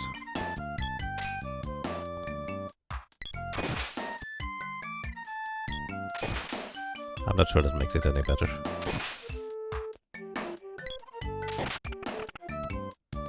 Alright, I think the sprite might be done with the axe.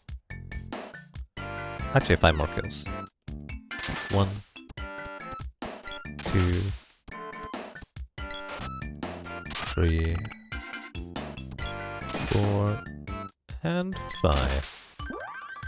Alright, the sprite now needs the bow and the sword. Actually, just Well, one of them at level 8 and one of them at maximum.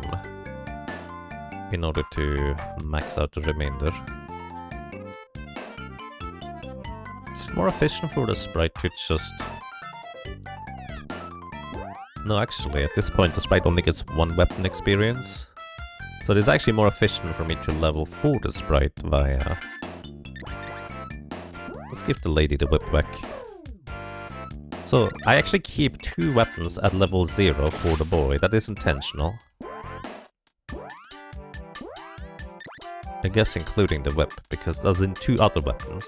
That way he will be able to push up the sprites and the lady's weapon up to 8.99. Relatively guaranteed and easily.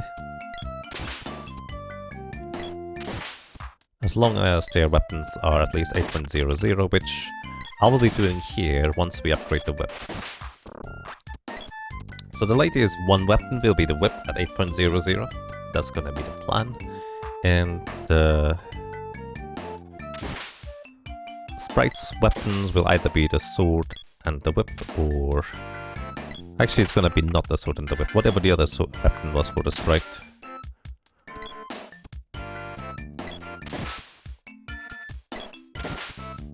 Axe is at 98.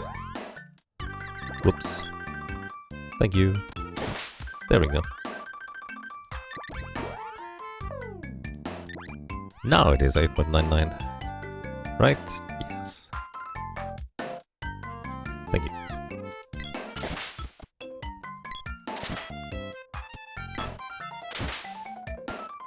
I just assumed I counted correctly, but apparently I did not.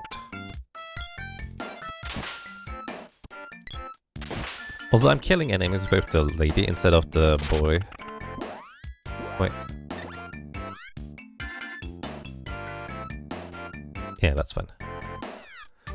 Because she actually has quicker stamina regeneration because she has more agility than he has since she's so much higher level. Because normally the boy has higher melee stats, but, well, she's like 70 levels higher. So she's way higher melee stats. Also that Lucid Barrier is still active. Hey, welcome to your Alpha channel. I hope you're doing well.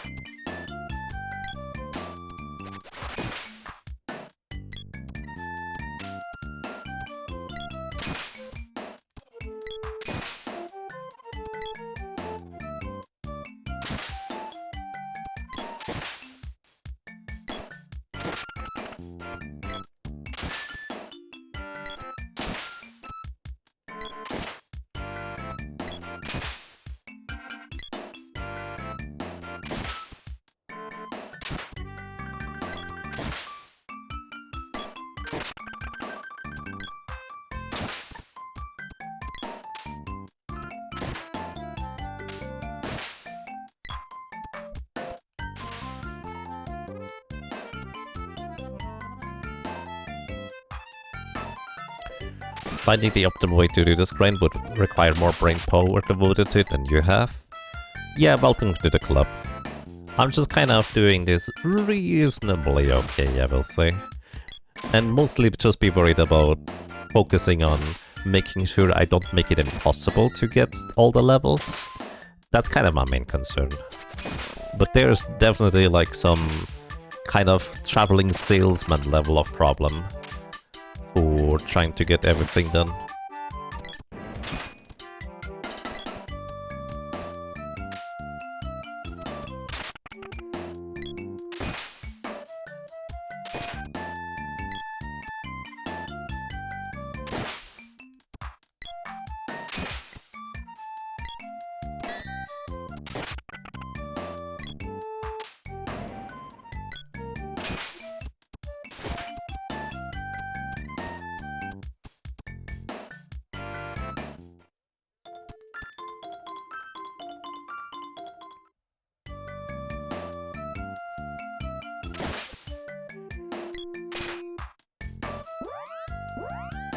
It's kind of weird, leveling up the sprites' weapons via virtue of knocking out enemies with the lady and the whip.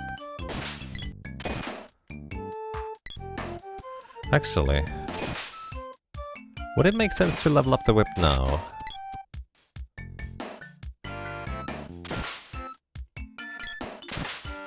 It would be fine to level up the whip now, right? Because the boy is effectively just waiting until he can level up the whip and stuff.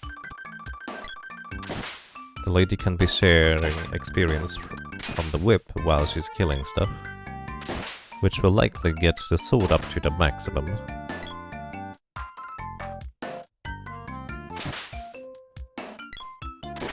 Yeah, we definitely have the boy and the lady kept sufficiently. Alright, let me get level 8 on the sprite on the sword. That is literally just only a few more kills. And then I'm going to save, and then I'm going to start leveling up, just in case we realize that it's not possible. But I'm pretty sure this should be fine. Like, I'm reasonably certain this is going to be okay.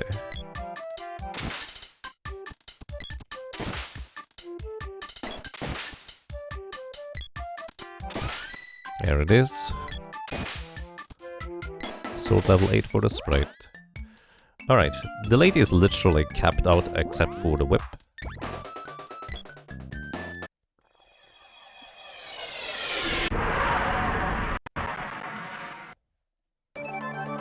So let's go and do that.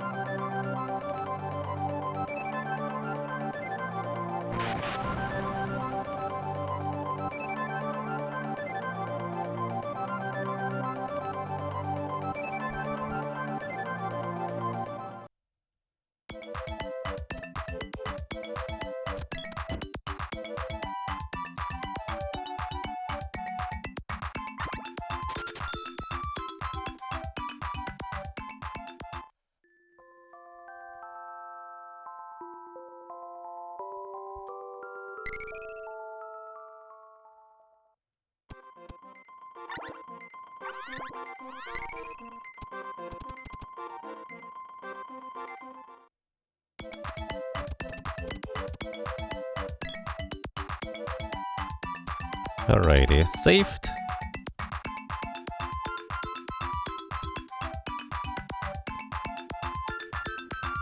And let's level up the whip. This means the lady will be sharing less experience to the other characters, and no experience once she hits level 8. But I think that's gonna be okay. Because merchants are all happy. Yup. Okay, welcome to the Geiger's Flail to the team. Let's go.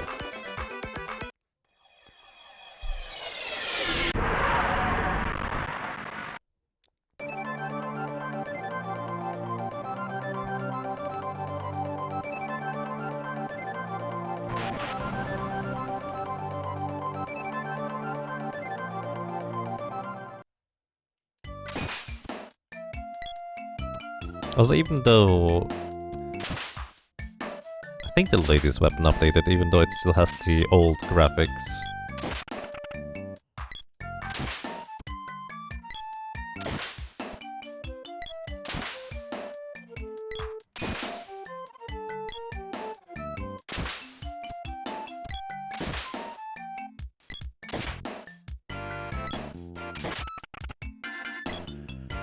Question. You don't leave that area until the boy is at level 8 on all weapons, and the lazy sprite will be at 8.9 on everything, right? What will you do then to move the areas where the boy is barely under the enemy's level? Yes, that's gonna be kind of the part of the idea.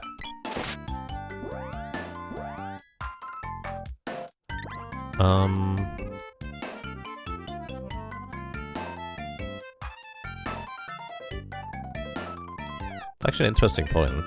The boy will need to knock out a lot more enemies, but it should easily be doable. Once the lady hits 6.0, she's basically going to be done leveling her by herself. She's just gonna keep the weapon. Also, level 2, so now she's only going to share one weapon experience. How much more does the sprite need for the sword? 44 more kills. Alright, that is basically all the way up and all the way back down, approximately.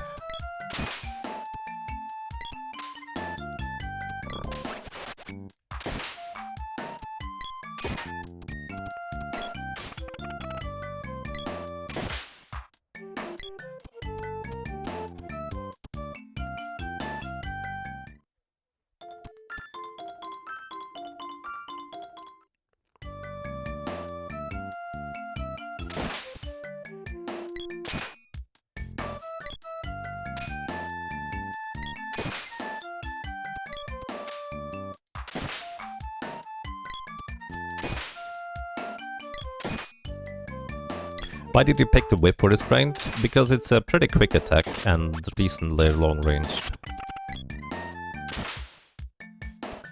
I think in the previous run I've chosen the javelin for it for a similar reason. I don't know if there is a correct choice. It's just the choice that I felt like going with this time. And Dragon BSC, thank you so much for subscribing. Welcome to you. And I'm glad you enjoy your stay. I hope you're doing well. Happy New Year.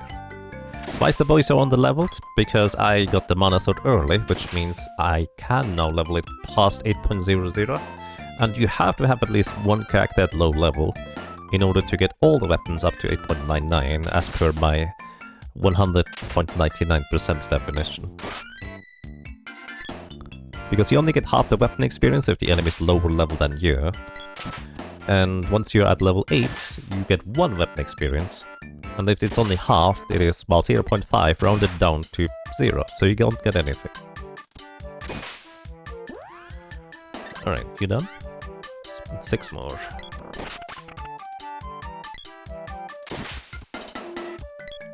2,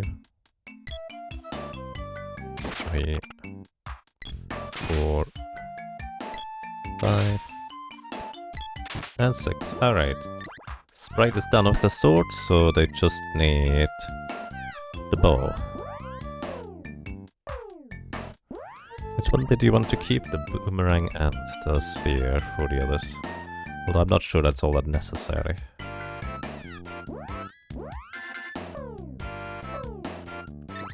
Actually, yeah, I think I can just equip the spear on the sprite and start killing stuff with the boy, and it's perfectly fine at this point. Probably. I did save before, and I'm not gonna save until I have all the weapons maxed out, so it should be fine. So you get the bow. We're gonna start killing stuff with the boy, and you're gonna begin with... Let's use the more annoying weapon first, that is the boomerang. So he's gonna share 2 experience from now.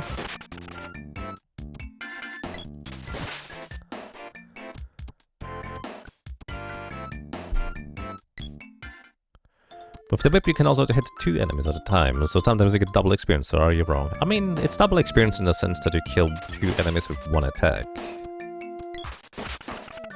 So kind of. It's just less attacks total you have to do, so that definitely can help, yes. Technically the boomerang can do a similar thing, but you don't start recharging your stamina until you catch the boomerang again after you throw it. So it is a lot slower than the whip. Also the hitbox is sometimes a bit awkward.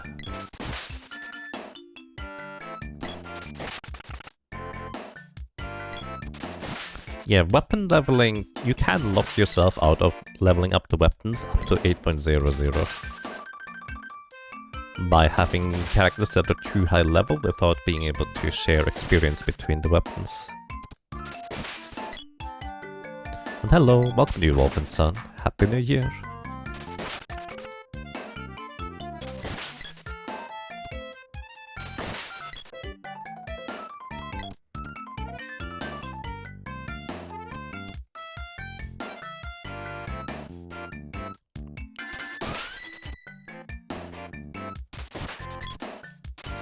Oh my goodness, he deals so little damage in comparison.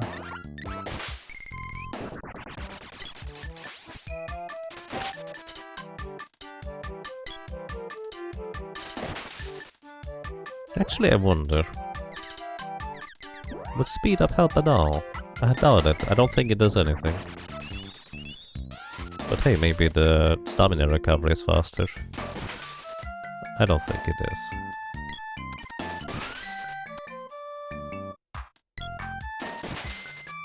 Whip is level 4.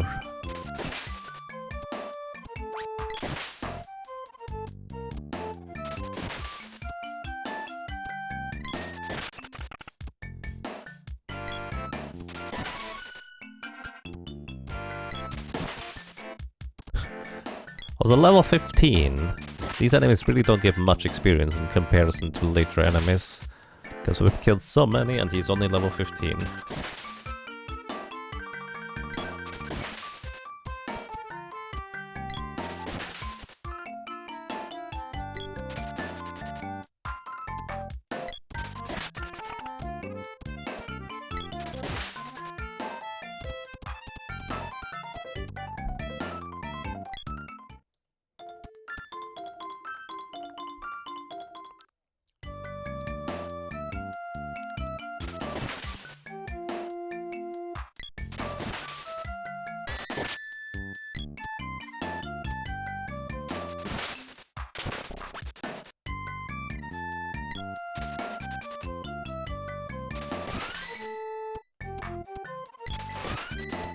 Rump is level 7 bow.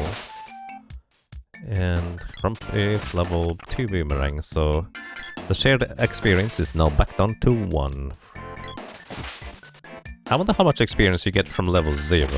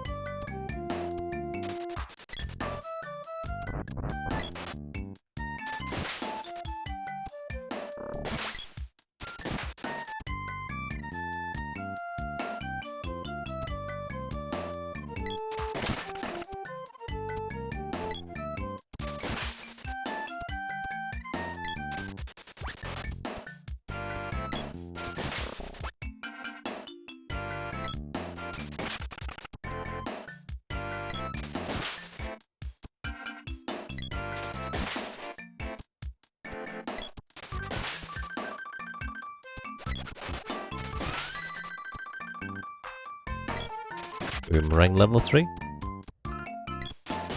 Maybe I should level her whip first, just because otherwise this might get complicated.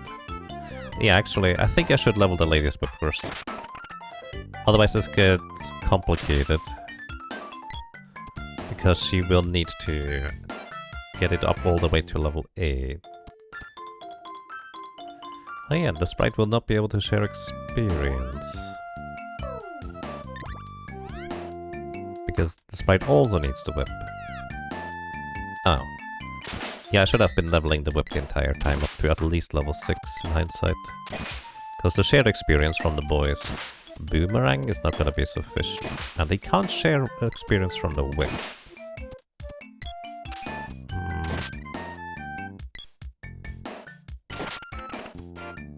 Did I goof?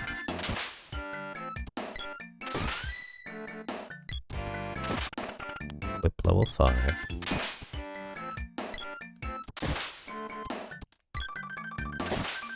I think we're fine. Because the boy will be able to share weapon levels beyond that too. Actually, you know, just to be sure, I'm gonna give you a weapon that is already maxed out anyways.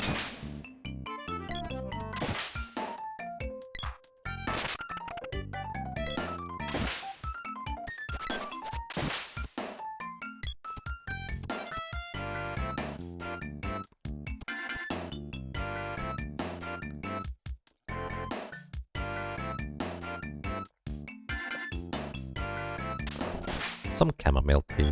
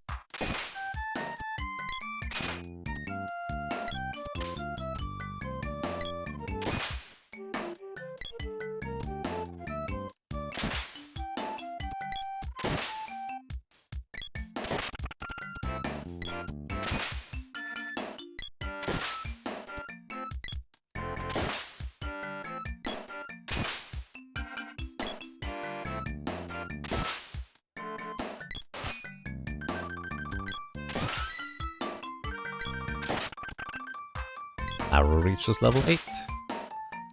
99 more kills for the sprite, and they will have that thing all the way up. So the sprite definitely gets the arrow all the way. Concern is going to be slightly about the whip. Because the whip is not free right now, the whip is being occupied. If I were to allow glitches, I could equip the whip on all characters at the same time, and it would be easy.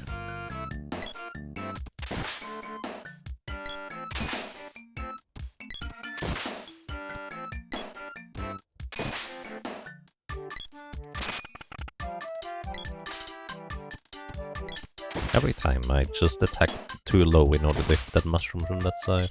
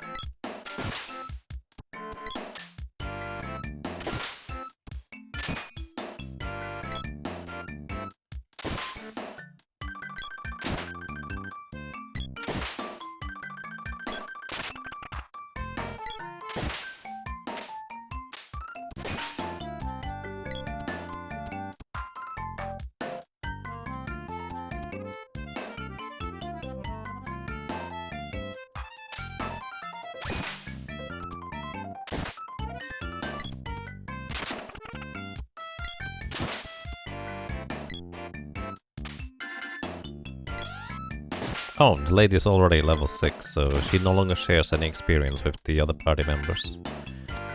And it is 2 times 99, well actually 2 times 100 kills in order for her to get to level 8. Then from there I need to have her gain experience via allies, since she can no longer gain experience directly herself.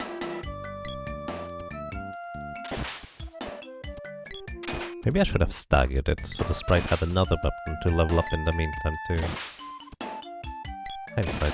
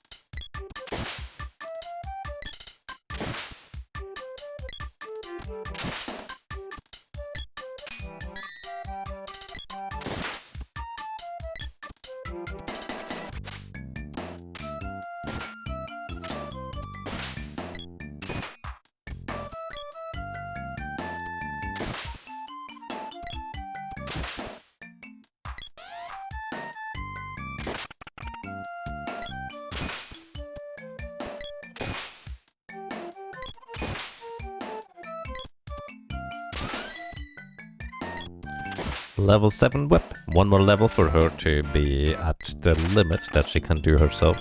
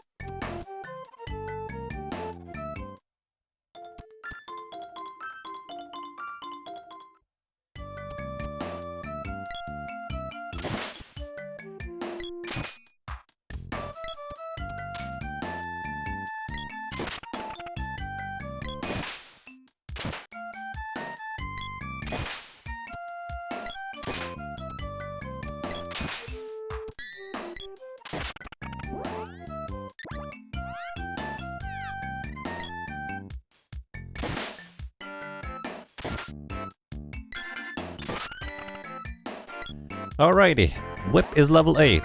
The lady can no longer go on by herself. She needs help from her allies.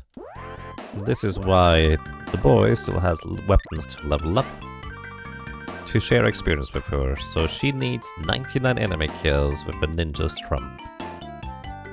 Or Daedalus lands too. I hope that boomerang is gonna be sufficient.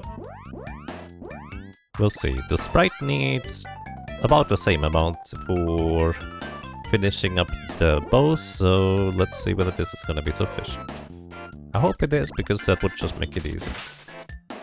We share 1 experience per kill, so we need 99 kills before the boy reaches level 6 on the boomerang, preferably. Otherwise we'll have to re-gear just a little bit. As in, the boy will potentially need to start knocking out enemies that are higher level than him in particular. Maybe. I mean, that's kind of the last resort kind of backup type of deal.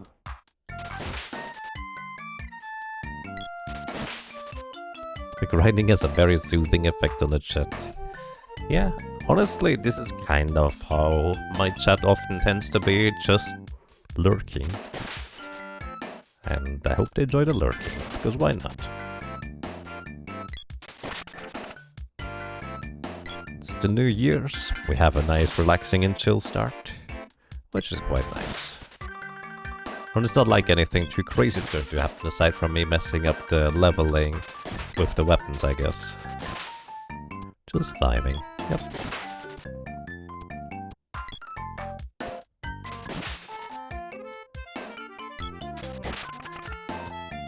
Lurking to the gems. Nice.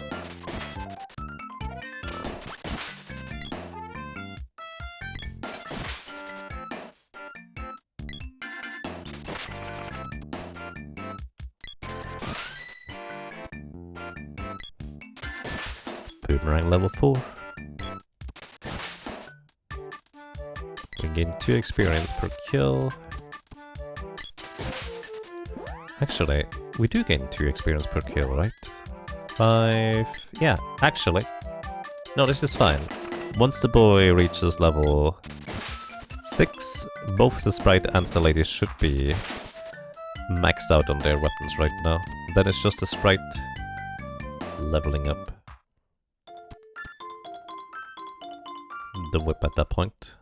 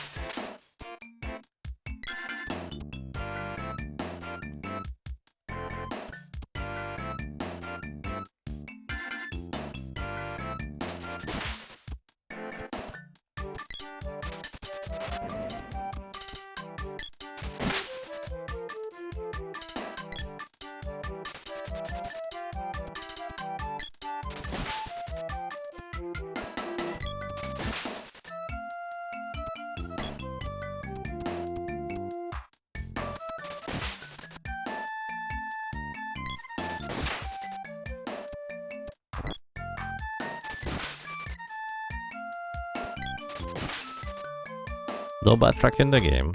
There's one that I mildly dislike, which is the Scorpion Army track. But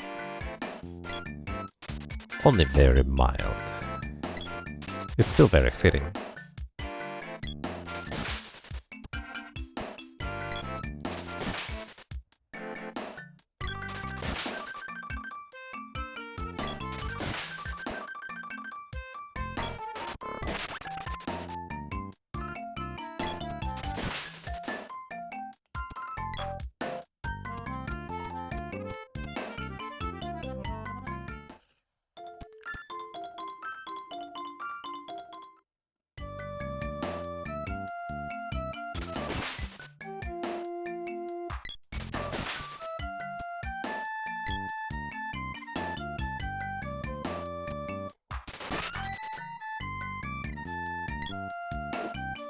Boomerang 5.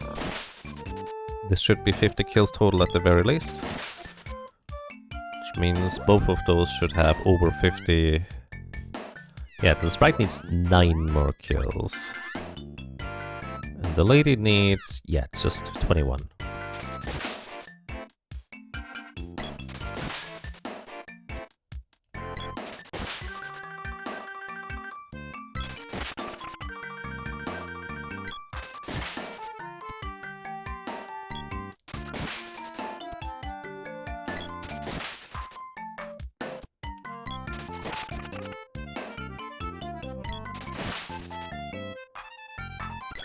$20 hype? Indeed. And this is only the second longest grind. The longest one will be getting the boy to level 99.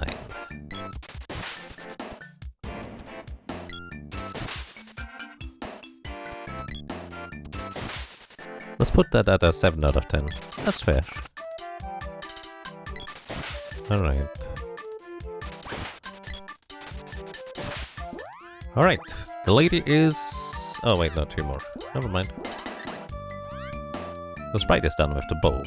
So they just need the whip, and that's it. The lady needs literally 2 more kills to be entirely, completely, and absolutely done for the weapons. So, one off here.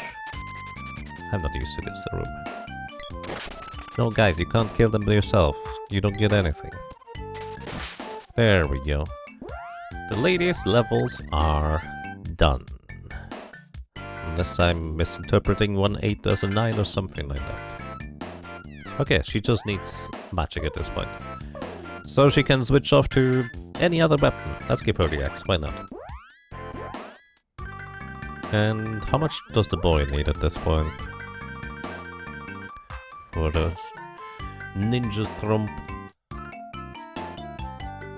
Quite a bit more.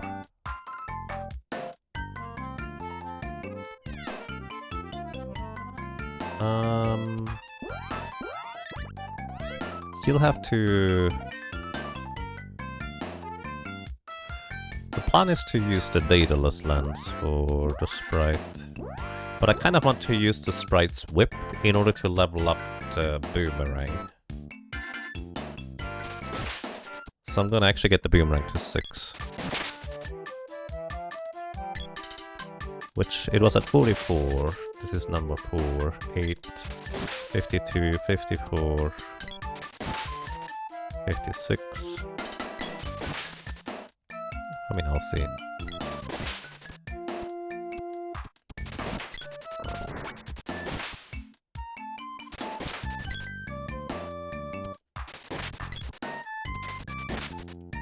Are we still on world record speed?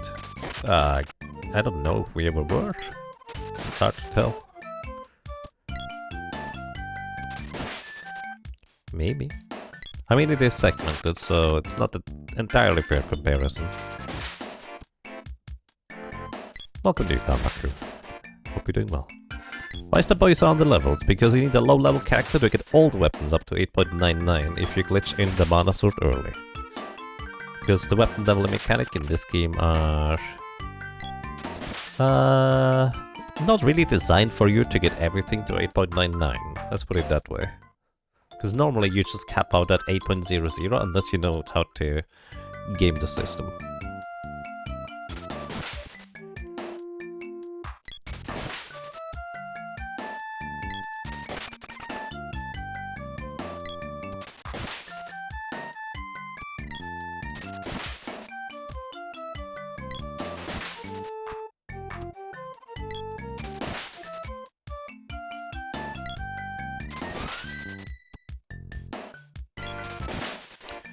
Alright, Boomerang level 6. It is time for the Sprite to go for their last weapon. Let's go.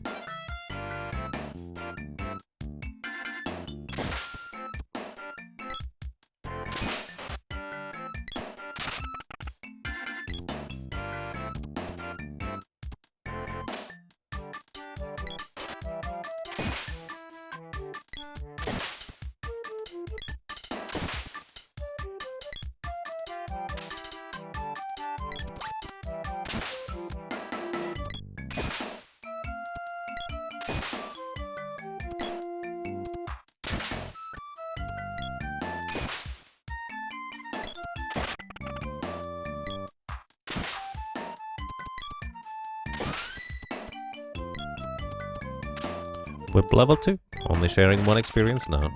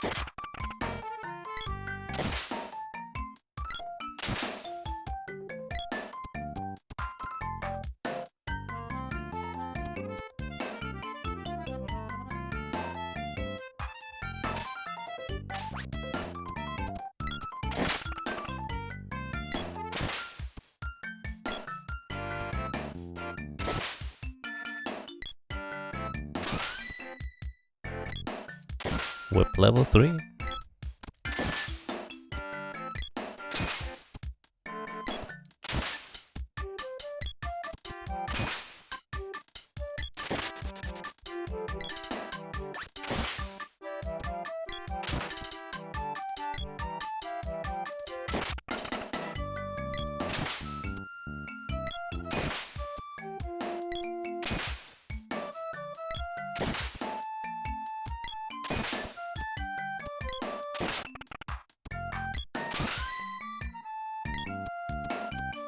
Boomerang level 7.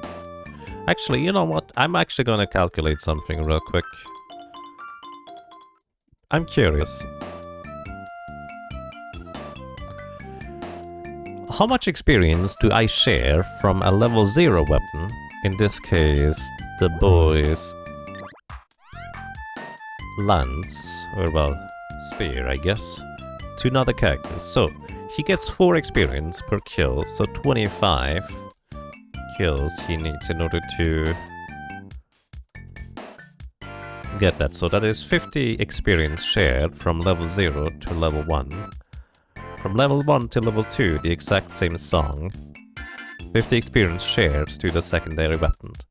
Then from level 2 to level 3, the boy is going to get 3 experience, but he only shares 1. So he needs 34 kills. With 1 experience shared is 34 experience. The next level, from level 3 to 4, actually, 0 to 1. This is 1 to 2. This is 2 to 3. This is 3 to 4. Yeah, alright. From level 3 to 4, just the same song. 34 experience shared to an ally.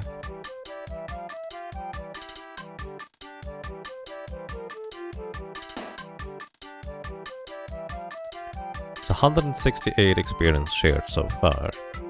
Then at level 4, you gain 2.5, 2 experience, it's just 1.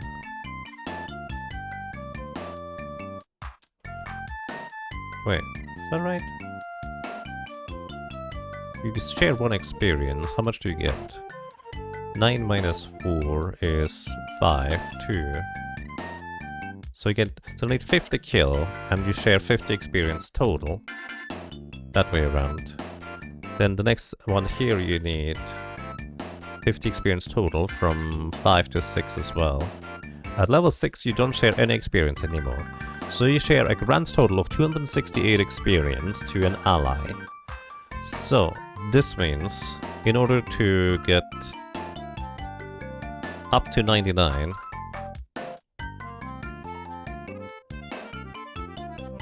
you need 7.31 experience on your weapon.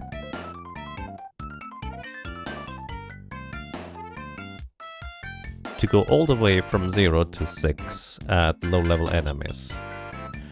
So once the sprite reaches level 7.31 on the whip,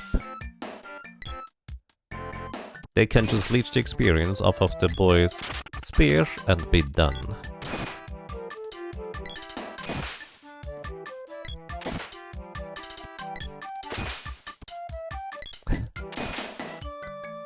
Man, I love Clage's board. That thing looks amazing. Shout out to Glitch. I hope he's doing well. Happy New Year to you, friend, if you ever get to hear that.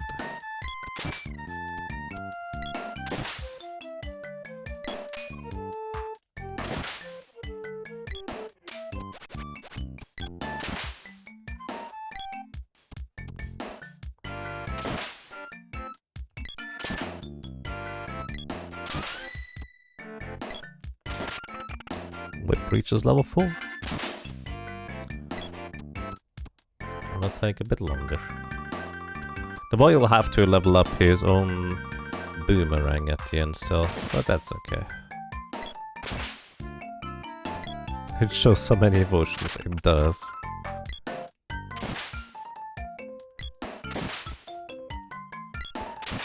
I'm glad Peach encountered the board and other people decided to get bored as well. On board.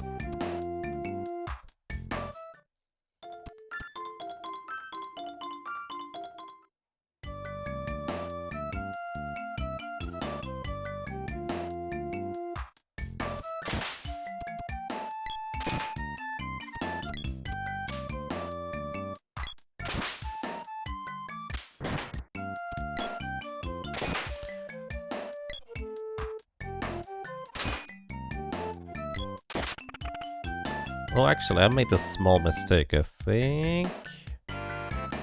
34 plus 34 is 68. No, you only get 1 experience at a time anyways, never mind. Because if you get too much experience from one level, it does not roll over to the next one. So I was worried that my calculation didn't consider that, but it happens to work out anyways. Have some boards. Thank you. I like the boards. Very friendly? Question mark.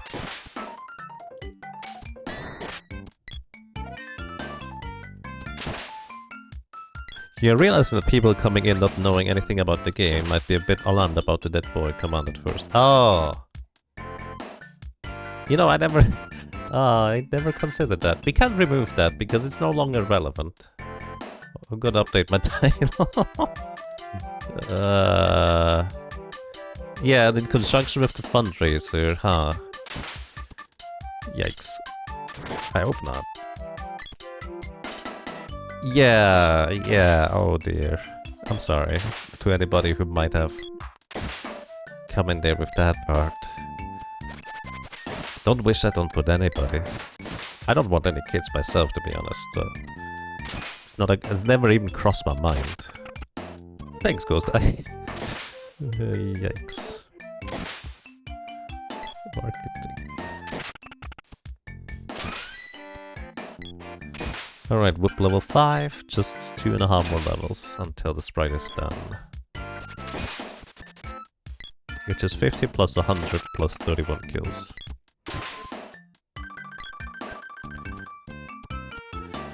Maybe rename the command to boy level?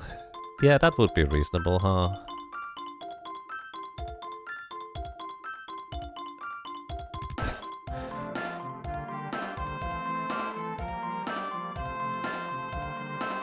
I just left it at that boy because that's kind of what we did the very first time and nobody even brought that up.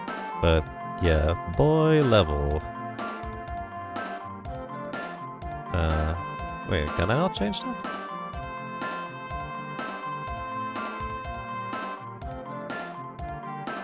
Oh, I can't change the command, so I'm gonna add a new one.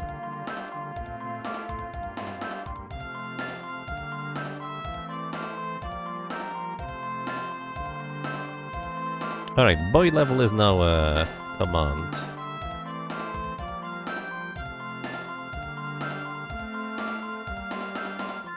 There we go.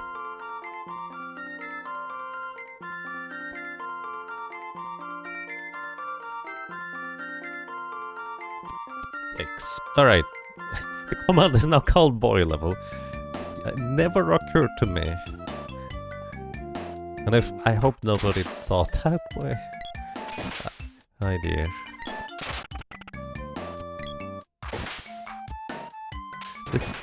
This would be probably one of the few ways or reasons for me to name him. Wait, what's his name? I don't know. Randy, right. Dead Randy. Maybe Dead Randy would be... But again, not everybody might know the official name of the guy.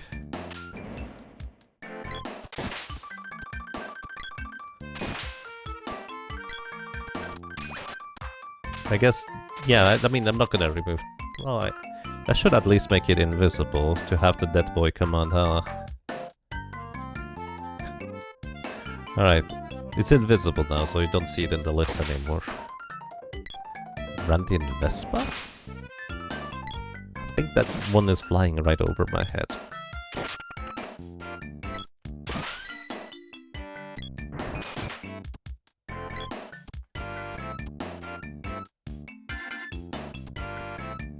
Kinda the same problem, right? Okay, we're good.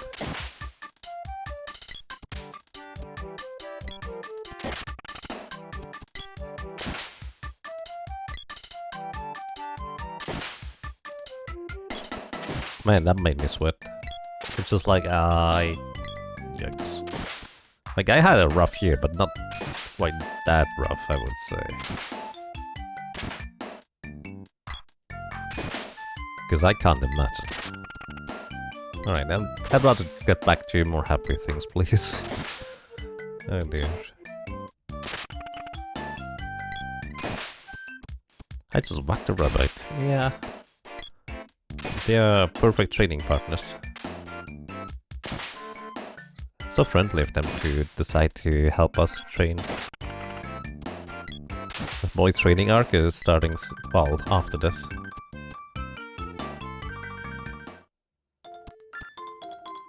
Calls for more grinders. Oh boy.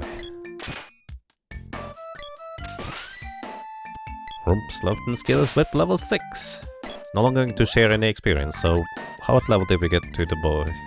Boomerang, okay, decent. He'll easily be able to max that out at the end. It's just gonna be a little bit more awkward than I hoped it would be.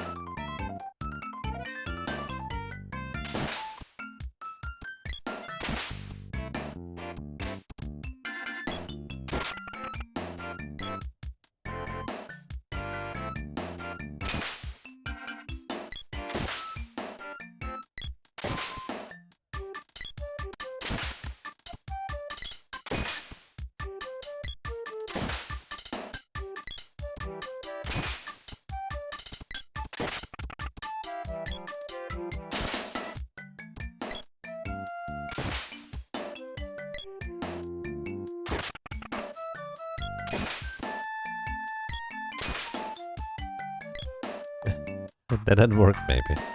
Well, God's black arm. Sleep a bit time. I hope you have an excellent sleep a bit time, work time, and whatever not. Thank you, God's black arm. Have a good time.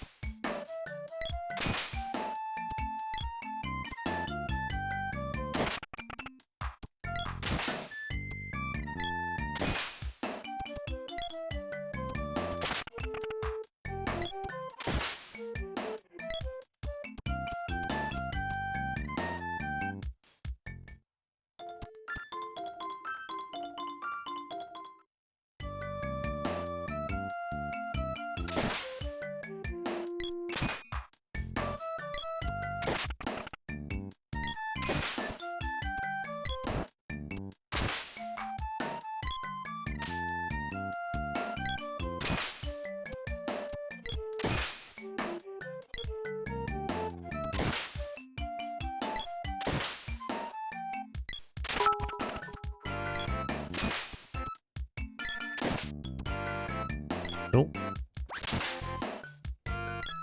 Metro Ninja, thank you so much for the 300 bits. I really appreciate those. Happy New Year to you as well.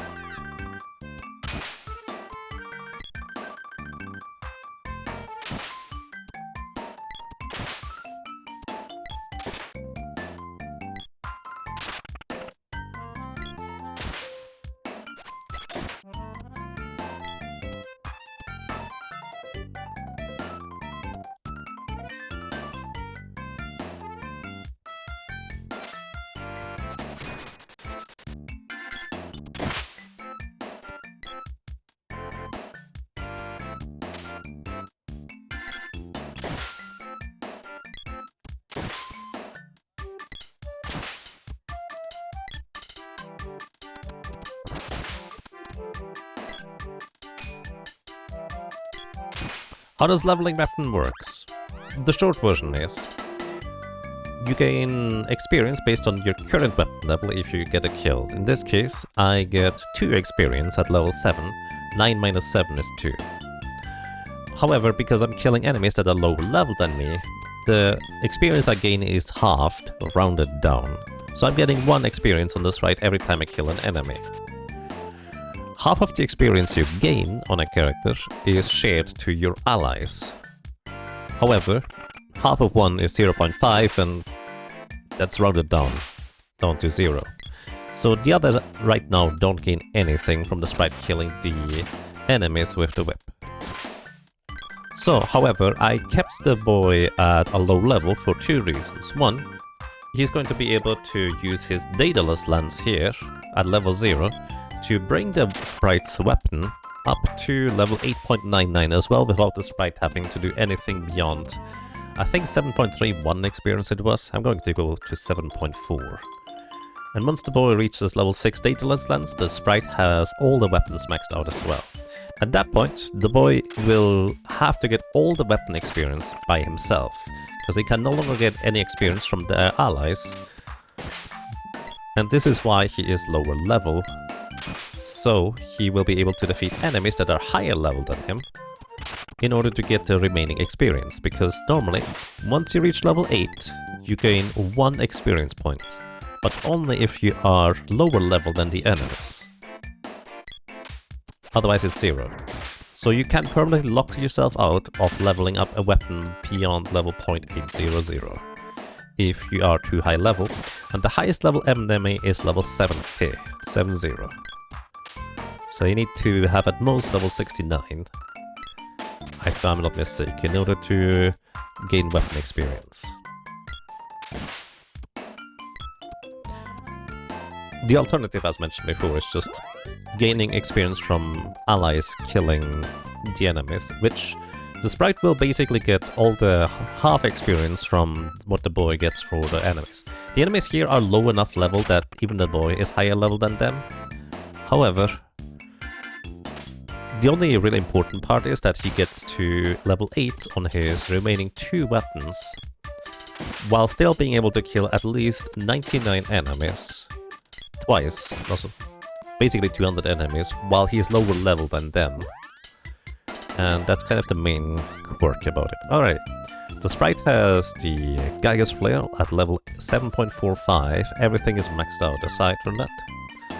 So the boy is now going to take the lead and use the Daedalus lance, which is at level 0. And right now, at level 0, it shares 2 weapon experience points over to the sprite with each kill.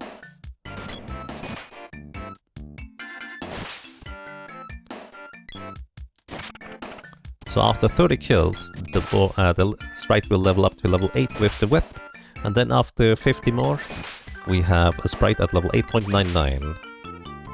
Well, it would be after 50 more, but the boy is going to level up beyond level 2, which means he is going to only share 1 weapon experience, which that's okay. You thought the highest level enemy was Fiendhead at 65. The Terminators are level 70, so they're slightly higher. You thought 9 was maximum? You cannot get up to level 9, no. As in, the weapon orbs you can get up to 9. But the weapon level itself is capped at 8.99. There's never a level 9, like, weapon itself.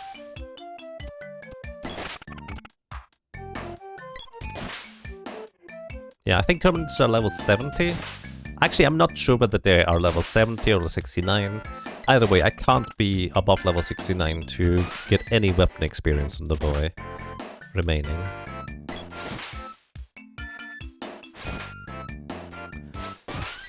We finally made it to level 16, indeed.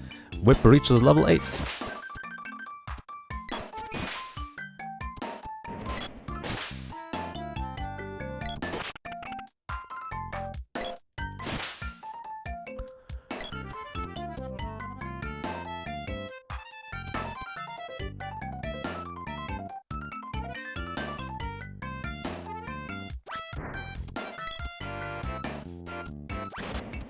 Trying to drink my tea while also fighting at the same time. not that successful.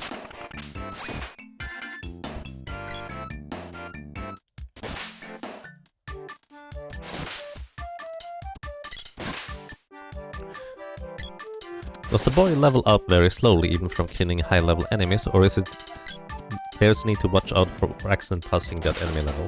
He's still not going to level up nearly fast enough for it to be a concern, I think. Like, he needs a lot of experience to get to level 70, so it should be fine to just go to the Mana Fortress. But I haven't calculated it, so what I'm gonna do instead is I'm just gonna go to like enemies that are slightly higher level than us, and then probably just scale up from there, so he doesn't level up too quickly. I'm pretty sure it doesn't matter, but as I said, I haven't calculated it. So, just kind of a little bit more grinding, a little bit longer, a little bit less efficient, but I think that's okay. What single soundtrack do we hear most in this run? So Mana Fortress. Yeah, probably the Mana Fortress. Because we still have to level up the boy to level 99, and that's gonna be done all in the Mana Fortress. That's actually the longest grind. This is a long grind here, and magic is not gonna be that short either, but the raw levels on the boy will take the longest still, which is okay.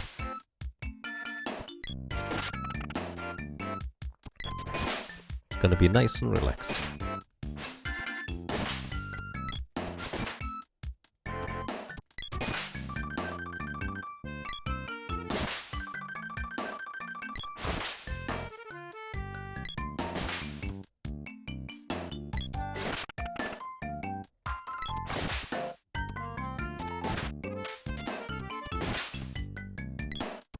What enemies in the Mana Fortress are the best for grinding experience at the end?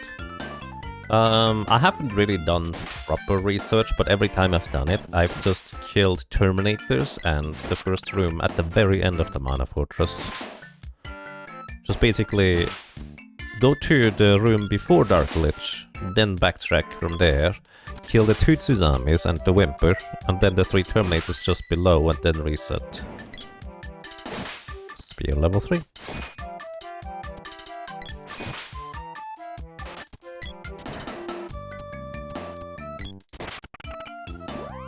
Did I miscalculate?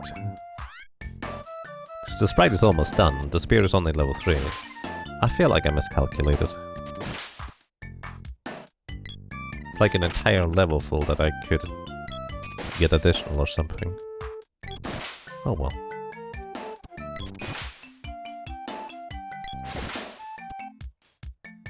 Yes, the lady is done. She has no more weapons to level. The sprite last weapon is the whip. And then it's just the boy for leveling up the spear. Up all the way up to 8, then the whip all the way up to 8.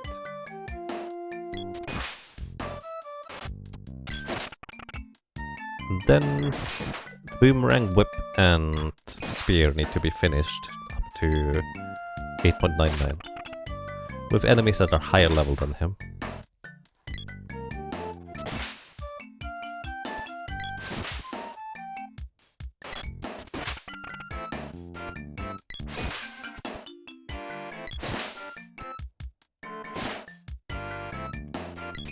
Once you have it, what can you do with these max levels? Like, is there Nukem Plus? There is no such thing as Nukem Plus now. And there's not really any point to leveling up this high to begin with, it's just maximizing for the sake of maximizing. What's the boy's level right now? 19? Something like that. There should be like a level up table somewhere. He has 195 HP, and there's no randomized stats, so to speak. 16, you think? That's very possible.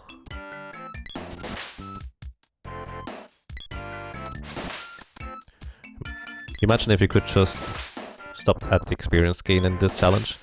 It would be easy. I have done no grinding 100% before, which clocked in at like 11-12 hours at the time. So that is a lot more reasonable. The grinds do take just 15 to 20 hours by themselves.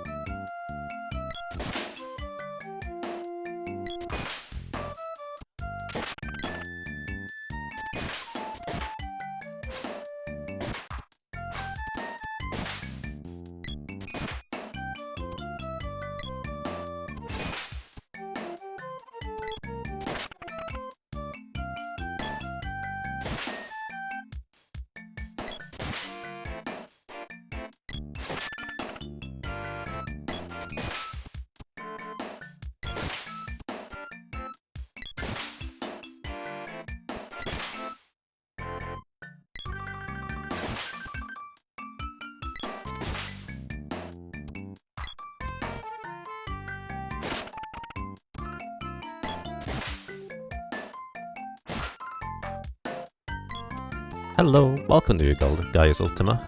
Happy New Year to you as well.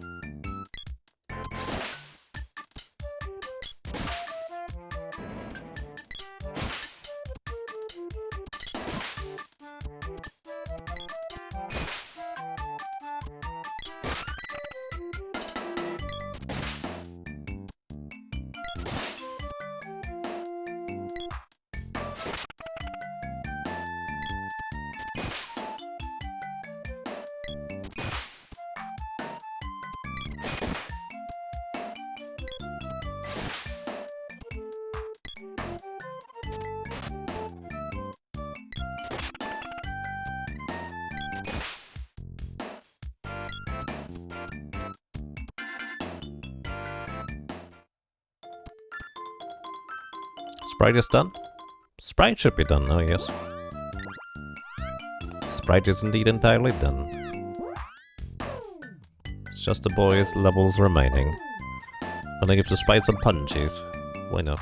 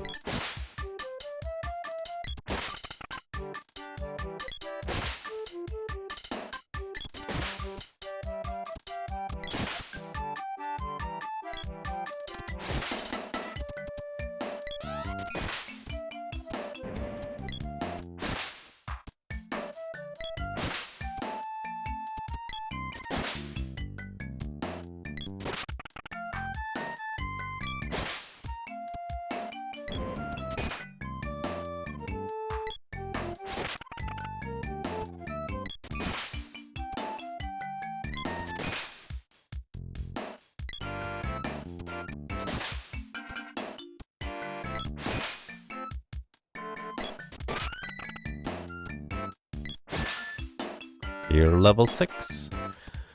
200 more enemies for spear level 8.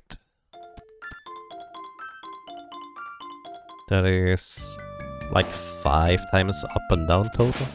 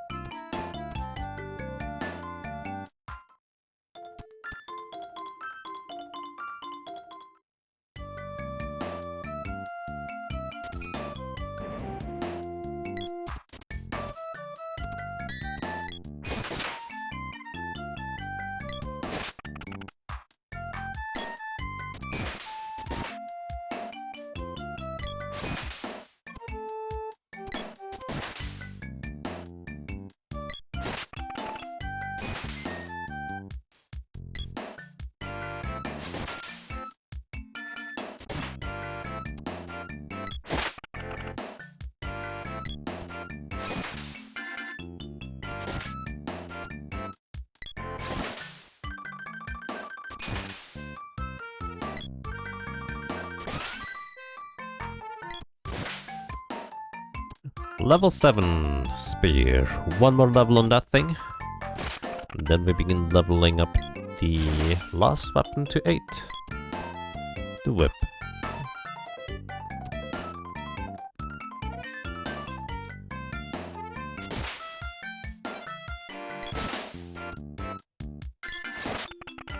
Exclamation mark 100% for the spreadsheet.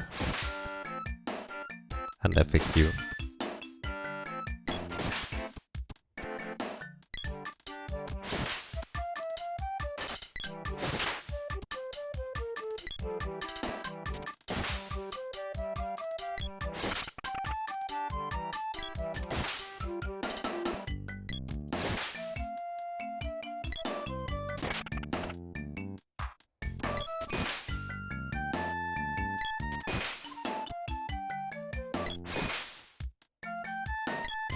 Hello and Happy New Year.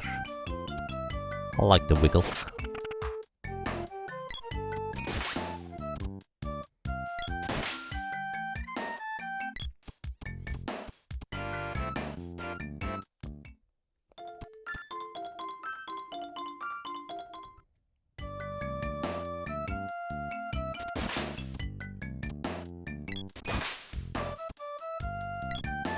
Happy New Year to you as well, Queen Elder.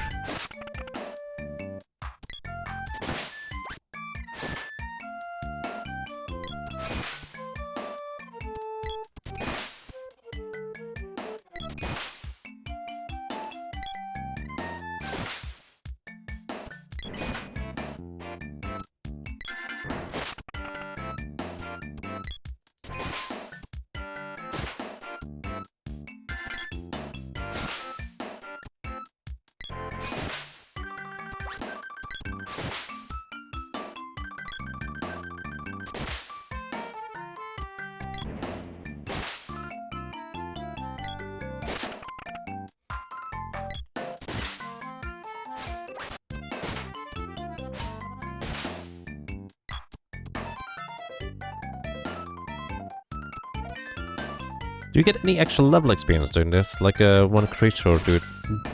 They are mostly too low level for it to be irrelevant for experience whatsoever. Like 1 or 2 enemies in the Mana Fortress will be basically about as much experience as this entire grind. Probably. I haven't done the calculation, but it's roughly the equivalent. The experience here is mostly irrelevant. Like the level anyways. Could there be something like this 100% run for Tales of Fantasia as well? Maybe. I don't know Tales of Fantasia nearly well enough to know whether there's anything of that equivalent. I imagine there might be like best in slot equipment pieces in some capacity. Max level technically too. I don't know how many side things there are to do aside from like the Moria all the way.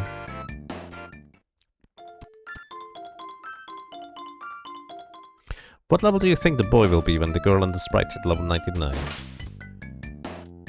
60? 70? I'm not sure.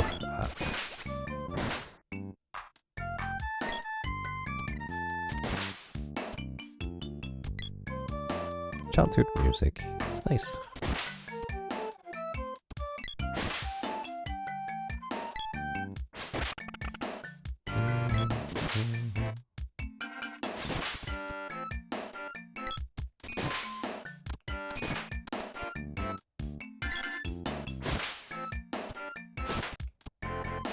All items, all weapons. I have no idea what you would categorize for Tales of Fantasia 100%. But simultaneously, you just see what you can do for a reasonable definition and go for that, I would guess. Why is the boy's HP so low? Because he's lower level than all the other characters. I need at least one character to be lower level than the enemies in order to level up all the weapons up to 8.99. Since I used a glitch in order to get the mana sword early, I also am required to get the mana sword up to 8.99, whereas the sword normally is capped at level 8.00. So normally you could just use the sword at level 2 to leverage all the other weapons up to their maximum and just get every body the sword just to 8.00. However, with this I need one character to be lower level than some enemies to finish up leveling up the weapons. So the boy was basically dead for most of the run. And he is now level 8 on the spear. So, for reference, the boy just reached level 8 on the spear here. If I kill an enemy, he does not gain any more weapon experience, because the enemies are lower level than the boy. He specifically needs to be lower level than the enemies in order to gain any weapon experience whatsoever on any weapon past level 8. So we're just gonna continue with the whip here on low level enemies until that one is also level 8, and then we carefully level up all the weapons on about 300 enemies that are higher level than the boy, and then we have the weapons maxed out. Maxed out more than you normally can. Without glitches, that is, but everything else actually did glitches. Just the mana sword early. Which is useful. Just not nearly, it does not make up nearly as much time as it loses me for having to do the shenanigans for weapon leveling, as I have to. Do you have to rune bottle every stat up item too?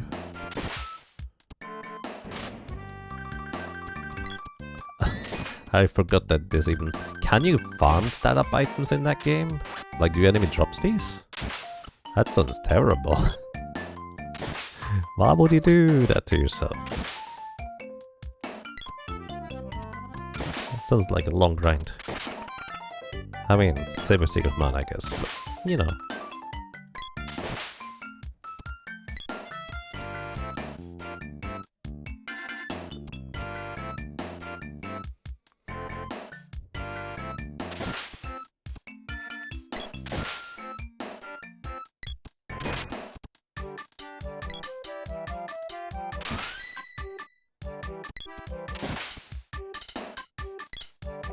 We gain 3 experience per enemy kill, 34 to get to next level.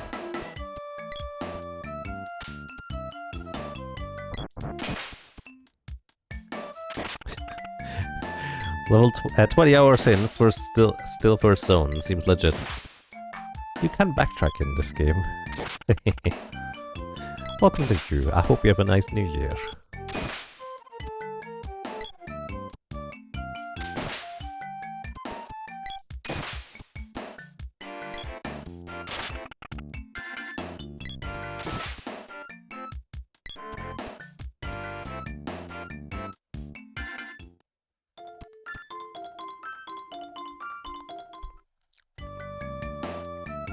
If you're not able to one-shot the final boss before you leave the first area, you're not trying.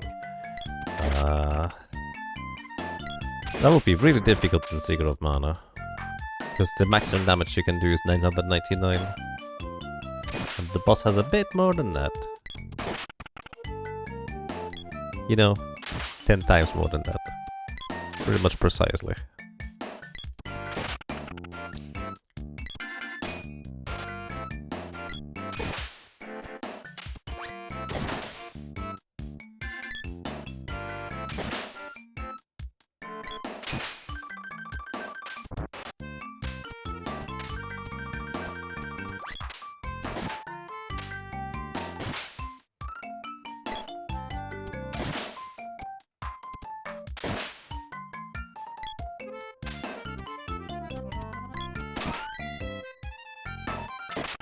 Level 3 whip. 34 more kills to level 4.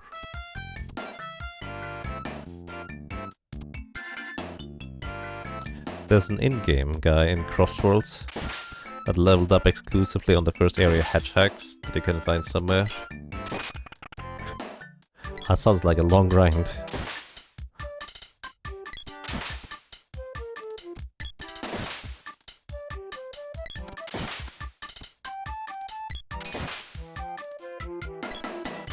There is somebody who leveled up to like level 99 or max level in Final Fantasy VII, like in the reactor or something like that. which also seems like a really long grind. I'm not going quite to that length of grinding. I respect it, I think it's fascinating, I like grinding, but not that much.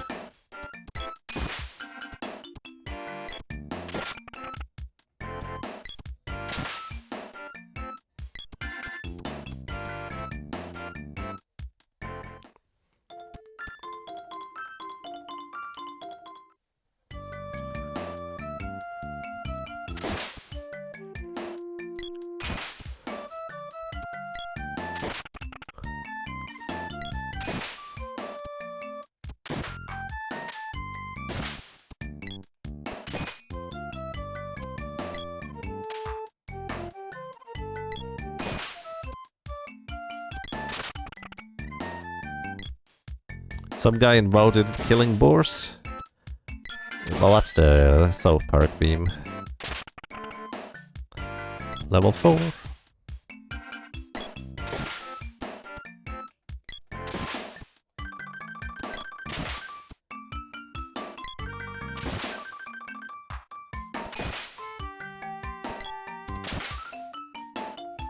Hey OTP. Happy New Year to you as well. Welcome.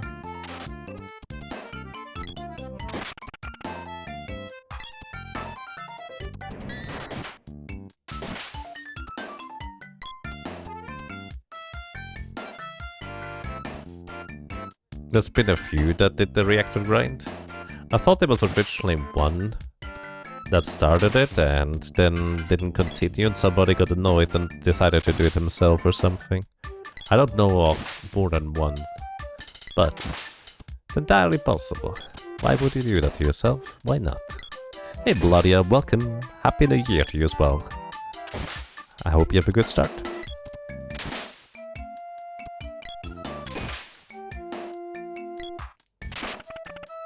Yes, the double agent is great. I think he needs to do the leveling all via picking stuff, because you don't really gain experience otherwise.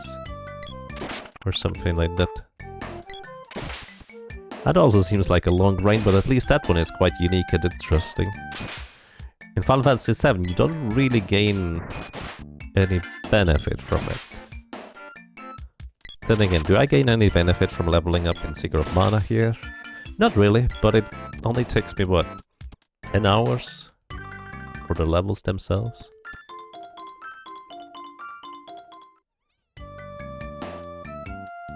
Originally it was herbalism mining, but you can do pet battles now? Oh, I didn't know that pet battles give experience now. Interesting.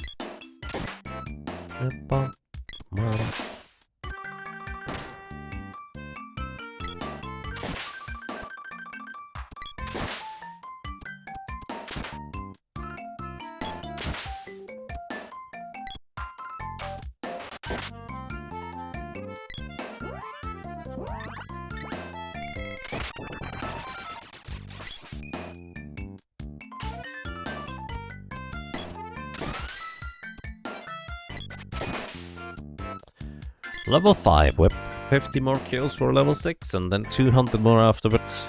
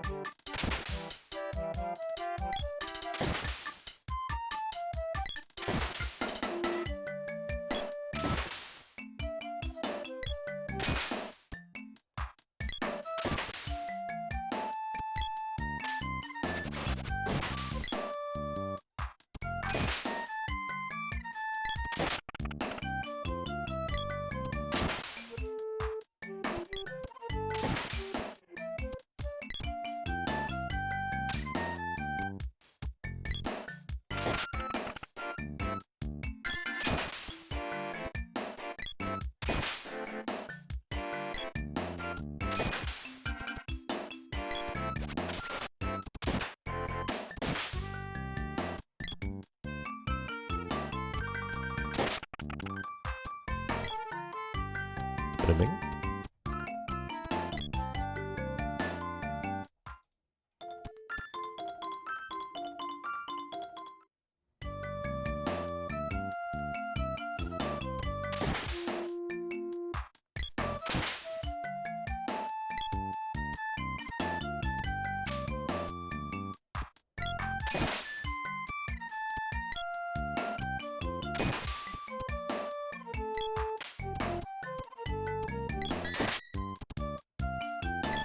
Is it finally safe to save? Yeah, I think so. Definitely. I should probably just save, because that sounds reasonable after, what? 2 hours? 3 hours? 4 hours? I have no idea how long it's been.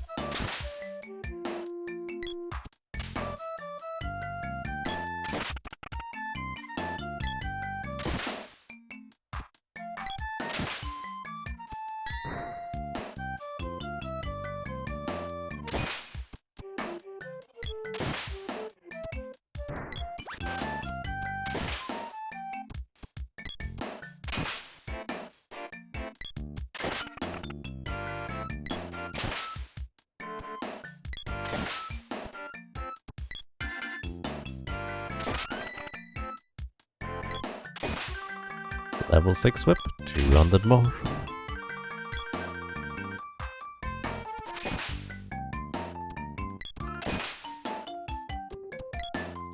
Alright, let's actually check real quick what level we are exactly.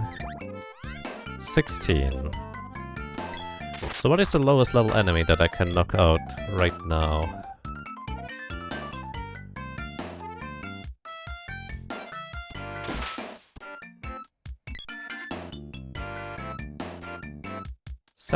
The water thugs. Alright, so theoretically we could go and kill water thugs and they are higher level than we are. Ice wolves is definitely kind of my first instinct, to be honest. I think ice wolves would be a good choice too.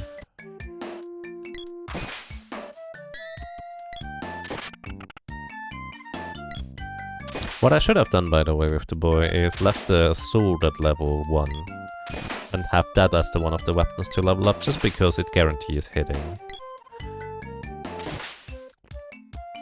Yeah, what other areas could we do aside from Ice Wolves? I mean, Ice Wolves is a great choice just purely for the music, so it's probably going to be there, but what other options would we have?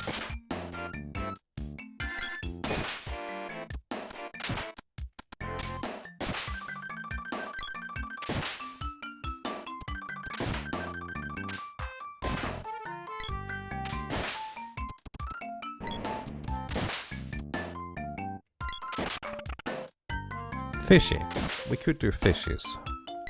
What level are if fish? Oh, never mind. If fish are only level 11. Dark funks, kimono birds. Silktail are level 11. Pebblers are 20. Upperland forest. Yeah. Upperland forest would work until we hit, let's say, level 18, because that is the level of Silktails. Fish are food, not friends. Fish are food and friends. Friendliest of food. Well, sometimes anyways, unless you're playing Subnautica and the big fish decides to try and nibble on you. Those are mean. Do not recommend.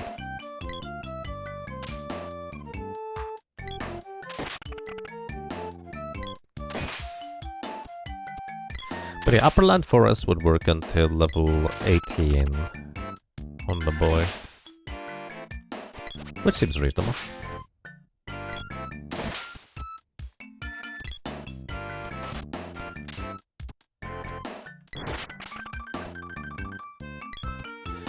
Play Evo, that shows you how fish are food, not friends. Ah yes, I've actually seen that game being played quite a bit, but I've actually never played it myself.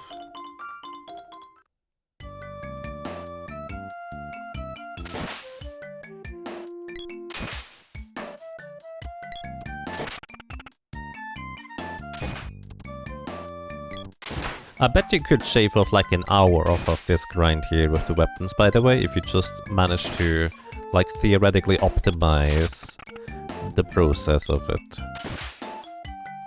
I just have no idea where you would even begin with, like, optimizing this thing.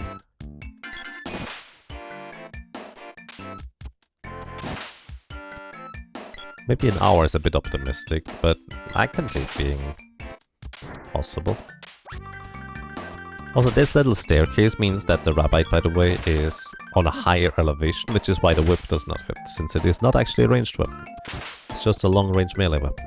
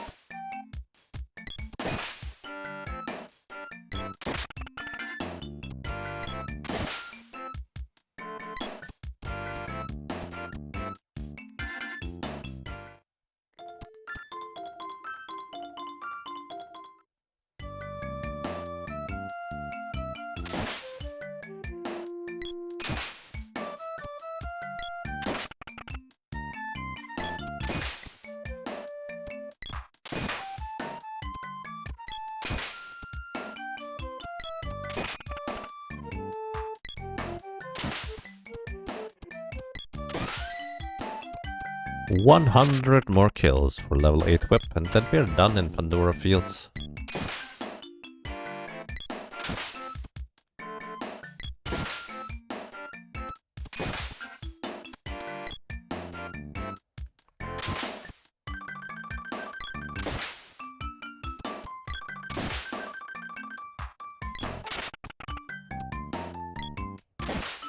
Some fish in Subnautica are friendly food.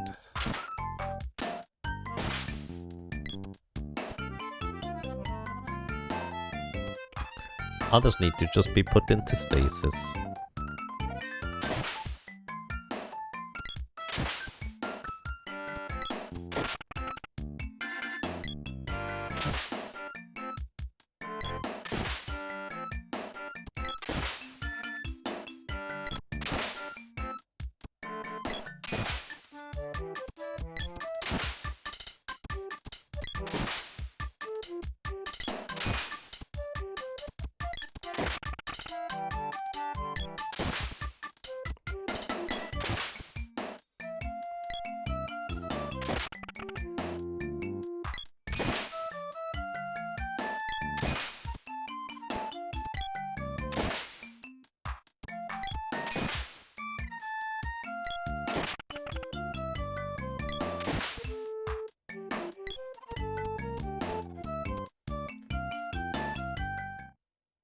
They love to explode, or shock you, or eat you. Nibble, nibble, nibble.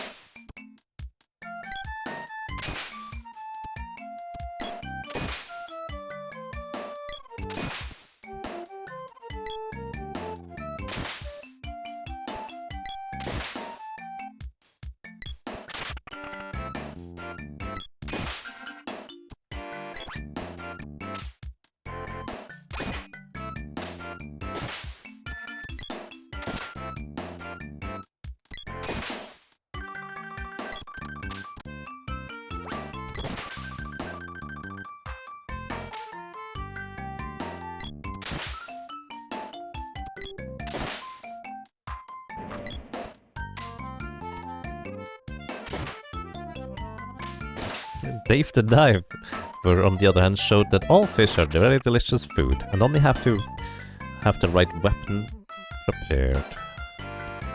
I should play Dave the Diver too sometime. And Hollow Knight. And Cave Story. And Tunic. Man.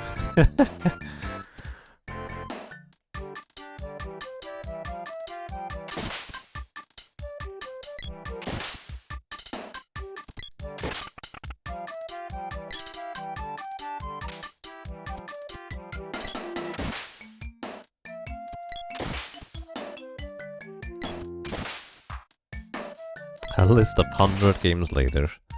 Right. I also kinda want to play Dark Souls 3 again for the DLC, because I've only played through the base game. And that was on a PC that could barely handle the game. So there's that too. It was quite lacking in a number of areas.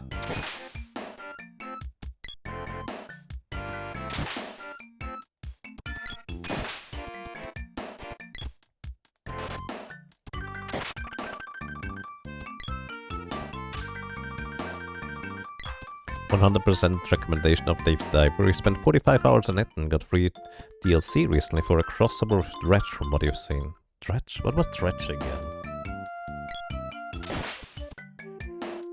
2 is hard in your opinion? Which 2?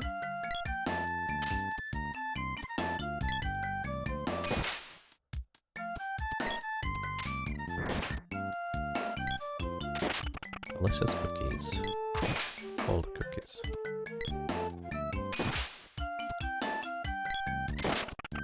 Dark Souls 2? Oh, I see. Dark Souls 2 is by far the one that I played the most. To me, Dark Souls 2 is a lot like, in a sense, the Black Sheep, a bit like Simon's Quest 2, like Castlevania 2, as well as Zelda 2, where it's not necessarily a bad game, it's just that the others in the franchise happen to have like really powerful and good things going for them, in like many good ways. I really like Dark Souls 2. It does have its flaws, but I think it's fine. This game has a lot of flaws too, and I still like it. Fiery Blizzard, thank you so much for the raid and welcome. Happy New Year, I hope you're doing well.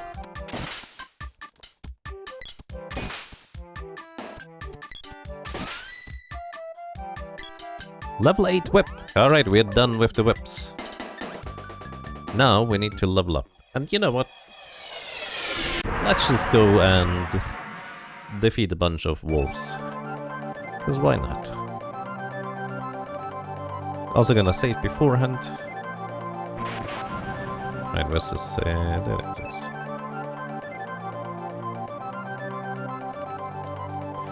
Played Demon Souls. I've never played Demon Souls. It's one of those games that I feel like I should play as well someday.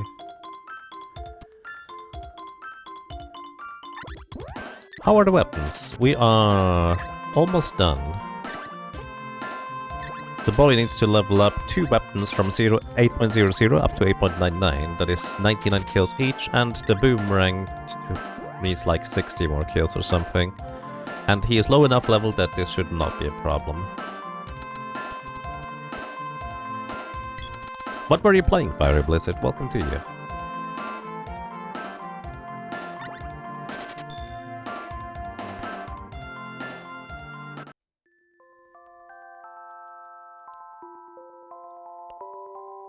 It's pretty fun. I kind of really enjoy the type of difficulty that Dark Souls tends to portray. Like you know it's punishing, but if you are willing to engage with the system, you can work your way through it. Alright. Gaia's Flail needs 99 more enemy kills. If somebody wants to count, be my guest, because I'm terrible at counting, I'll probably just check. Every so often.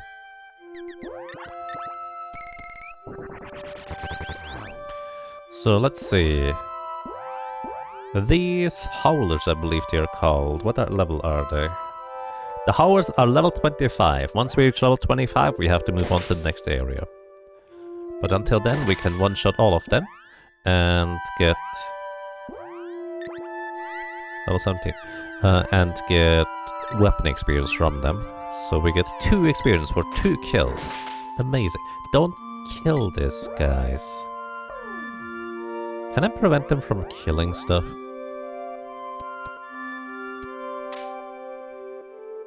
I just need to be careful, I think. No, lady, come on! I'm gonna give her a bow. That is a much more awkward weapon to try and hit stuff with.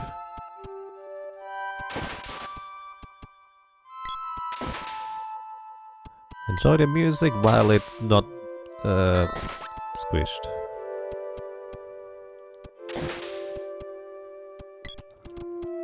No, lady, come on, stop it! Oh my goodness.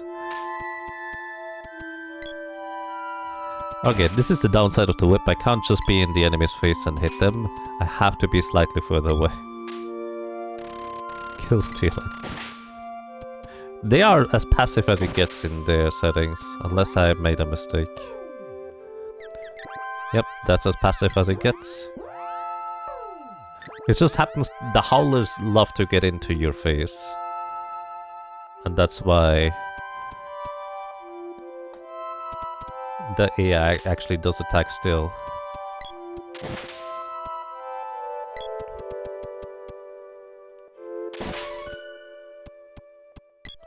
Level 18. I did save beforehand, right?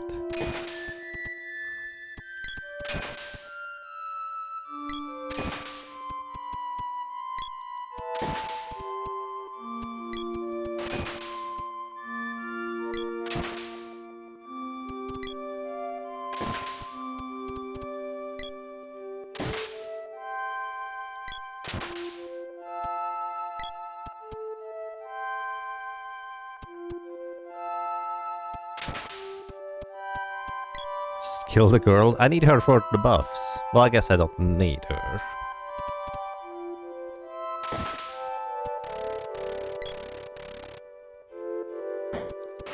What I should do, however, is give the boy, like, walls, so he reflects these annoying slowdown spells.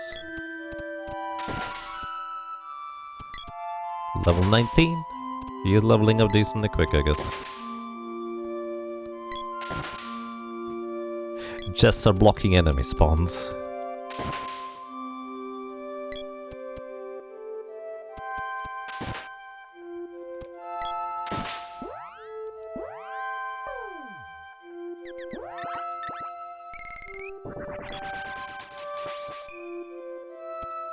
You did save in town after sleeping? Alrighty, thank you. I appreciate the confirmation.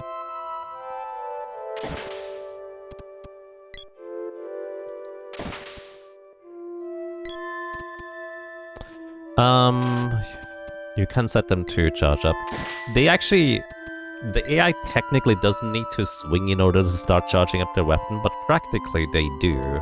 So they will always swing the weapon first and then start charging up, which means they will guaranteed attack at least once when hitting, or when the enemies get close enough.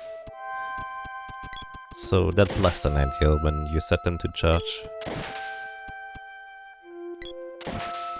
And really the biggest issue is just the wolves deciding to jump in their faces rather than them getting too close by themselves. Level 20. Now come on.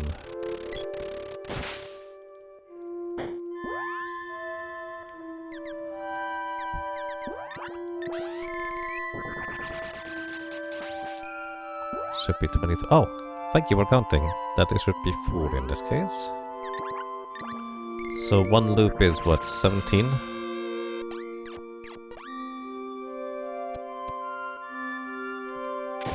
Maybe more, 18.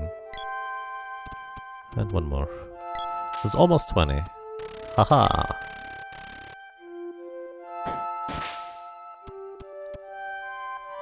So that is 3 more loops in order to get the level. Or well, the maxed out thing here.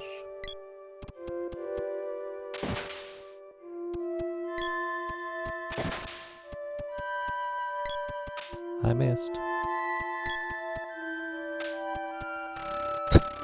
It's just... slow down his body.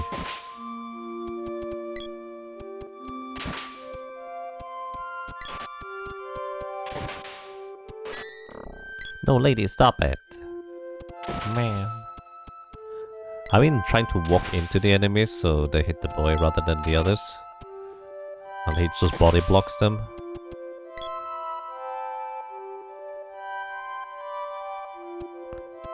I will guess this would be roughly 60. I'm gonna check after the next loop.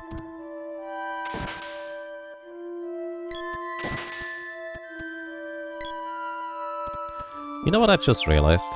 He doesn't, the boy does not need that much strength, but what would help him a bit more is, oddly enough, the ninja's gloves, because this gives him slightly more agility for faster stamina recovery. Because he's gonna one-shot them almost certainly anyways. Level 21, we have 4 more levels of leeway. That's short for one weapon. 55 by your count, so 15 to 17 per loop. Okay, thank you. So at least 2 more loops and then probably some change.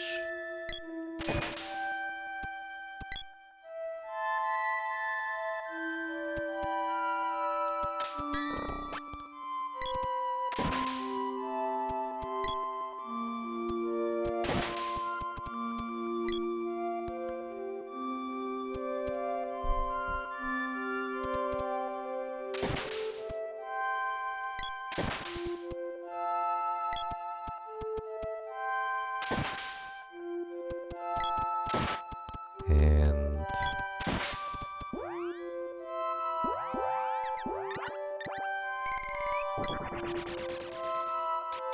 oh yeah, reflects. He reflects the spells, including buffs. I was hoping the enemies would be too far away for it to reflect.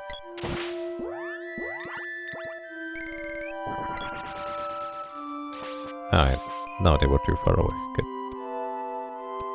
Or we ran out of reflex. No, stop it, lady. Come on. Stop! No! Sprite as well. Jeez. I'll have to move on more quickly. Where do we go next? The sewers? Goldfishy? Blue slimes? That might work. Although blue slimes have a lot of HP. So I'm not sure how good that is. 70? Alright, it should be like 80 now. One more loop and then a little bit.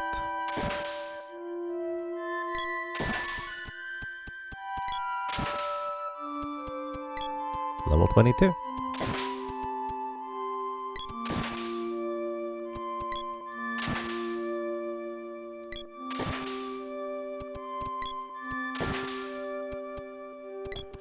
Kind of a shame that the music gets distorted by the battle sounds.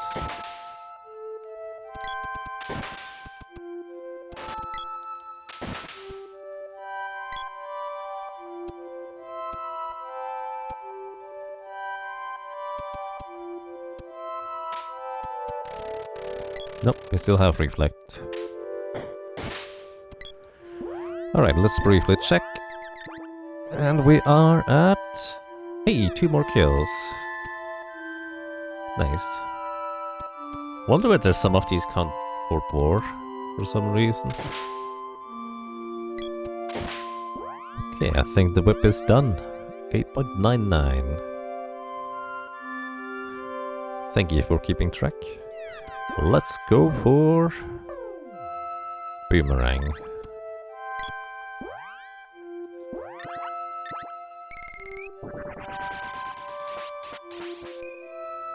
This is the most awkward weapon because its attack pattern is just not awkward.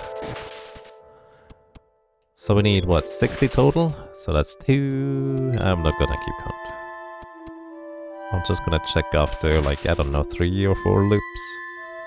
Now the question is, am I going to remember whether it's gonna be 3 or 4 loops? Or whether Will I just miss it? Who knows? I certainly don't.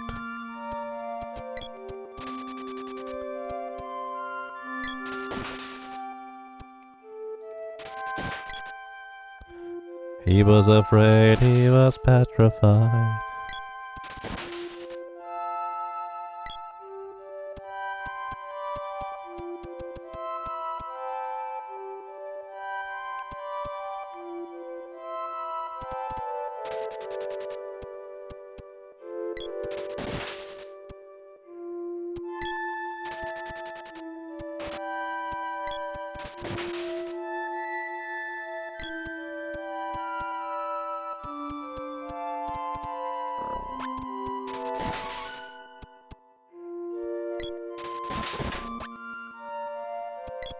Level 23. We have 2 more levels of leeway.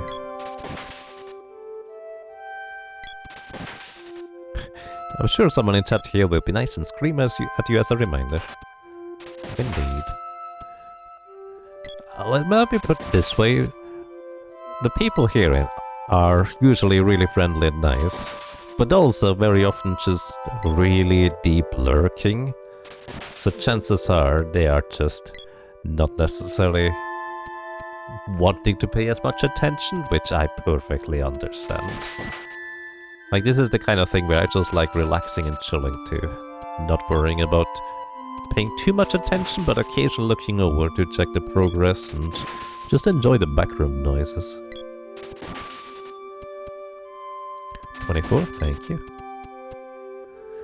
Which is why it's especially nice if somebody actually does go the extra distance. Thank you, Ida Luck. By Ida Lake? Feel free to correct me. Could be also Ida Luck. Grinding in this game was like 90% of your childhood. Nice. Very understandable.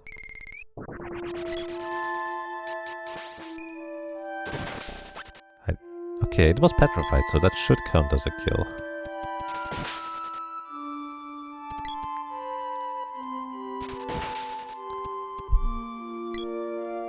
Alright, let's check real quick. Just to make it easier for us. We need 23 more, 32 more.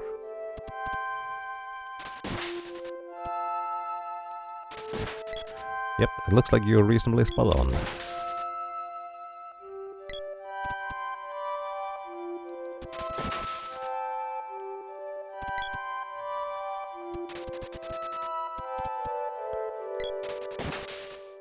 You're wearing wireless headphones? Nice. Honestly, it's one of the best things to just listen to stuff while doing stuff around the house if you need to do some chores and such. It's great. Oh, stop it, lady.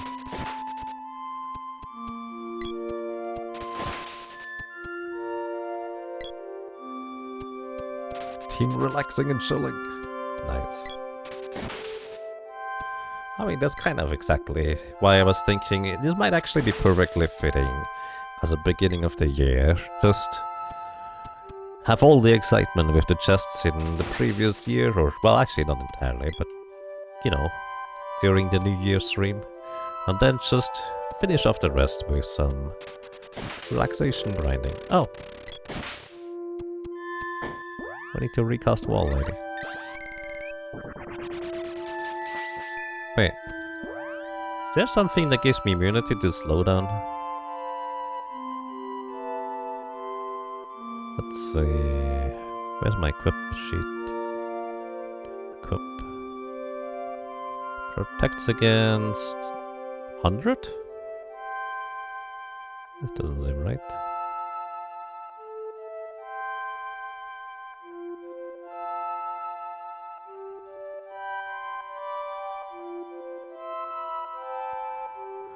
Freeze burning, Moogle, sleep poison, slow. The golem ring protects against slow. Huh. I don't think we have a golem ring that is not on the list. It's a bit of a shame. You know what, I just realized I never actually changed up the windows borders. What's your favorite window border, everybody, for this game? Also, did you know that you can change the background color? I'm not gonna do it, but you can. So we have standard gray border, we have pipes border, we have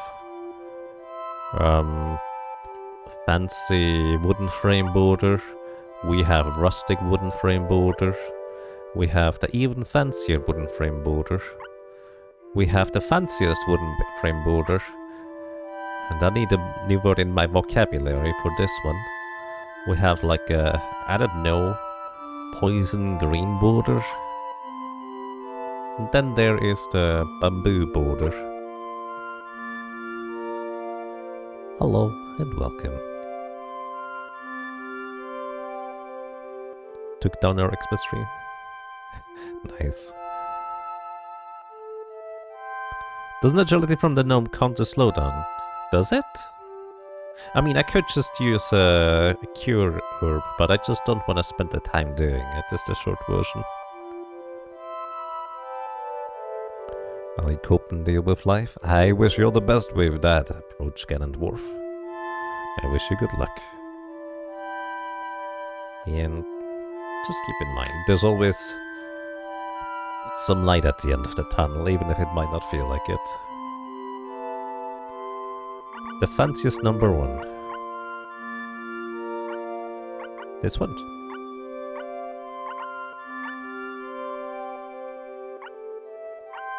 I kinda like this background here. Alright, let's go with this. Where was I? I already forgot the number. I'm sorry.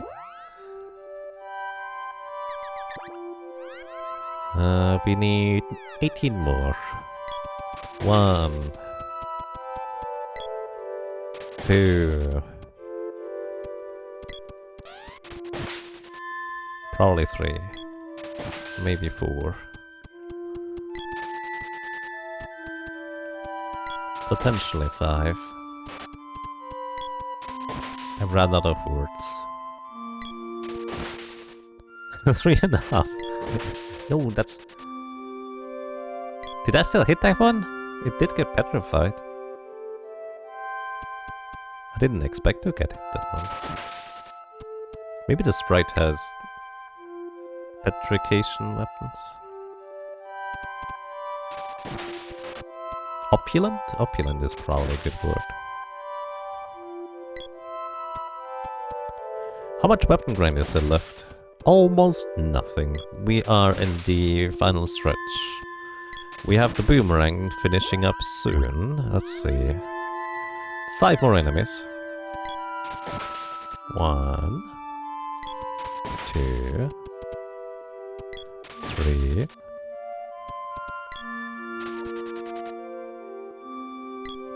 4 and... not 5. Okay, the sprite almost certainly has petrification. 5. There we go. Ninja's trump is done. So we just have the lens at this point. And I'm gonna do this one in the Mana Fortress, because I'm reasonably certain that the boy is not going to get to level 70 before he's going to get the remaining kills.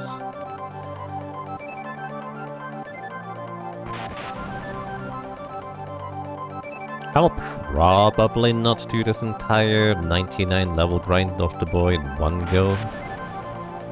I will kind of likely intersperse it with...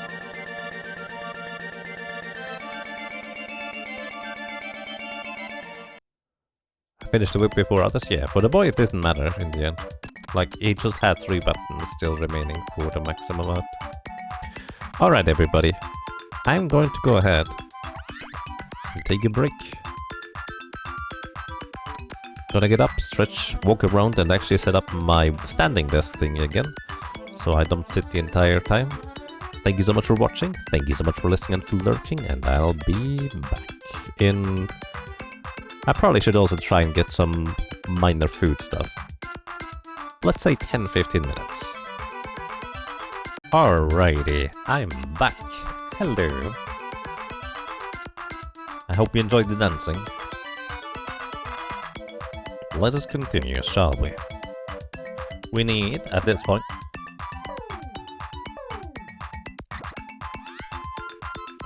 99 more kills, specifically on the Daedalus lance for the boy. Once we have that, the weapon leveling part is going to be done. He is low enough level that it should be absolutely no issue for any capacity. And then he will need to become level 99. So I suggest we're just gonna run through the Mana Fortress for a while, kill everything along the way, or well, at least the efficient stuff along the way. Get a bunch of levels on the boy. Most importantly, finish off the level 99 or well 8.99 spear for the remainder. So we're gonna give the boy Stone Saber to petrify enemies. They lose half of their HP if they are petrified first. We're gonna give him Moon Energy to guarantee critical hits. And let's go. So yeah, he does not have enough attack power, I guess, right now in order to guarantee knocking out enemies, but it'll be fine. So going to give the thing over to the boy.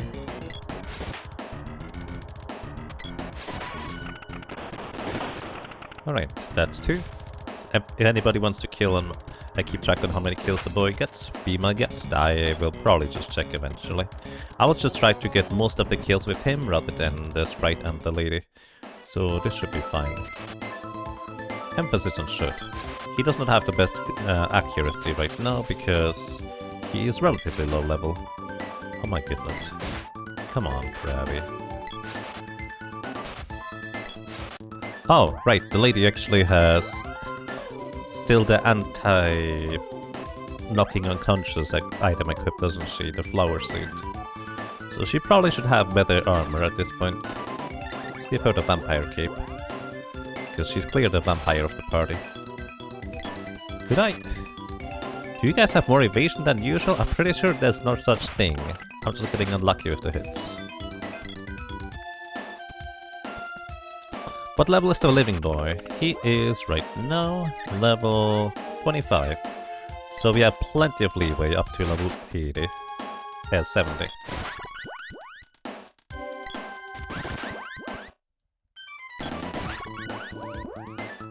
$26.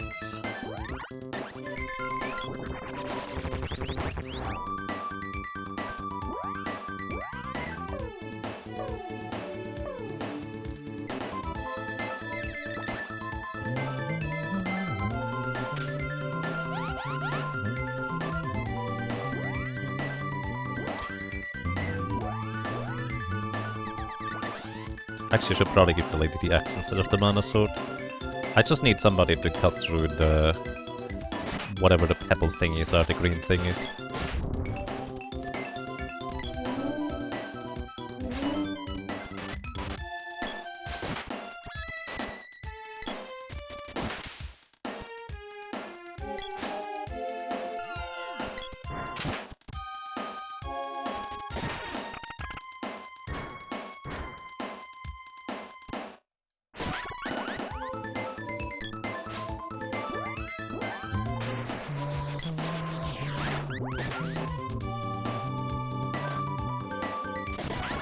I don't even need to heal him. He levels up so frequently that he's just going to get everything.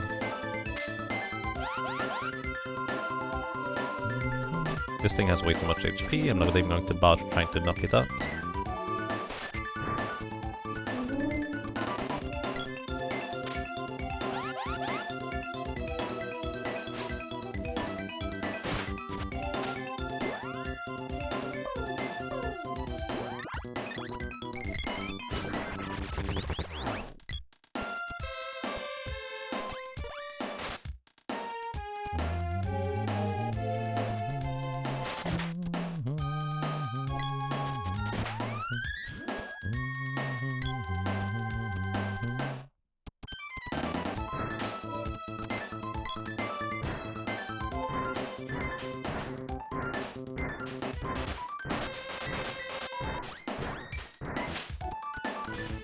No, don't Moogle him. Kinda need him not to be not Moogled.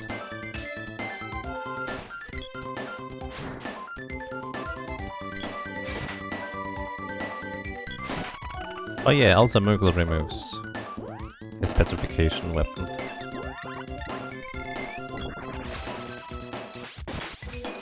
Sleep flower? Come on, that's just rude.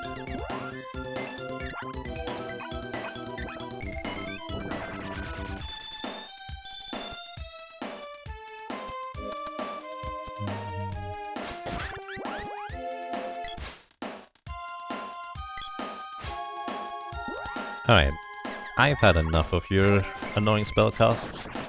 I'm just gonna give him Reflect at this point.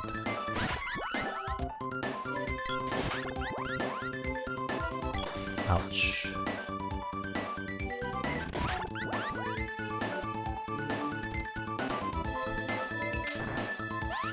Did I not give him proper armor, I wonder?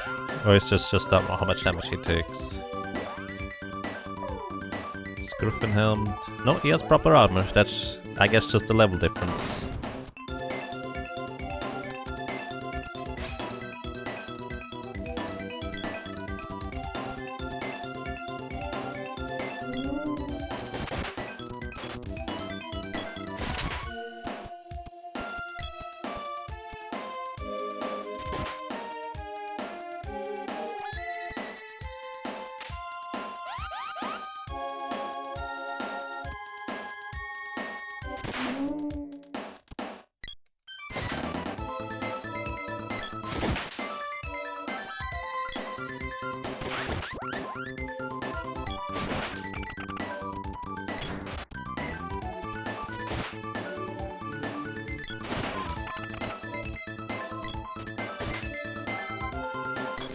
Uh-oh.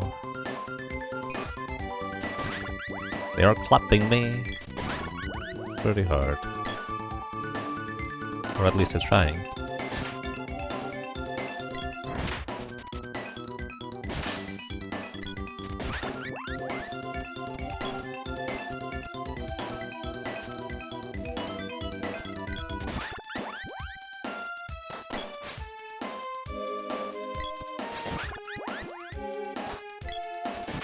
I would like to get away from under this thing. I can't see anything.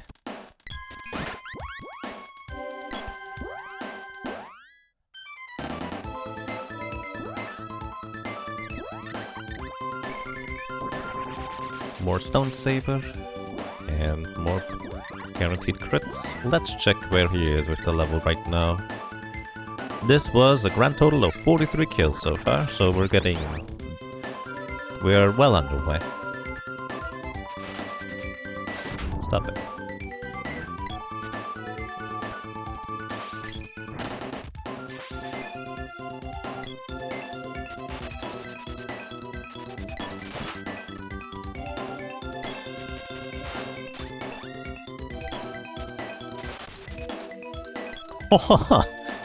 That's the terrifying thing about these guys. The Master Ninjas can't crit. The lady is fully equipped, really high level, and she took 912 damage in one hit.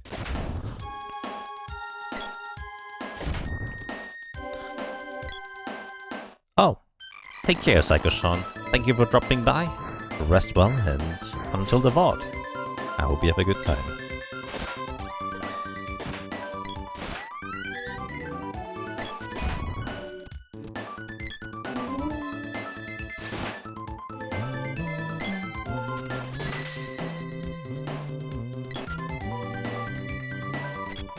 Uh-oh.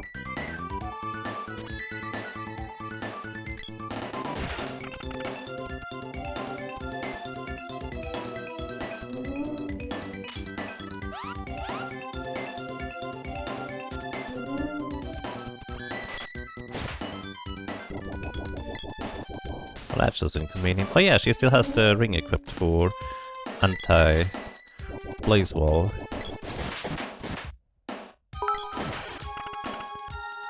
Hey, Happy New Year to you as well, Blind Empire. Thank you so much for the 100 happy rabbits, and I really appreciate those.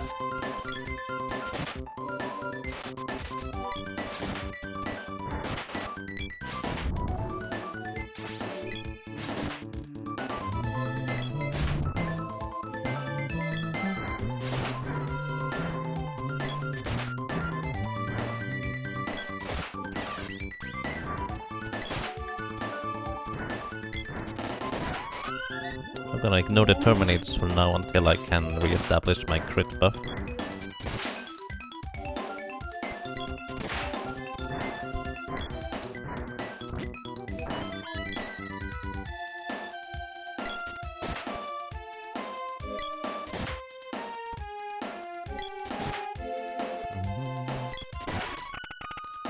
Rump is level 92. Getting up there.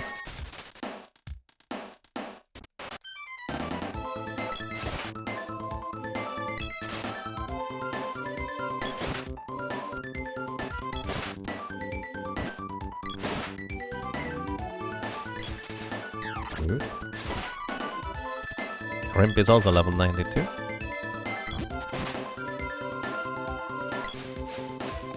Very rude. Oh, he no longer has reflect, so I might as well give him Moon Energy back for guaranteed crits. And probably should have done that a while ago. Lucid Barrier to guarantee survive. And petrification weapons.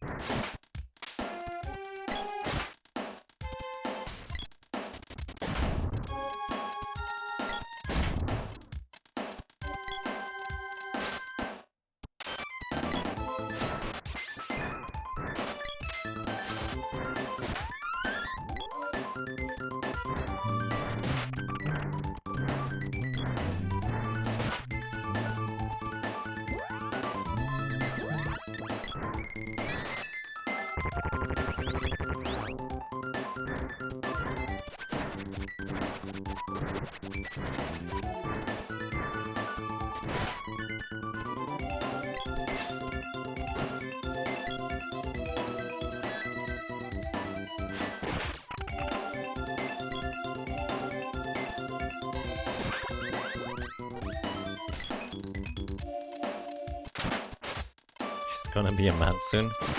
Maybe. Maybe he doesn't want to be. Sounds like a lot of responsibilities for no reason. Ooh, chest. I can't resist!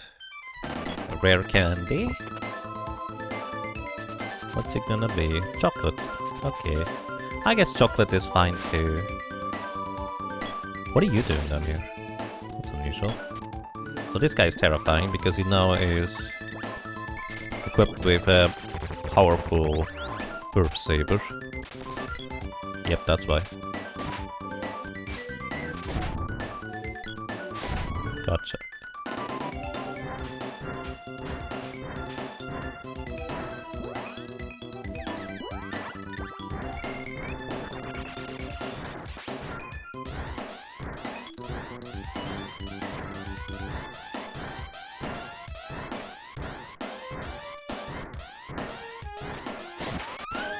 Oh, you missed that guy. Alright.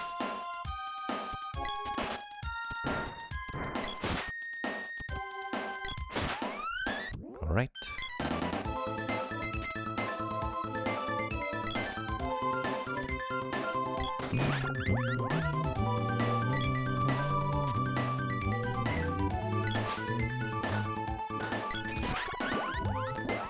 Okay, we have basically arrived at the end of the Mana Fortress. The boy has leveled up his spear all the way to 8.79.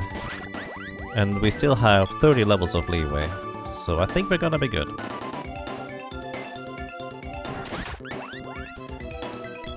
So at this point I really don't mind if the Sprite and the Lady are going to get a bunch of kills as well.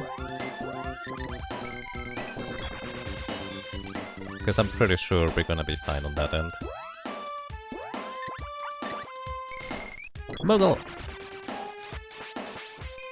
So I'm also going to allow them to be more aggressive on their own volition to just attack.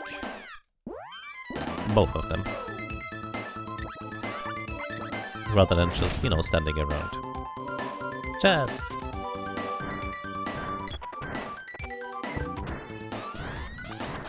Wait! I forgot that could still happen.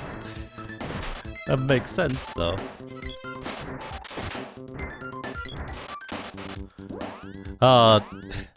I forgot the boy was low enough level that he could still trigger traps. I entirely forgot about that part.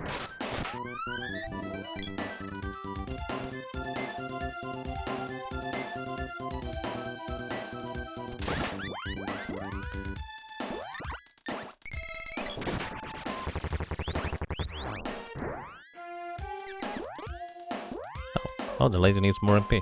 Okay.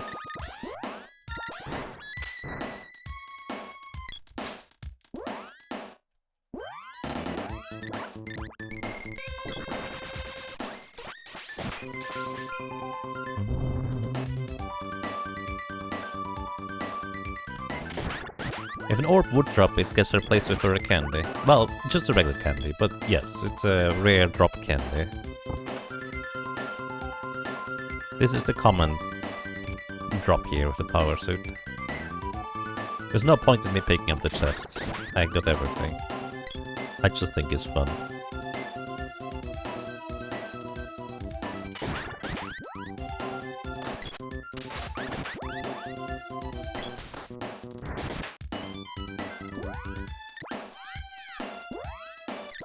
Oh, 11 more kills and we are done with weapons. 1, 2, 3. Fun is a very good reason to do something, I agree. 4.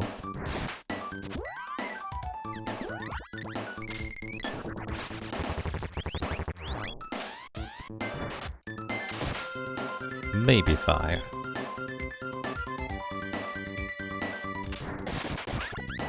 6 and 7.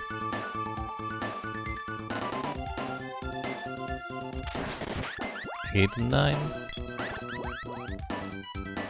And I do believe with this, we have all the weapons. Nope, nope, I missed 3 more kills apparently. How am I missing 3 more kills? What? I guess some of them didn't count obviously, but still. This one should be it, right? There we go, with this, we are done. Weapons are level 8.99 across the board. The awkward and difficult part has been completed. Now everything is just mindless grinding, which I think is quite lovely. I don't mind that. But now I'm also allowed to just use the mana sword instead, which is going to be very helpful to just one-shot all things enemies. Yeah. Box is now green. Or it might still be red if you're red-blue colorblind. But I created this layout before I knew about that concept. Alright, I'm not gonna worry about... Oh, wait, you loosen beam instead? Oh. But yeah, this is where Rumps begins to level up to 99. Ooh, chest.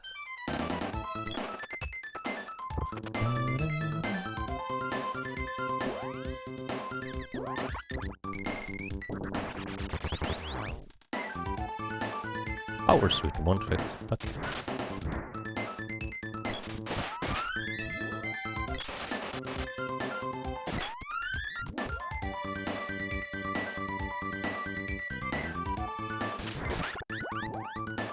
Wonder if I should charge up my sword to level 1 here.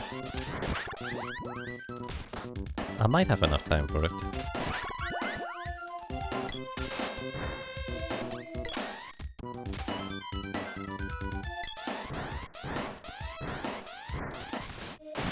Okay, that hits 2, but not 3 of them. Let's go with 44-year-old boy, he got this. Yeah.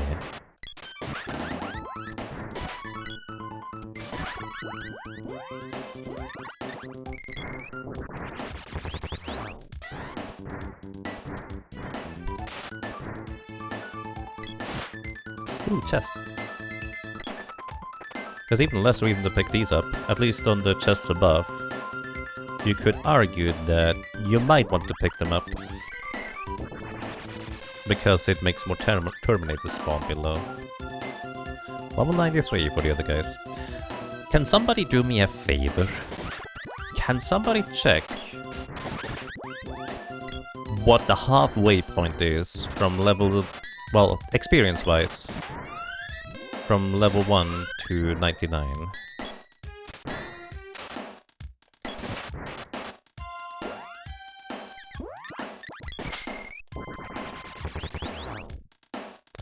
We have not finished spells already. In the previous run I have completed spells right away, or before I did the weapons. But this run here is slightly different because I got the mana so early. And finishing off the spells was going to be kind of awkward. Which actually is a good point. We should just start doing the spells here at this point. Finishing off the spells was going to be kind of awkward because... the sprite would keep killing enemies, and I would need to avoid that the entire time, which felt kind of inefficient at that point. So I was just going to switch over to the other thing. So what I'm gonna do is I'm actually gonna have the sprite just continue casting spells on these guys, for shade at least, until the fancy spell animation happened and I'm forced to watch it anyways.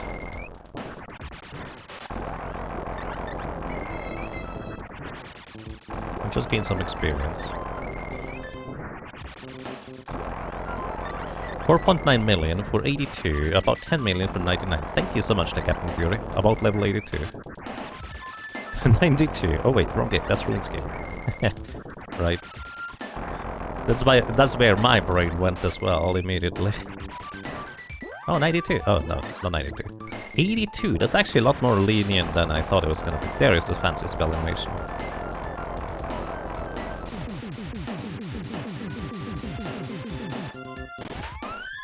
Boom.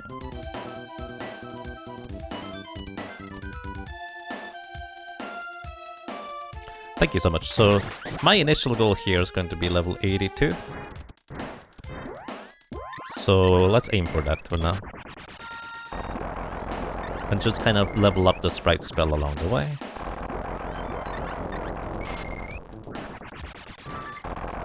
We can level up the sprite spells because they can just MP absorb and gain MP back as well. Do fancy spell animations deal more damage? Yes. In fact, to my knowledge, there is virtually no difference between a level 7 spell and a level 8 spell that does not have a fancy spell animation. It only actually truly becomes a level 8 spell once it does get that fancy animation. I think. I have not actually confirmed that belief in a long time. I read it somewhere at some point, based on the numbers, and it seemed to be sensible, but I don't know whether I'm even remembering that correctly. So, take that with a grain of salt, as you should do everything that I say. Because as much as I have the best intentions, I'm still a goofy.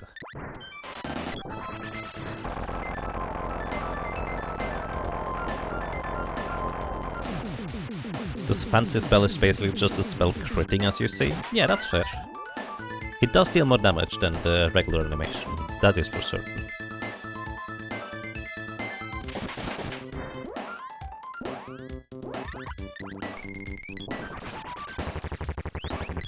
Like, this is a fancy spell animation, which I do believe adds +1 critical hit to it for that spell in particular. It didn't look particularly fancy, but I couldn't do anything during it, so it just locked me in place.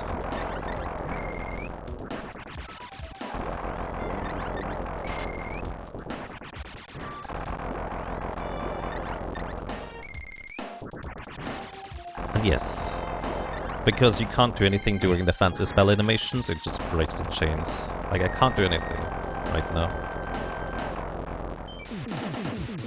Which also means it slows down the spell grinding up to 8.99 dramatically.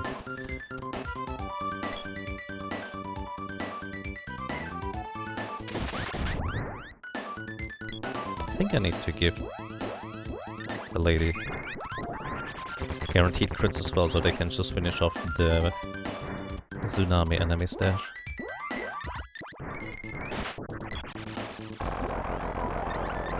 Then again, she's just going to continue. I should give the spell the guaranteed crit to the sprite instead, I guess.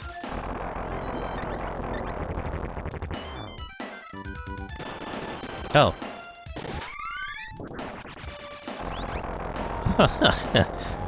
Don't you think that's a little bit overkill? That poor chest. Fairy crown. Okay.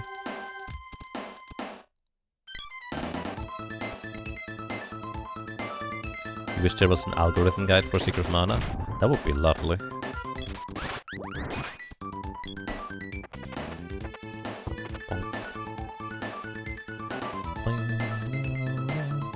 Power suit 150.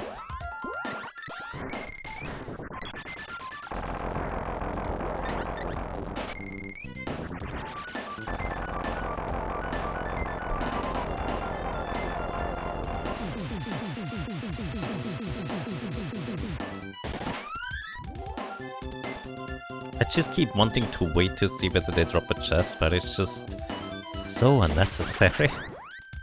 I need to stop myself from pausing there, just like, no, we don't need any more chests, Jaga. We should, you know, it's gonna take long enough as is.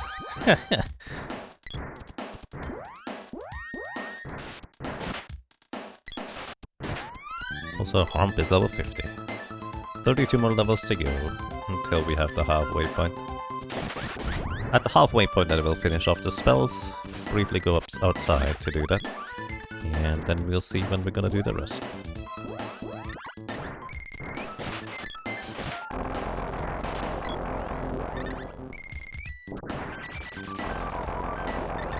Standard play versus optimized play is tough cycle to break.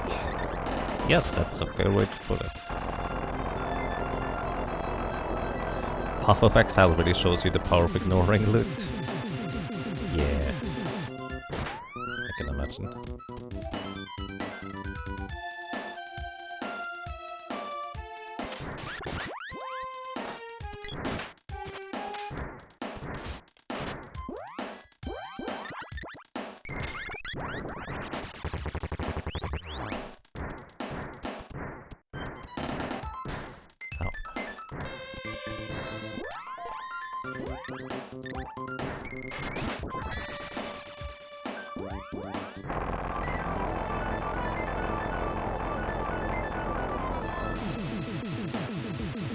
I guess multi-targeting, the fancy animation of this thing is not nearly as satisfying.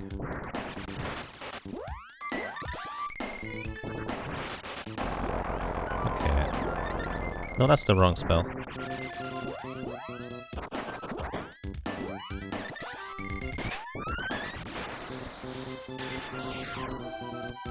And we're stuck with a perpetually bright screen. Oh, maybe not.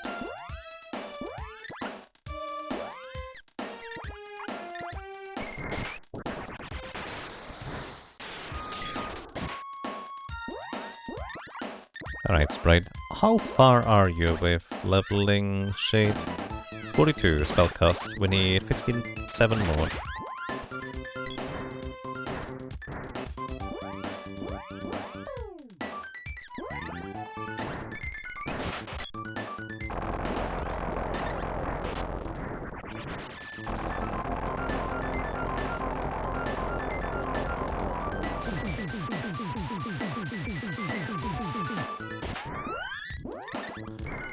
So the difference in power between the current hits and the final battle mana sword is basically the effect of the mana magic spells. Yes, accurate. So right now the mana sword is amazing. Like, it never misses against enemies even if they have evasion. And it deals effectively double the damage compared to any other weapon. But the mana spell is effectively what makes it so insanely ridiculous.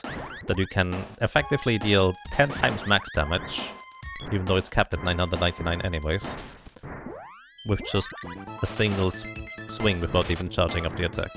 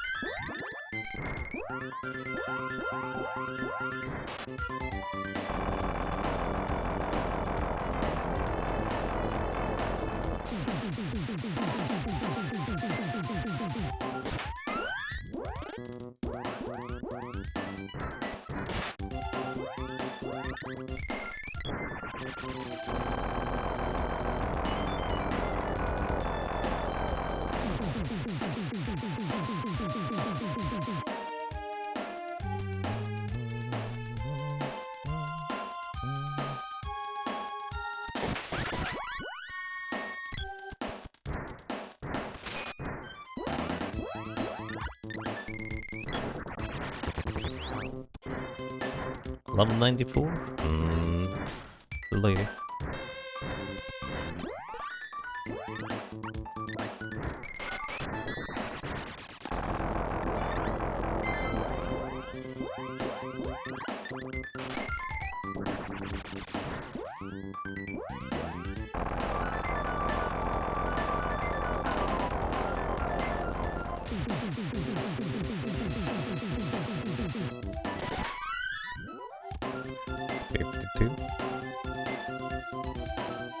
Night. Good night. Sleep well. Thank you for dropping by.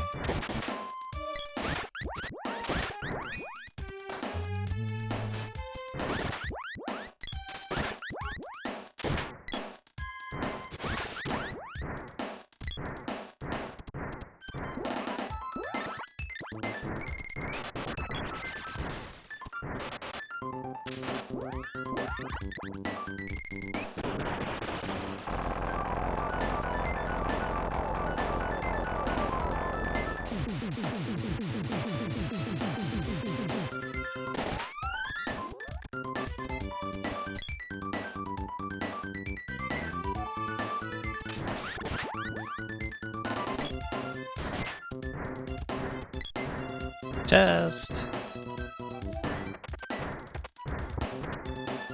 Amulet ring.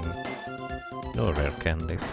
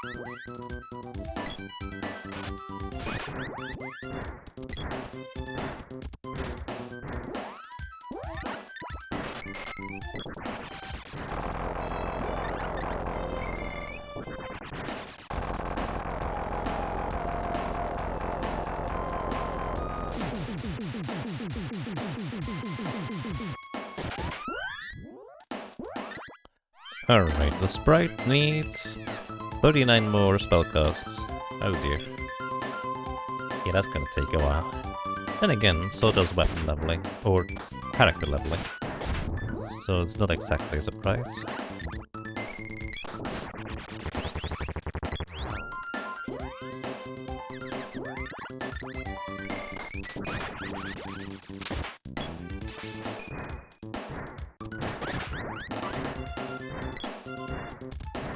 I intentionally wait there a little bit, because if I don't, the enemies are going to... Well, there's only going to be one enemy spawning down here, because they won't spawn until effectively the damage numbers of the previous enemies are going to disappear.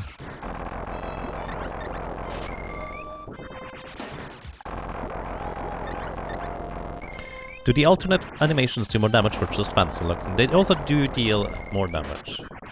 They are effectively the actual level 8 spell, whereas level 8 is the same as level 7 otherwise, I think. Take that with a grain of salt, because I haven't confirmed that information in a long time. Alrighty. I'm also going to take a very short break here, because I realized I probably should have gone to the bathroom during the previous break, so I'll be right back. Enjoy the music.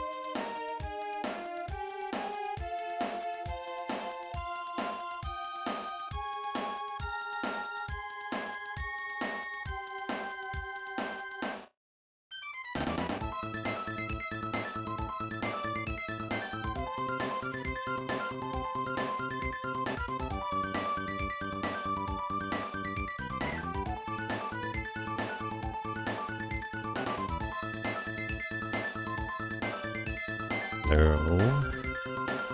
Hello. I'm back. Sorry, that took a bit longer than I anticipated. But I suggest let us continue the grind. The current goal is level 82 on the boy, which should be about halfway to 99. And then we see what else we're gonna do.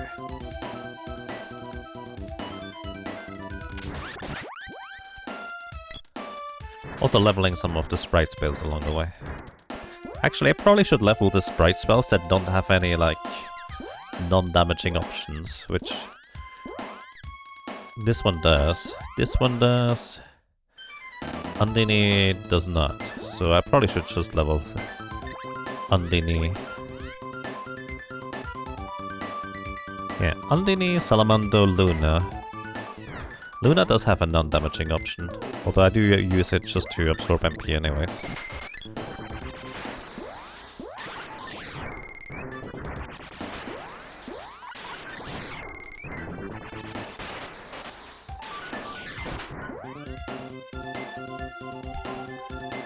Let's just level Undini here. Level 82 is halfway to 99? Pretty much, yes. Experience-wise.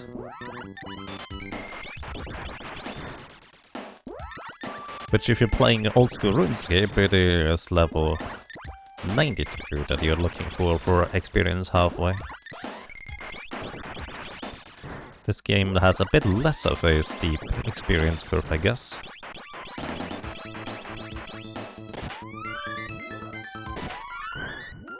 Oh wow, that guy's not dead.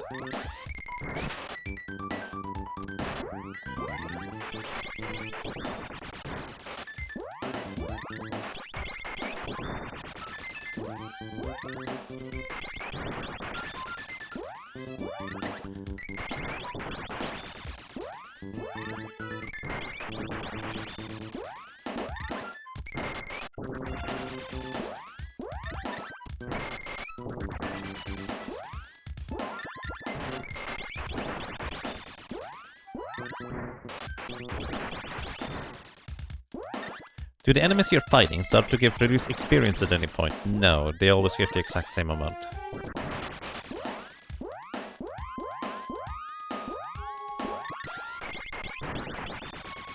That kind of concept wasn't invented until way later, I think.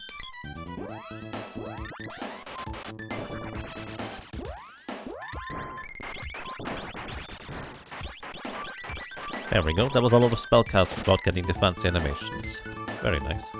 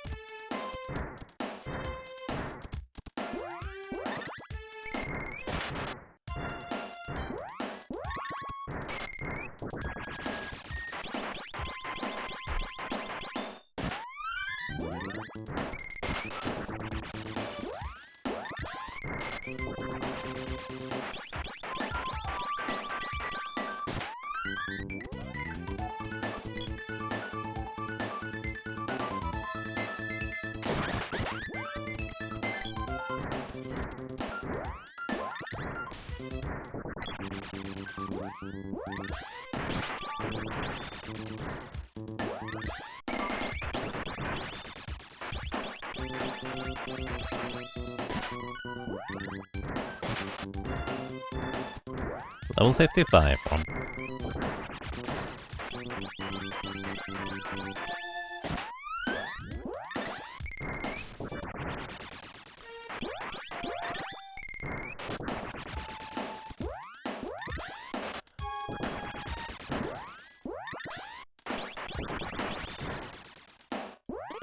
Oh, Sprite is out of MP, that's a good thing, because that means that was 50 spellcast for Undine.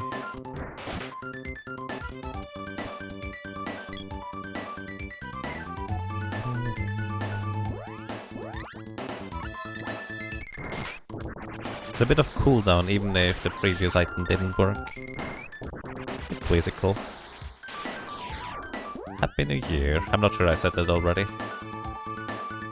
My brain does not tend to keep track of things too well.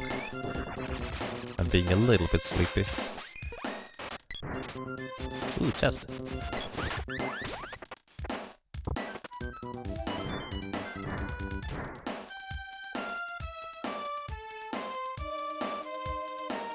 Romp's unconscious. Wait, how did he get knocked unconscious? Oh, sleep flower. Right, these things can use sleep flower. Alrighty, for the Sprite, we need 40 more spellcasts of Undine, which means 19 MP remaining in the end.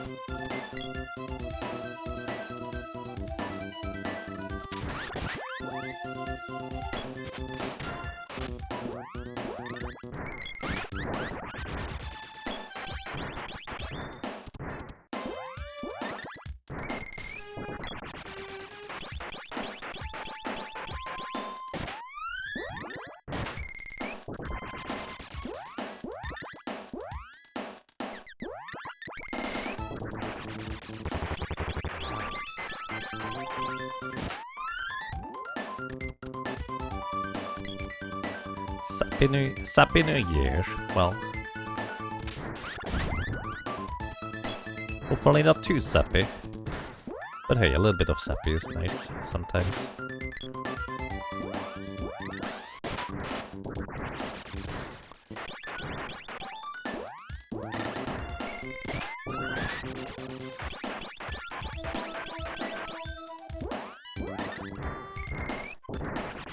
And happy New Year's to you as well, Tiro. Welcome. Ooh, chest. If I see a chest, I'm gonna sometimes open it. Doom Trap. You know, while we can still get the traps, we might get the rare trap as well sometime. The Shadow Zero.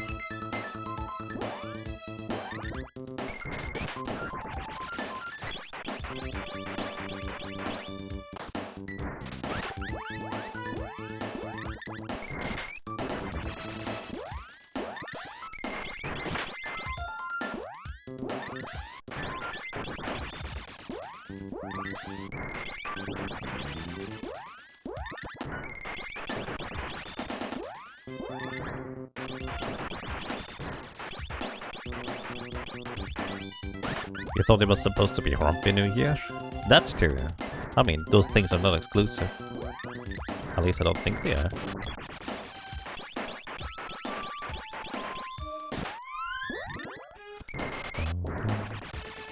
Quadlight! Hello, thank you for the raid and the host. Welcome, I hope you're doing well.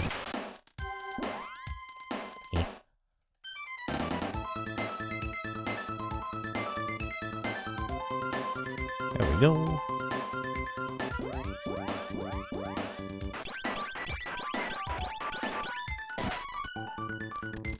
Level 95 on Romp.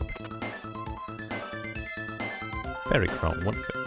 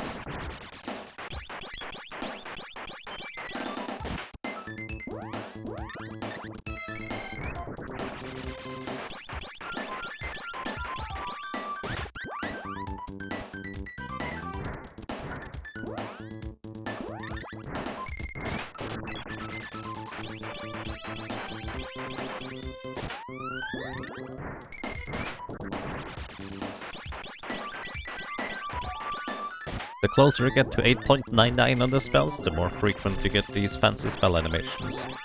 Which, you know, is normally fun. But if your explicit goal is to max out the spells and not see all the fancy animations, well, I might just make it take a bit longer.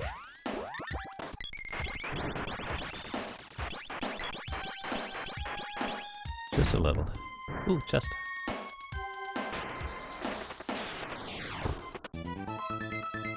I mean, let's ring 1 crit. That's fair.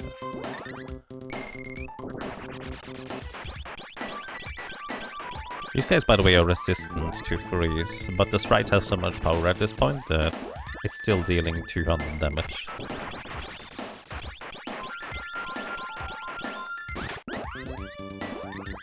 Five more spell casts. 4. Welcome, Quadlight. Thank you for the raid. I hope you're doing well today. Into the food box with the placeholder. Naturally. Alrighty, this should be the last spellcast here for the sprite. This should be 8.9 then underneath. Let's double check, just make sure. Alrighty. Next up, Salamander, then Luna.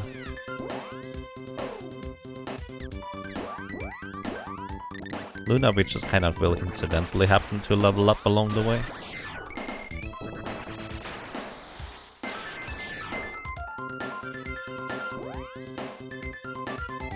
Because we keep getting more MP out of it. Alright, Salamander. You know what? If I'm just gonna cast this freaking lift the sprite, I might as well just use the Mage Mallet here. To reduce the casting animation time. I mean, originally I meant to just have the lady continue casting as well, but at some point I realized that I might as well cast on enemies that give me good experience. And now I'm just spamming spells because I'm so close to being done with the spell leveling with the sprite that I just want to kind of be, you know, done.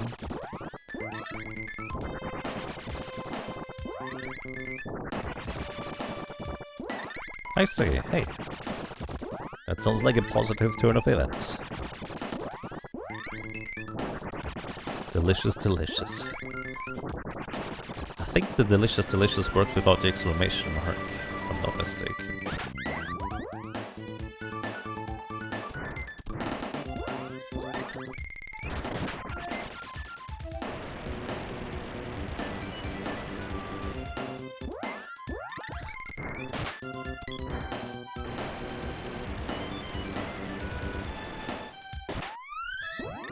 Strange, why you're not getting counted as another raider? I do not have answers. Either way, welcome to Dark8118. Happy New Year. I hope you have a good start into it.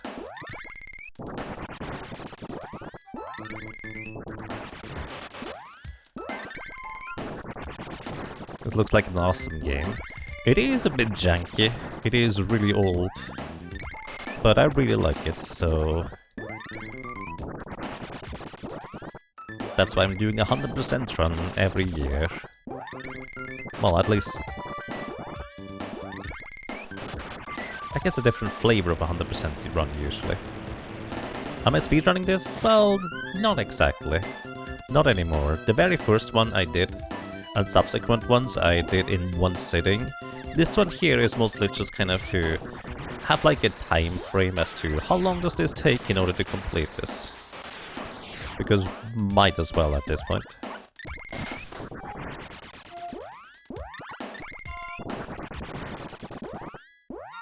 You know what, I'm just going to dispel your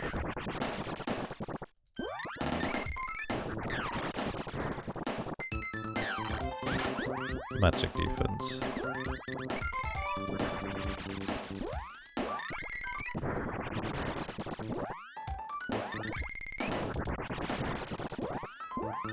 And yeah, I used to speedrun this game quite a bit, but I have since been a bit more casual about things. Still know a little bit about the game though. This music is so nerfed by the casting, right? I agree. Limited sound channels be damned of the SNES.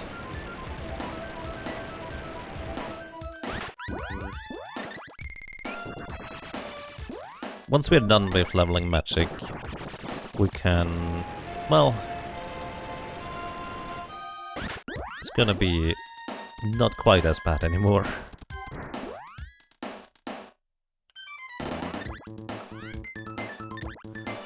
Alright, we need 54 more spellcasts with Salamander to max it out.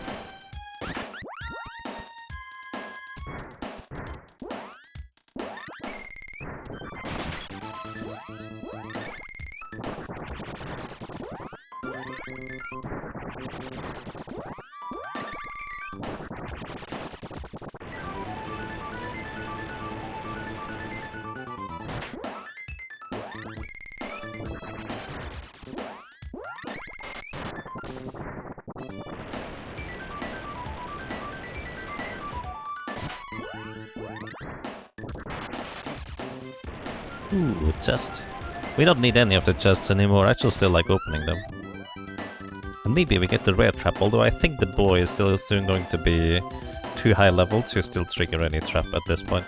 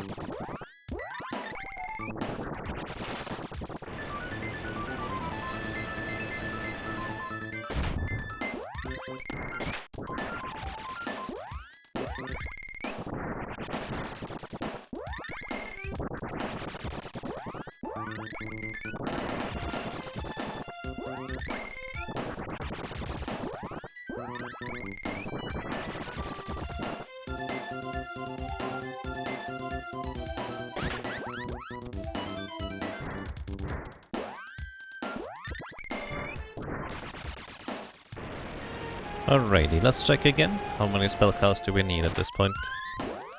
I refreshed my MP already once. We need 21 more spellcasts. That is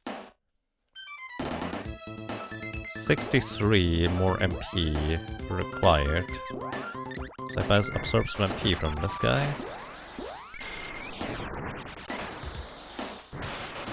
So 99 minus 63, what does that make? 36. So once we have 36 MP remaining on the sprite, Salamando is done. Rump.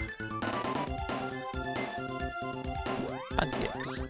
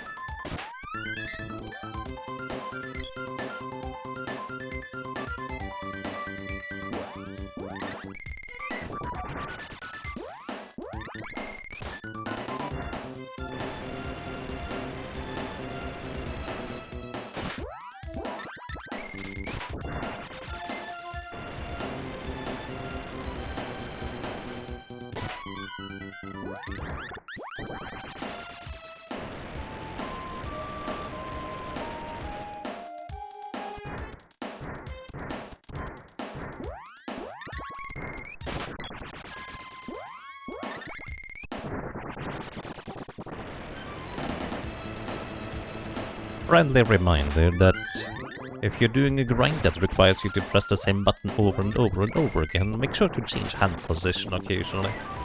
I don't know, I'm using the controller with claw grip as like almost as a keyboard on the table right now. Because I know in the long run that's just much friendlier for my hands. So that's what we're doing. Also, 2 chests. Hooray! 1 in 16 each. Rare candy. Aww. Rare trap I would take as well, but I think the boy might be too high level now. He might just outspeed all the traps at this point.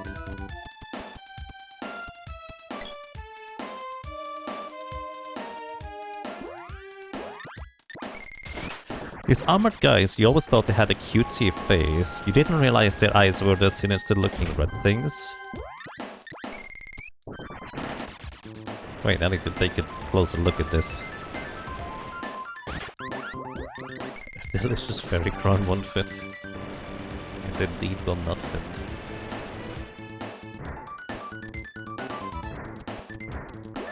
Hey guys, turn around. Cutesy face. Hey, turn around, buddy.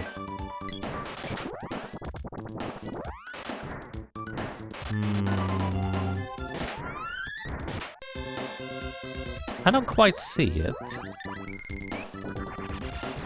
That... Huh.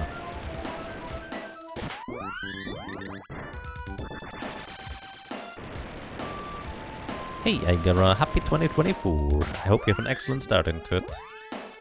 Oh, I think this is already it. I overshot it a little bit. Salamando is done. Luna and Shane's remain.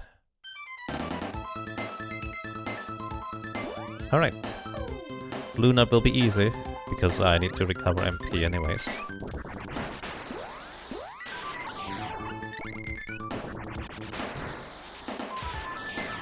Let's see real quick. Shades requires 31 more spell cast. 31 times... If I use Dispel Magic 4, what does that make? 31 times 4 is over 100. 124? Is that right?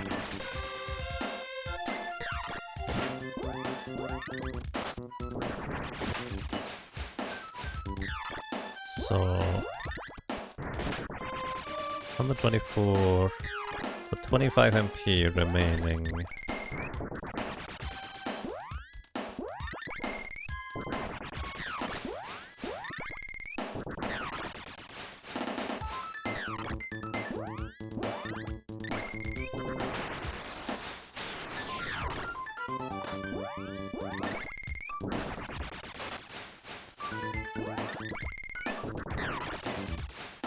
You can say it with the rosy cheeks like Kirby. Okay. The little marks above their head eyes make them look like Kirby with rosy cheeks. Okay. Let me get over there actually real quick.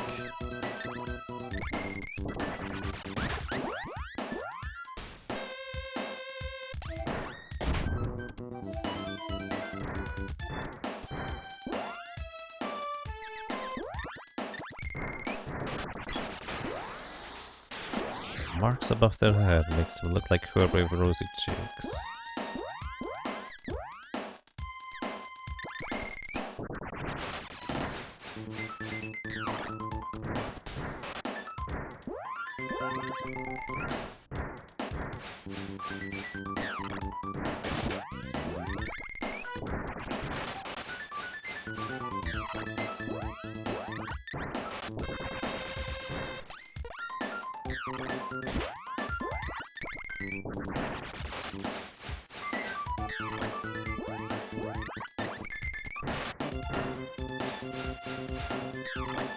I don't know, it's hard for me to see. I'm really trying though.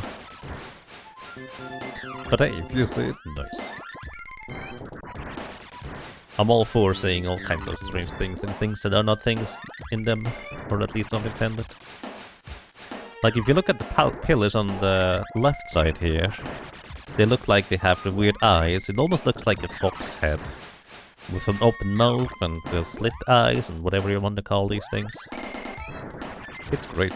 They're just kind of yelling the entire time. Like the pink window in Final Fantasy V. Yes, exactly.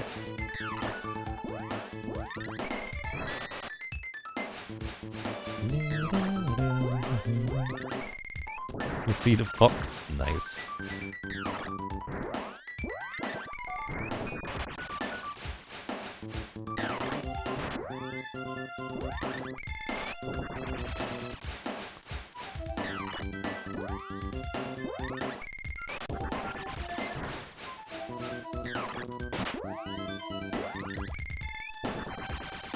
Alright. What do you need at this point, Sprite? Are you done? Oh, you're done with Shade, so you just need Luna at this point. You need 66 Luna spellcasts. And you're gonna get 58 more with this. Oh, you're actually going to lack one spellcast of Luna here in the end. Never mind, we're not gonna lack any spellcast of Luna. Just lock phase, yes. It just has a bit of a lock phase too. How much MP do these guys have? Actually, I have no idea.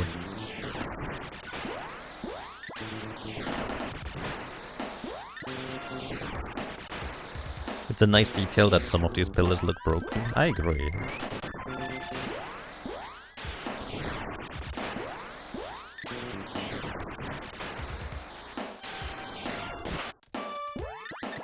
Alright, I need you to not knock this guy out, preferably before I'm done with my spell grinding. That way I can knock that off of my list of things to do, so get back.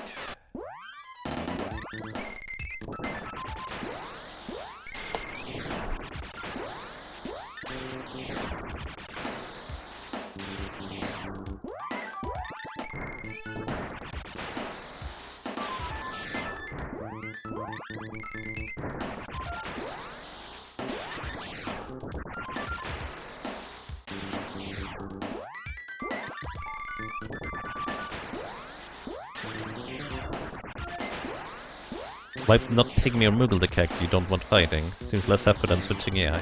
Moogle doesn't last long enough, but Pygmy actually seems reasonable. The downside is they would actually potentially get whacked by the enemy and then I have to revive them. Then again, it's fine. It's a reasonable suggestion, to say the least.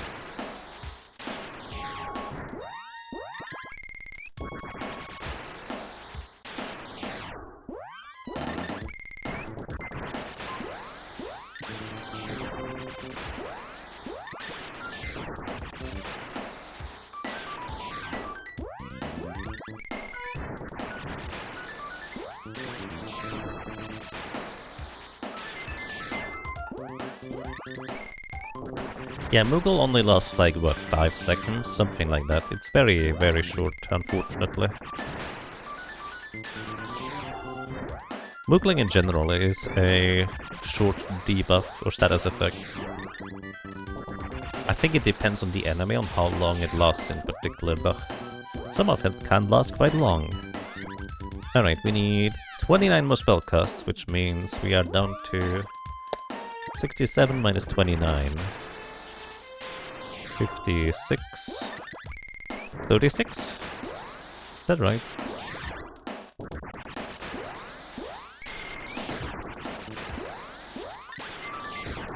I already forgot the numbers. Yeah, 36 is probably okay.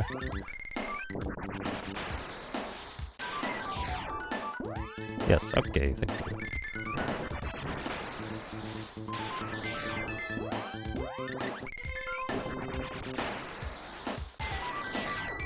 Right now I'm playing a Secret of Mana, 2 hands, 1 controller.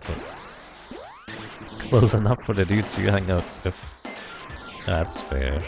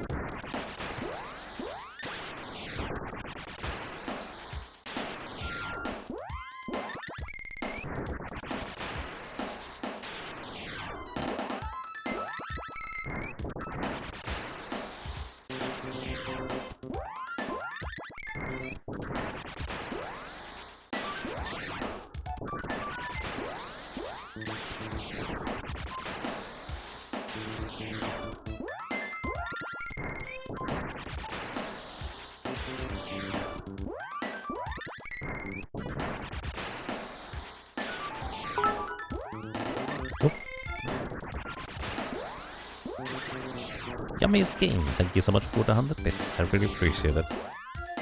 Fundraiser monies. Do you prefer Secret Mana in German or English? I have to admit I have not played this game in German in 15, 20 years, something like that.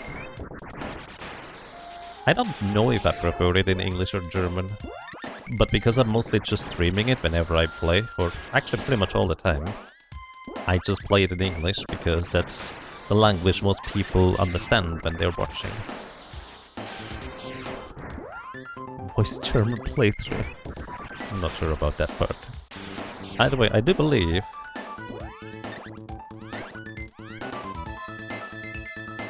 That's it! Sprite is done! Done, like entirely completely done. Well, minus technically some levels, but we're gonna get these naturally anyways. Good job, Sprite. I'm proud of you.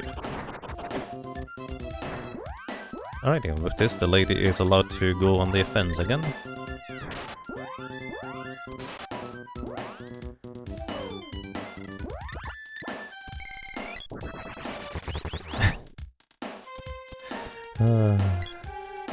Thanks, Kishura.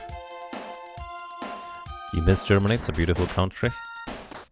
I haven't really seen much of Germany, to be honest. Like, the few times I've been there, I just kind of been mostly on a mission to go places, do stuff, Gamescom, Pokemon competition, stuff like that. So I actually never really visited the country itself, to be honest. Probably should someday.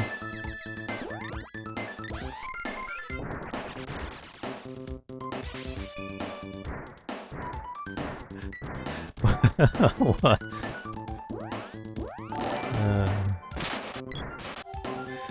You stream some of your games in German, because it annoys the viewers a lot, especially the Germans. You do not know more than 20 words of German.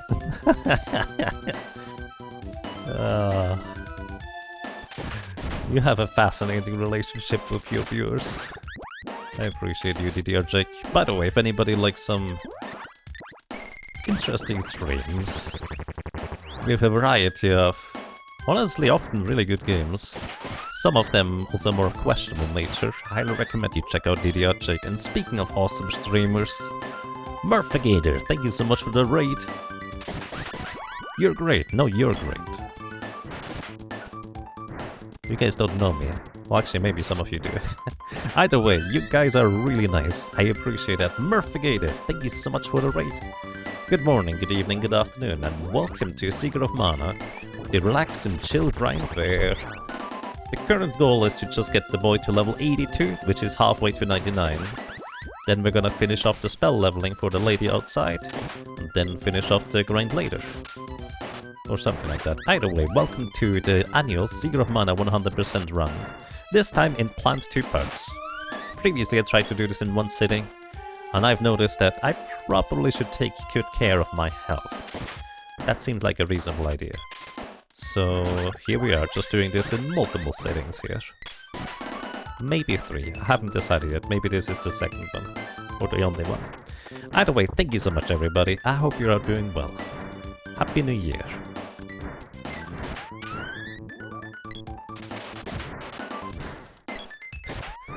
You understand, but 82, which is halfway to 99, is a funny line.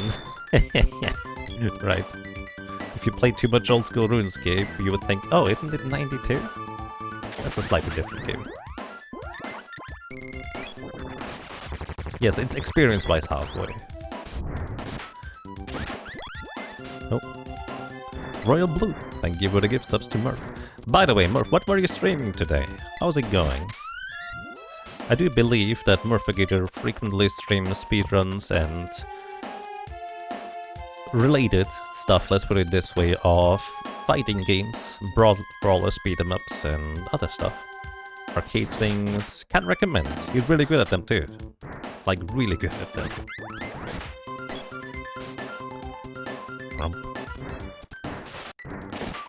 Ouch.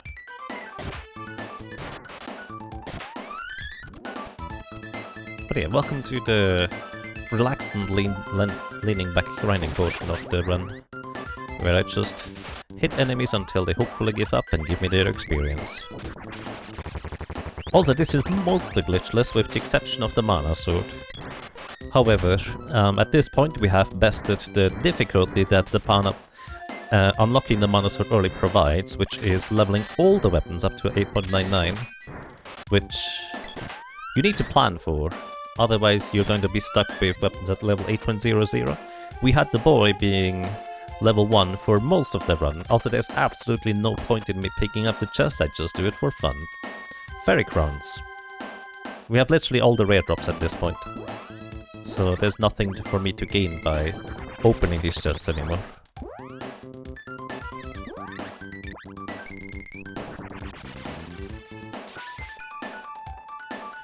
Am I grinding for weapon orbs or experience? Experience at this point. We have acquired all the weapon orbs. We have also acquired all those rare drops. Well, all the relevant rare drops for all the equipment pieces. We have one of each of the pieces of equipment from highest defense to lowest, one of each at this point, which included a number of lengthy-ish grinds, starting in the Grand Palace, then the Pure Lands, and then the Mana Fortress here. So yeah. Also, I need to try and read chat properly, because my brain is already forgetting that I should be reading chat, just so focused on the game.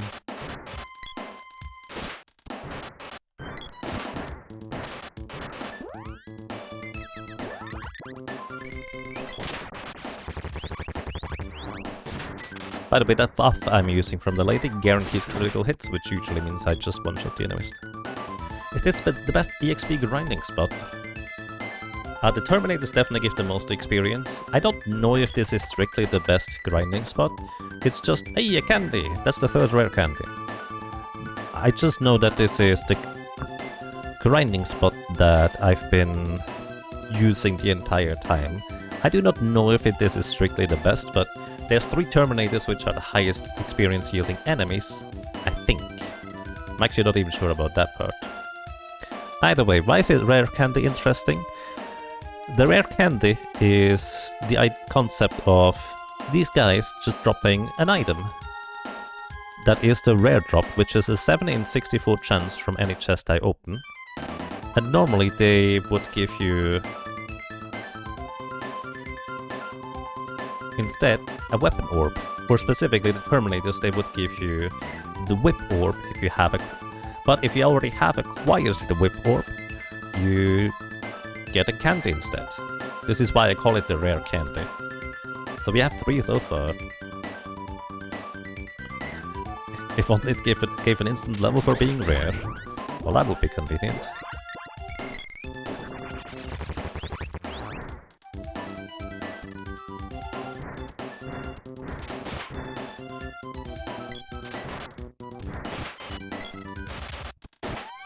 Is experience shared? No. In this game here, you either get the experience or you don't. So if I kill off the boy and the sprite, the lady does not gain any more experience compared to when the other 2 are alive. So there's no point in knocking them out after they reach level 99.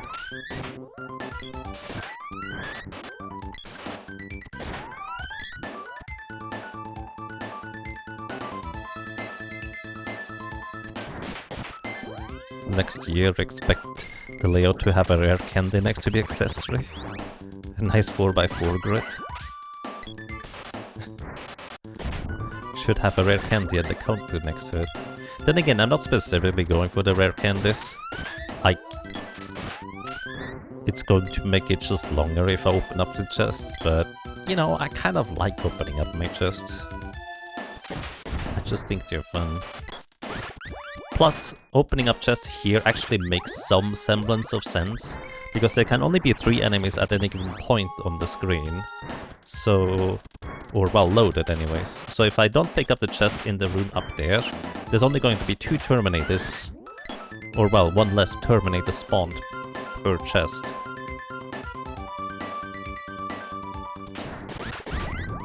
Also, by the way, if I miss anything in chat, please feel free to repeat it. I'm quite a slow reader, and I tend to try and focus a lot in the game. Hey, candy number 4! Cute.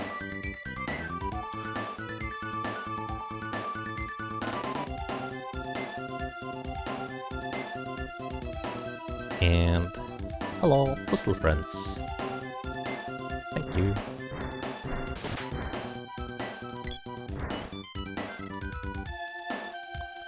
Nearing the end, kind of. It's still going to actually take quite a while.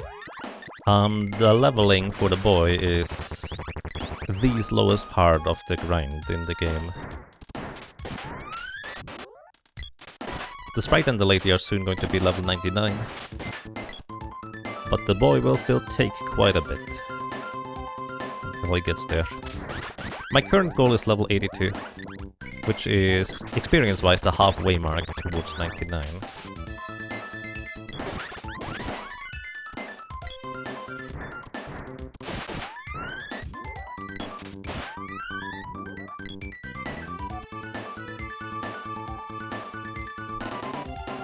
Here's a crude drawing of the Kirby Knight.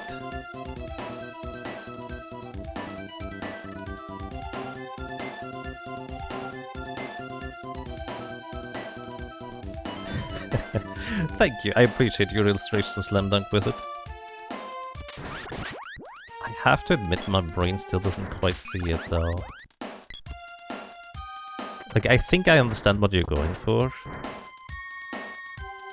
But I'm just too used to, like, the regular look in my brain. I'm trying.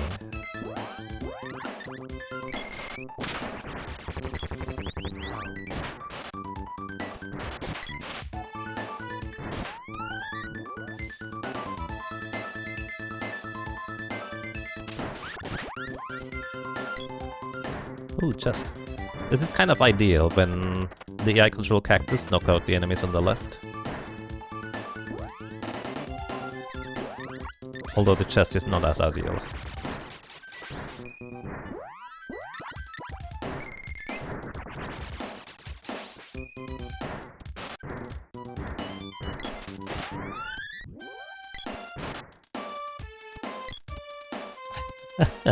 The game just told you fat, the suit doesn't fit. Wow. It doesn't fit in the inventory. Oh, do you think that's why the sprite and the girl can't equip the power suit? Because it's only for the boy. Well, that would be some scathing commentary right there.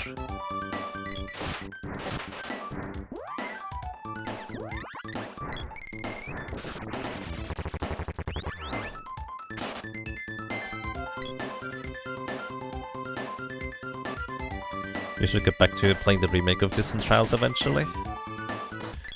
Yeah, as much as I think the remake of Secret of Mana kinda missed the mark, playing the original if you have no nostalgia for it is... I don't know. It's a very janky game. It has a lot of flaws, all things considered. I just really like the game because there's so many good memories attached to it.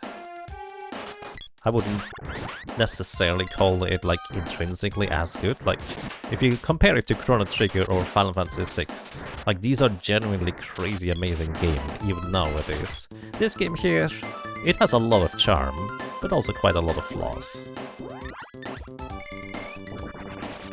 Doesn't prevent me from liking it as much as I do, though. I do like some janky games occasionally. Rip.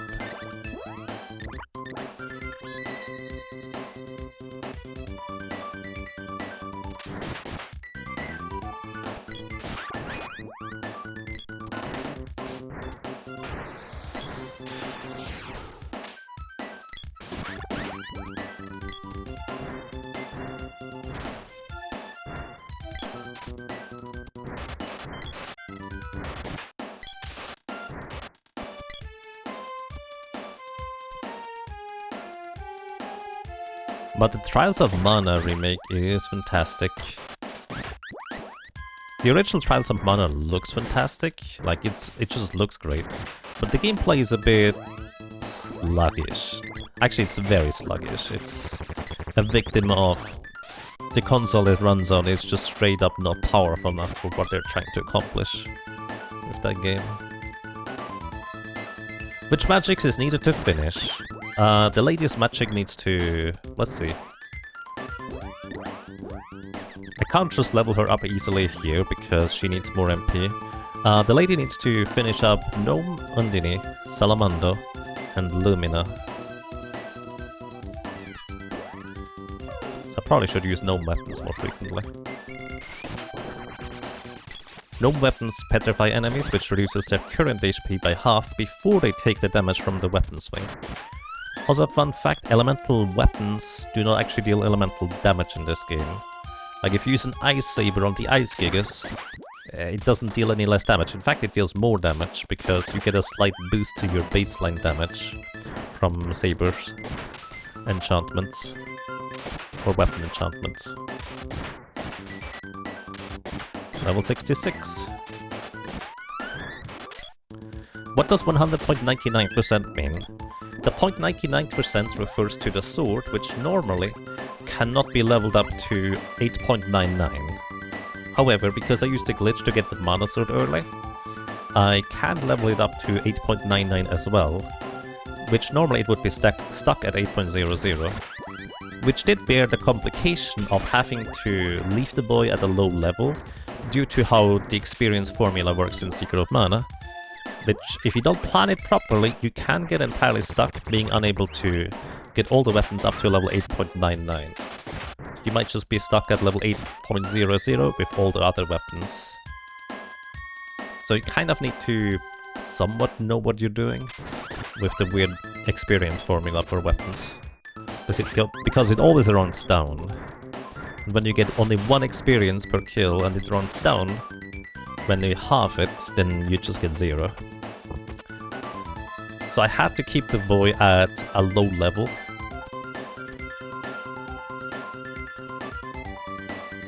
In order for him to be lower level than the enemies, and use experience sharing shenanigans in order to get the sprites and the latest weapon all the way up to 8.99 by themselves.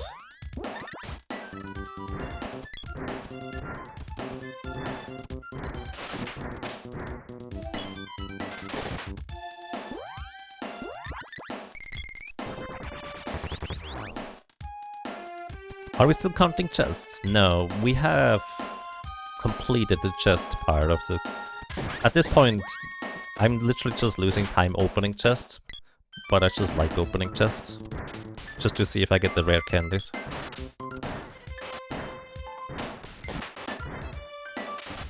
Also, level 98.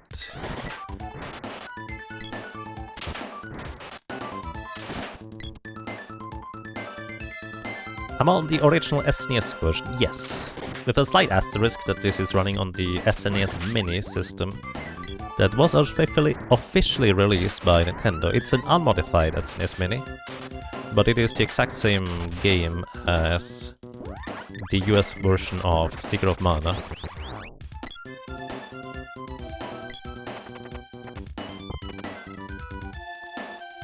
With a slight difference where, for one, the SNES Mini controllers are way better than the original SNES controllers. And for two, the flashing effects on the SNES emulator that is built into the Super Nintendo Mini dims the flashing effects dramatically, which is much more pleasant on the eyes. So that's kind of why I prefer playing on the SNES Mini. Very Chrome won't fit. Guys, I heard we're too fat for the equipment if it doesn't fit. What do you think about it?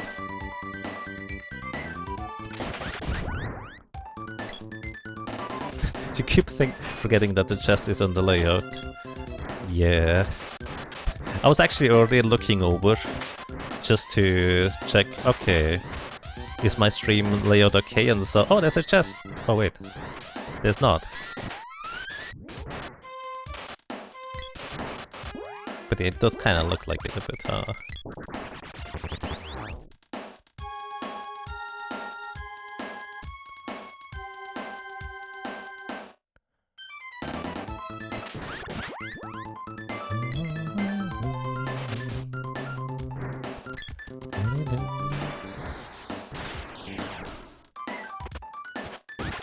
Tsunami gets Vactos in the chest, and an energy absorb.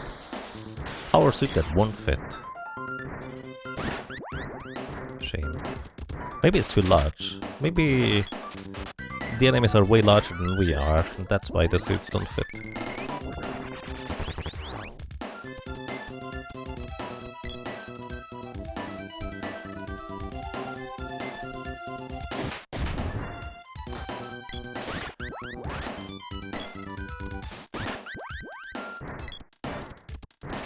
Alrighty, I think I was kind of contemplating this for a while, but I think what I'm gonna be doing is I'm going to be splitting this into 3 parts instead of 2.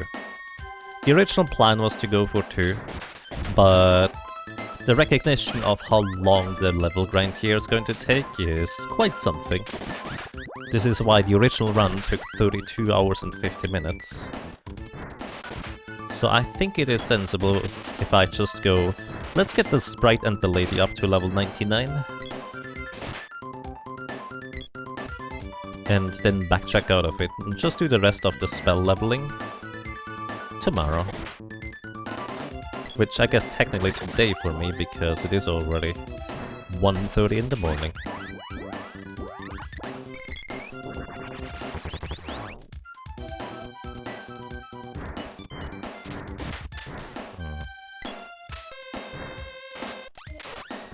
You were once obsessed with the idea of there being a 20th helmet and killed so many here, thinking it may have been a mimic helm. Sadly, it doesn't exist. You still find it odd that there are 20 wrists, 20 arms, and only 19 helmets. I never actually looked at the numbers. Is there? Are you sure? Hold up.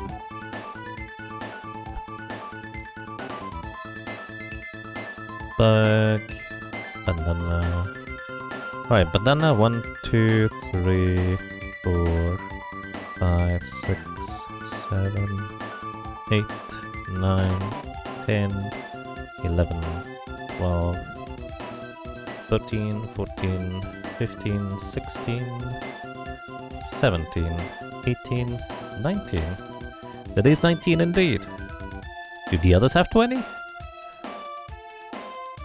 Oh, the wristband is all the way over there.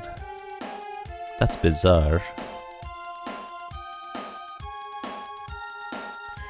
I mean, at least in my list it appears to be a 19 as well.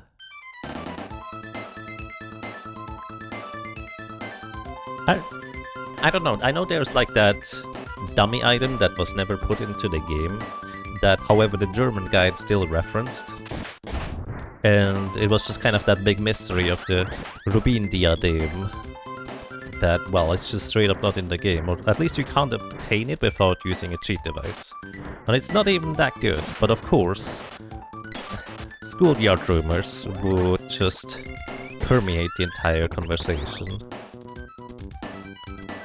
Tudora? Tudora.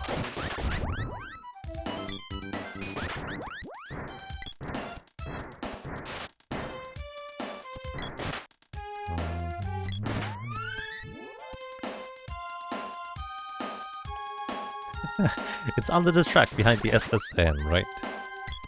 Right. I mean, that's kind of the fascinating part about that era of, like, rumors and such, I will say. In Pokemon, the thing under the SSN, it wasn't a thing, but I didn't know enough about games to recognize whether that could be a thing, because there was missing, though. There was the what they call Sunny City, where you kind of get into a glitch city. There was the concept of actually getting back into the SS or the like SSN shipyard after it departed already. So there was something to that extent that you could do. And eventually there was in fact a Mew glitch where you do the trainer fly thing. So, at least to my brain back then, this was like, probably not, but hey, who knows? Like, I was so gullible, I tried the one thing where you need to trade a Pikachu 20 times from, like, one version to another and then try to give it a Water Stone. To make a, like, the Meryl. Which, because it looked a lot like a Pikachu, I guess people just came up with that and, well, little me just tried it out anyway, it's just because, hey, who knows? Peekaboo, yes, that one! Hello, welcome to Professional Amateur. Gotta catch Peekaboo. Urban legends, indeed. Oh, wait, you might be wrong about the experience. At 8+. If you're remembering correctly, you think the weapon experience isn't 0, but randomly one above enemy level. You remember scaling at level 9 Lance, killing 10 enemies per skill point, hoping it would do something. There could be some weird wonky mechanic like that somewhere. Because there is at least some weird wonky mechanic with the weapons, right? Because with spells, it is strictly however much experience you see you get. So it is 9 experience exactly from 0 to level 100. And you just need to cast 13 spells because... 12 spells. Because from level 0 to 1 it's 12 spells. Because you get 11 up to 99 and then plus 1 in order to get to 100. However, with weapons, if you kill 11 enemies, instead of having 99 experience, you just straight up get to the next level. So there is certainly that kind of weirdness in there somewhere. So it's entirely possible that I'm not, like, properly informed on that kind of stuff. If somebody wants to do some research into that, I'm quite interested. Because there's definitely some weirdness with experience. Like, there could be fractional experience for weapons, but maybe not magic? I don't know. Either way, the Sprite and the Lady are level 99. Both of them have 800 maximum HP now. So I'm just gonna make my way outside, kill enemies along the way. And I think the rest of the casual and relaxing grind we're gonna do the next day.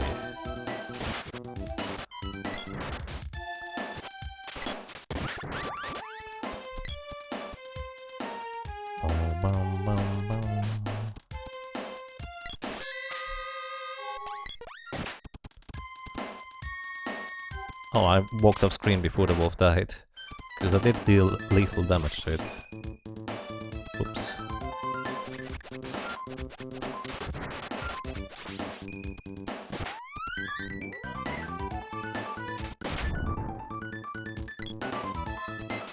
I don't think I hit that wolf. Oh no, I did get it. Unless the other guys crit instead.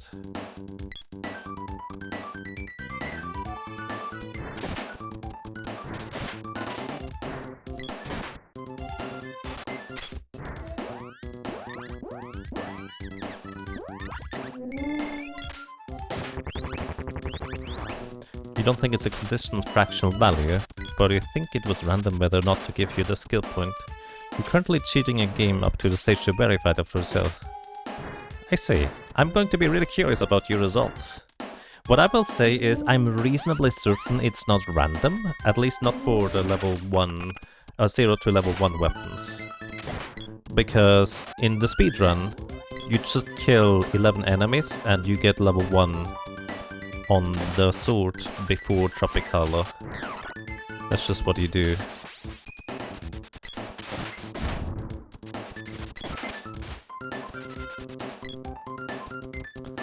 But there can be some stuff that I just don't know about. The game is janky enough and programmed by Nazir that there is that entire possibility that it can just be a thing. I do not claim to know everything, I just know a lot. As it was indicated by DDR Jake one day coming into the channel and telling me, hey, do you know about that glitch about the character just disappearing? And I had never heard of that before. My initial instinct was just like, are you trolling me? And it took me quite a lot of research to find like some footage of that actually happening to somebody. And I eventually found like a video of somebody on Nico Video, the Japanese YouTube-ish website, of that happening to them in their casual playthrough. And only like a month later or so, Incroyable VB, one of the speedrunners from France, actually happened to run into this in his like speedrun, which was quite fascinating of a coincidence.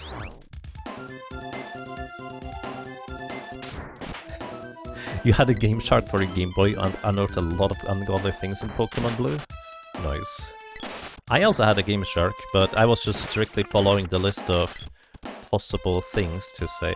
Also, what do they even drop? I think Royal Gem? Hey, it is Royal Gem. My memory did not deceive me. You think it's only random at 8+. Interesting. Maybe that's why my counting was off, but then again, I just assume my counting is terrible. Which is why it didn't work out the way I expected it to with numbers.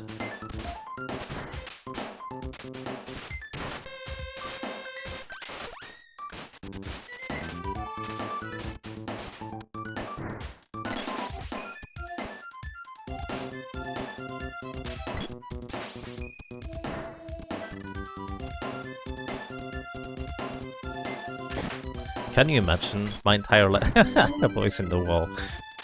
We're doing glitchless, boy, don't do that.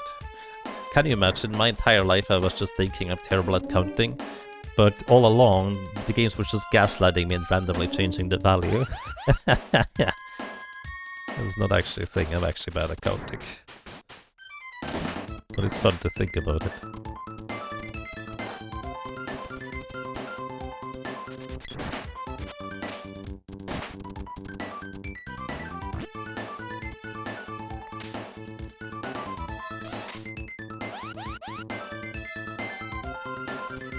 Save to a different slot. I mean, I could do that.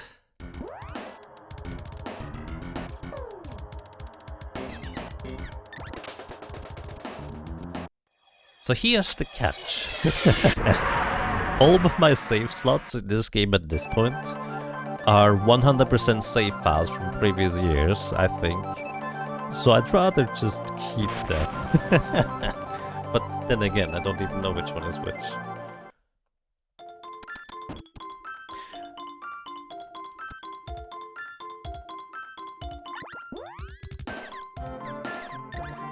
If you think about healing, all the sweet sour, which is not good for point for kids, hey, it's fine, Moonkills.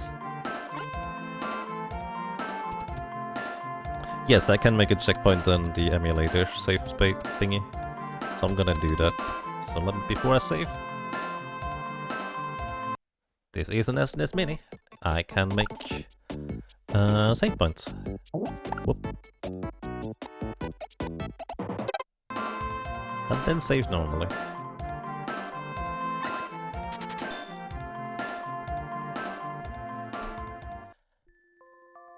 You can probably back up the saves of the Mini. Yeah, almost certainly. I just don't know how. Alrighty, everybody. However, I think this is it for me for today. We have made very substantial progress. Although I do believe this is still going to take like 4 or 5 hours until we're done, at least with the straight up weapon leveling. We also still need to level up the magic from the lady. Oh, well, not weapon leveling, the character leveling. So yeah. Emulated it. This is an SNES Mini, that's an official device thingy. I don't know what the emulator is they are running. Probably something they developed in-house.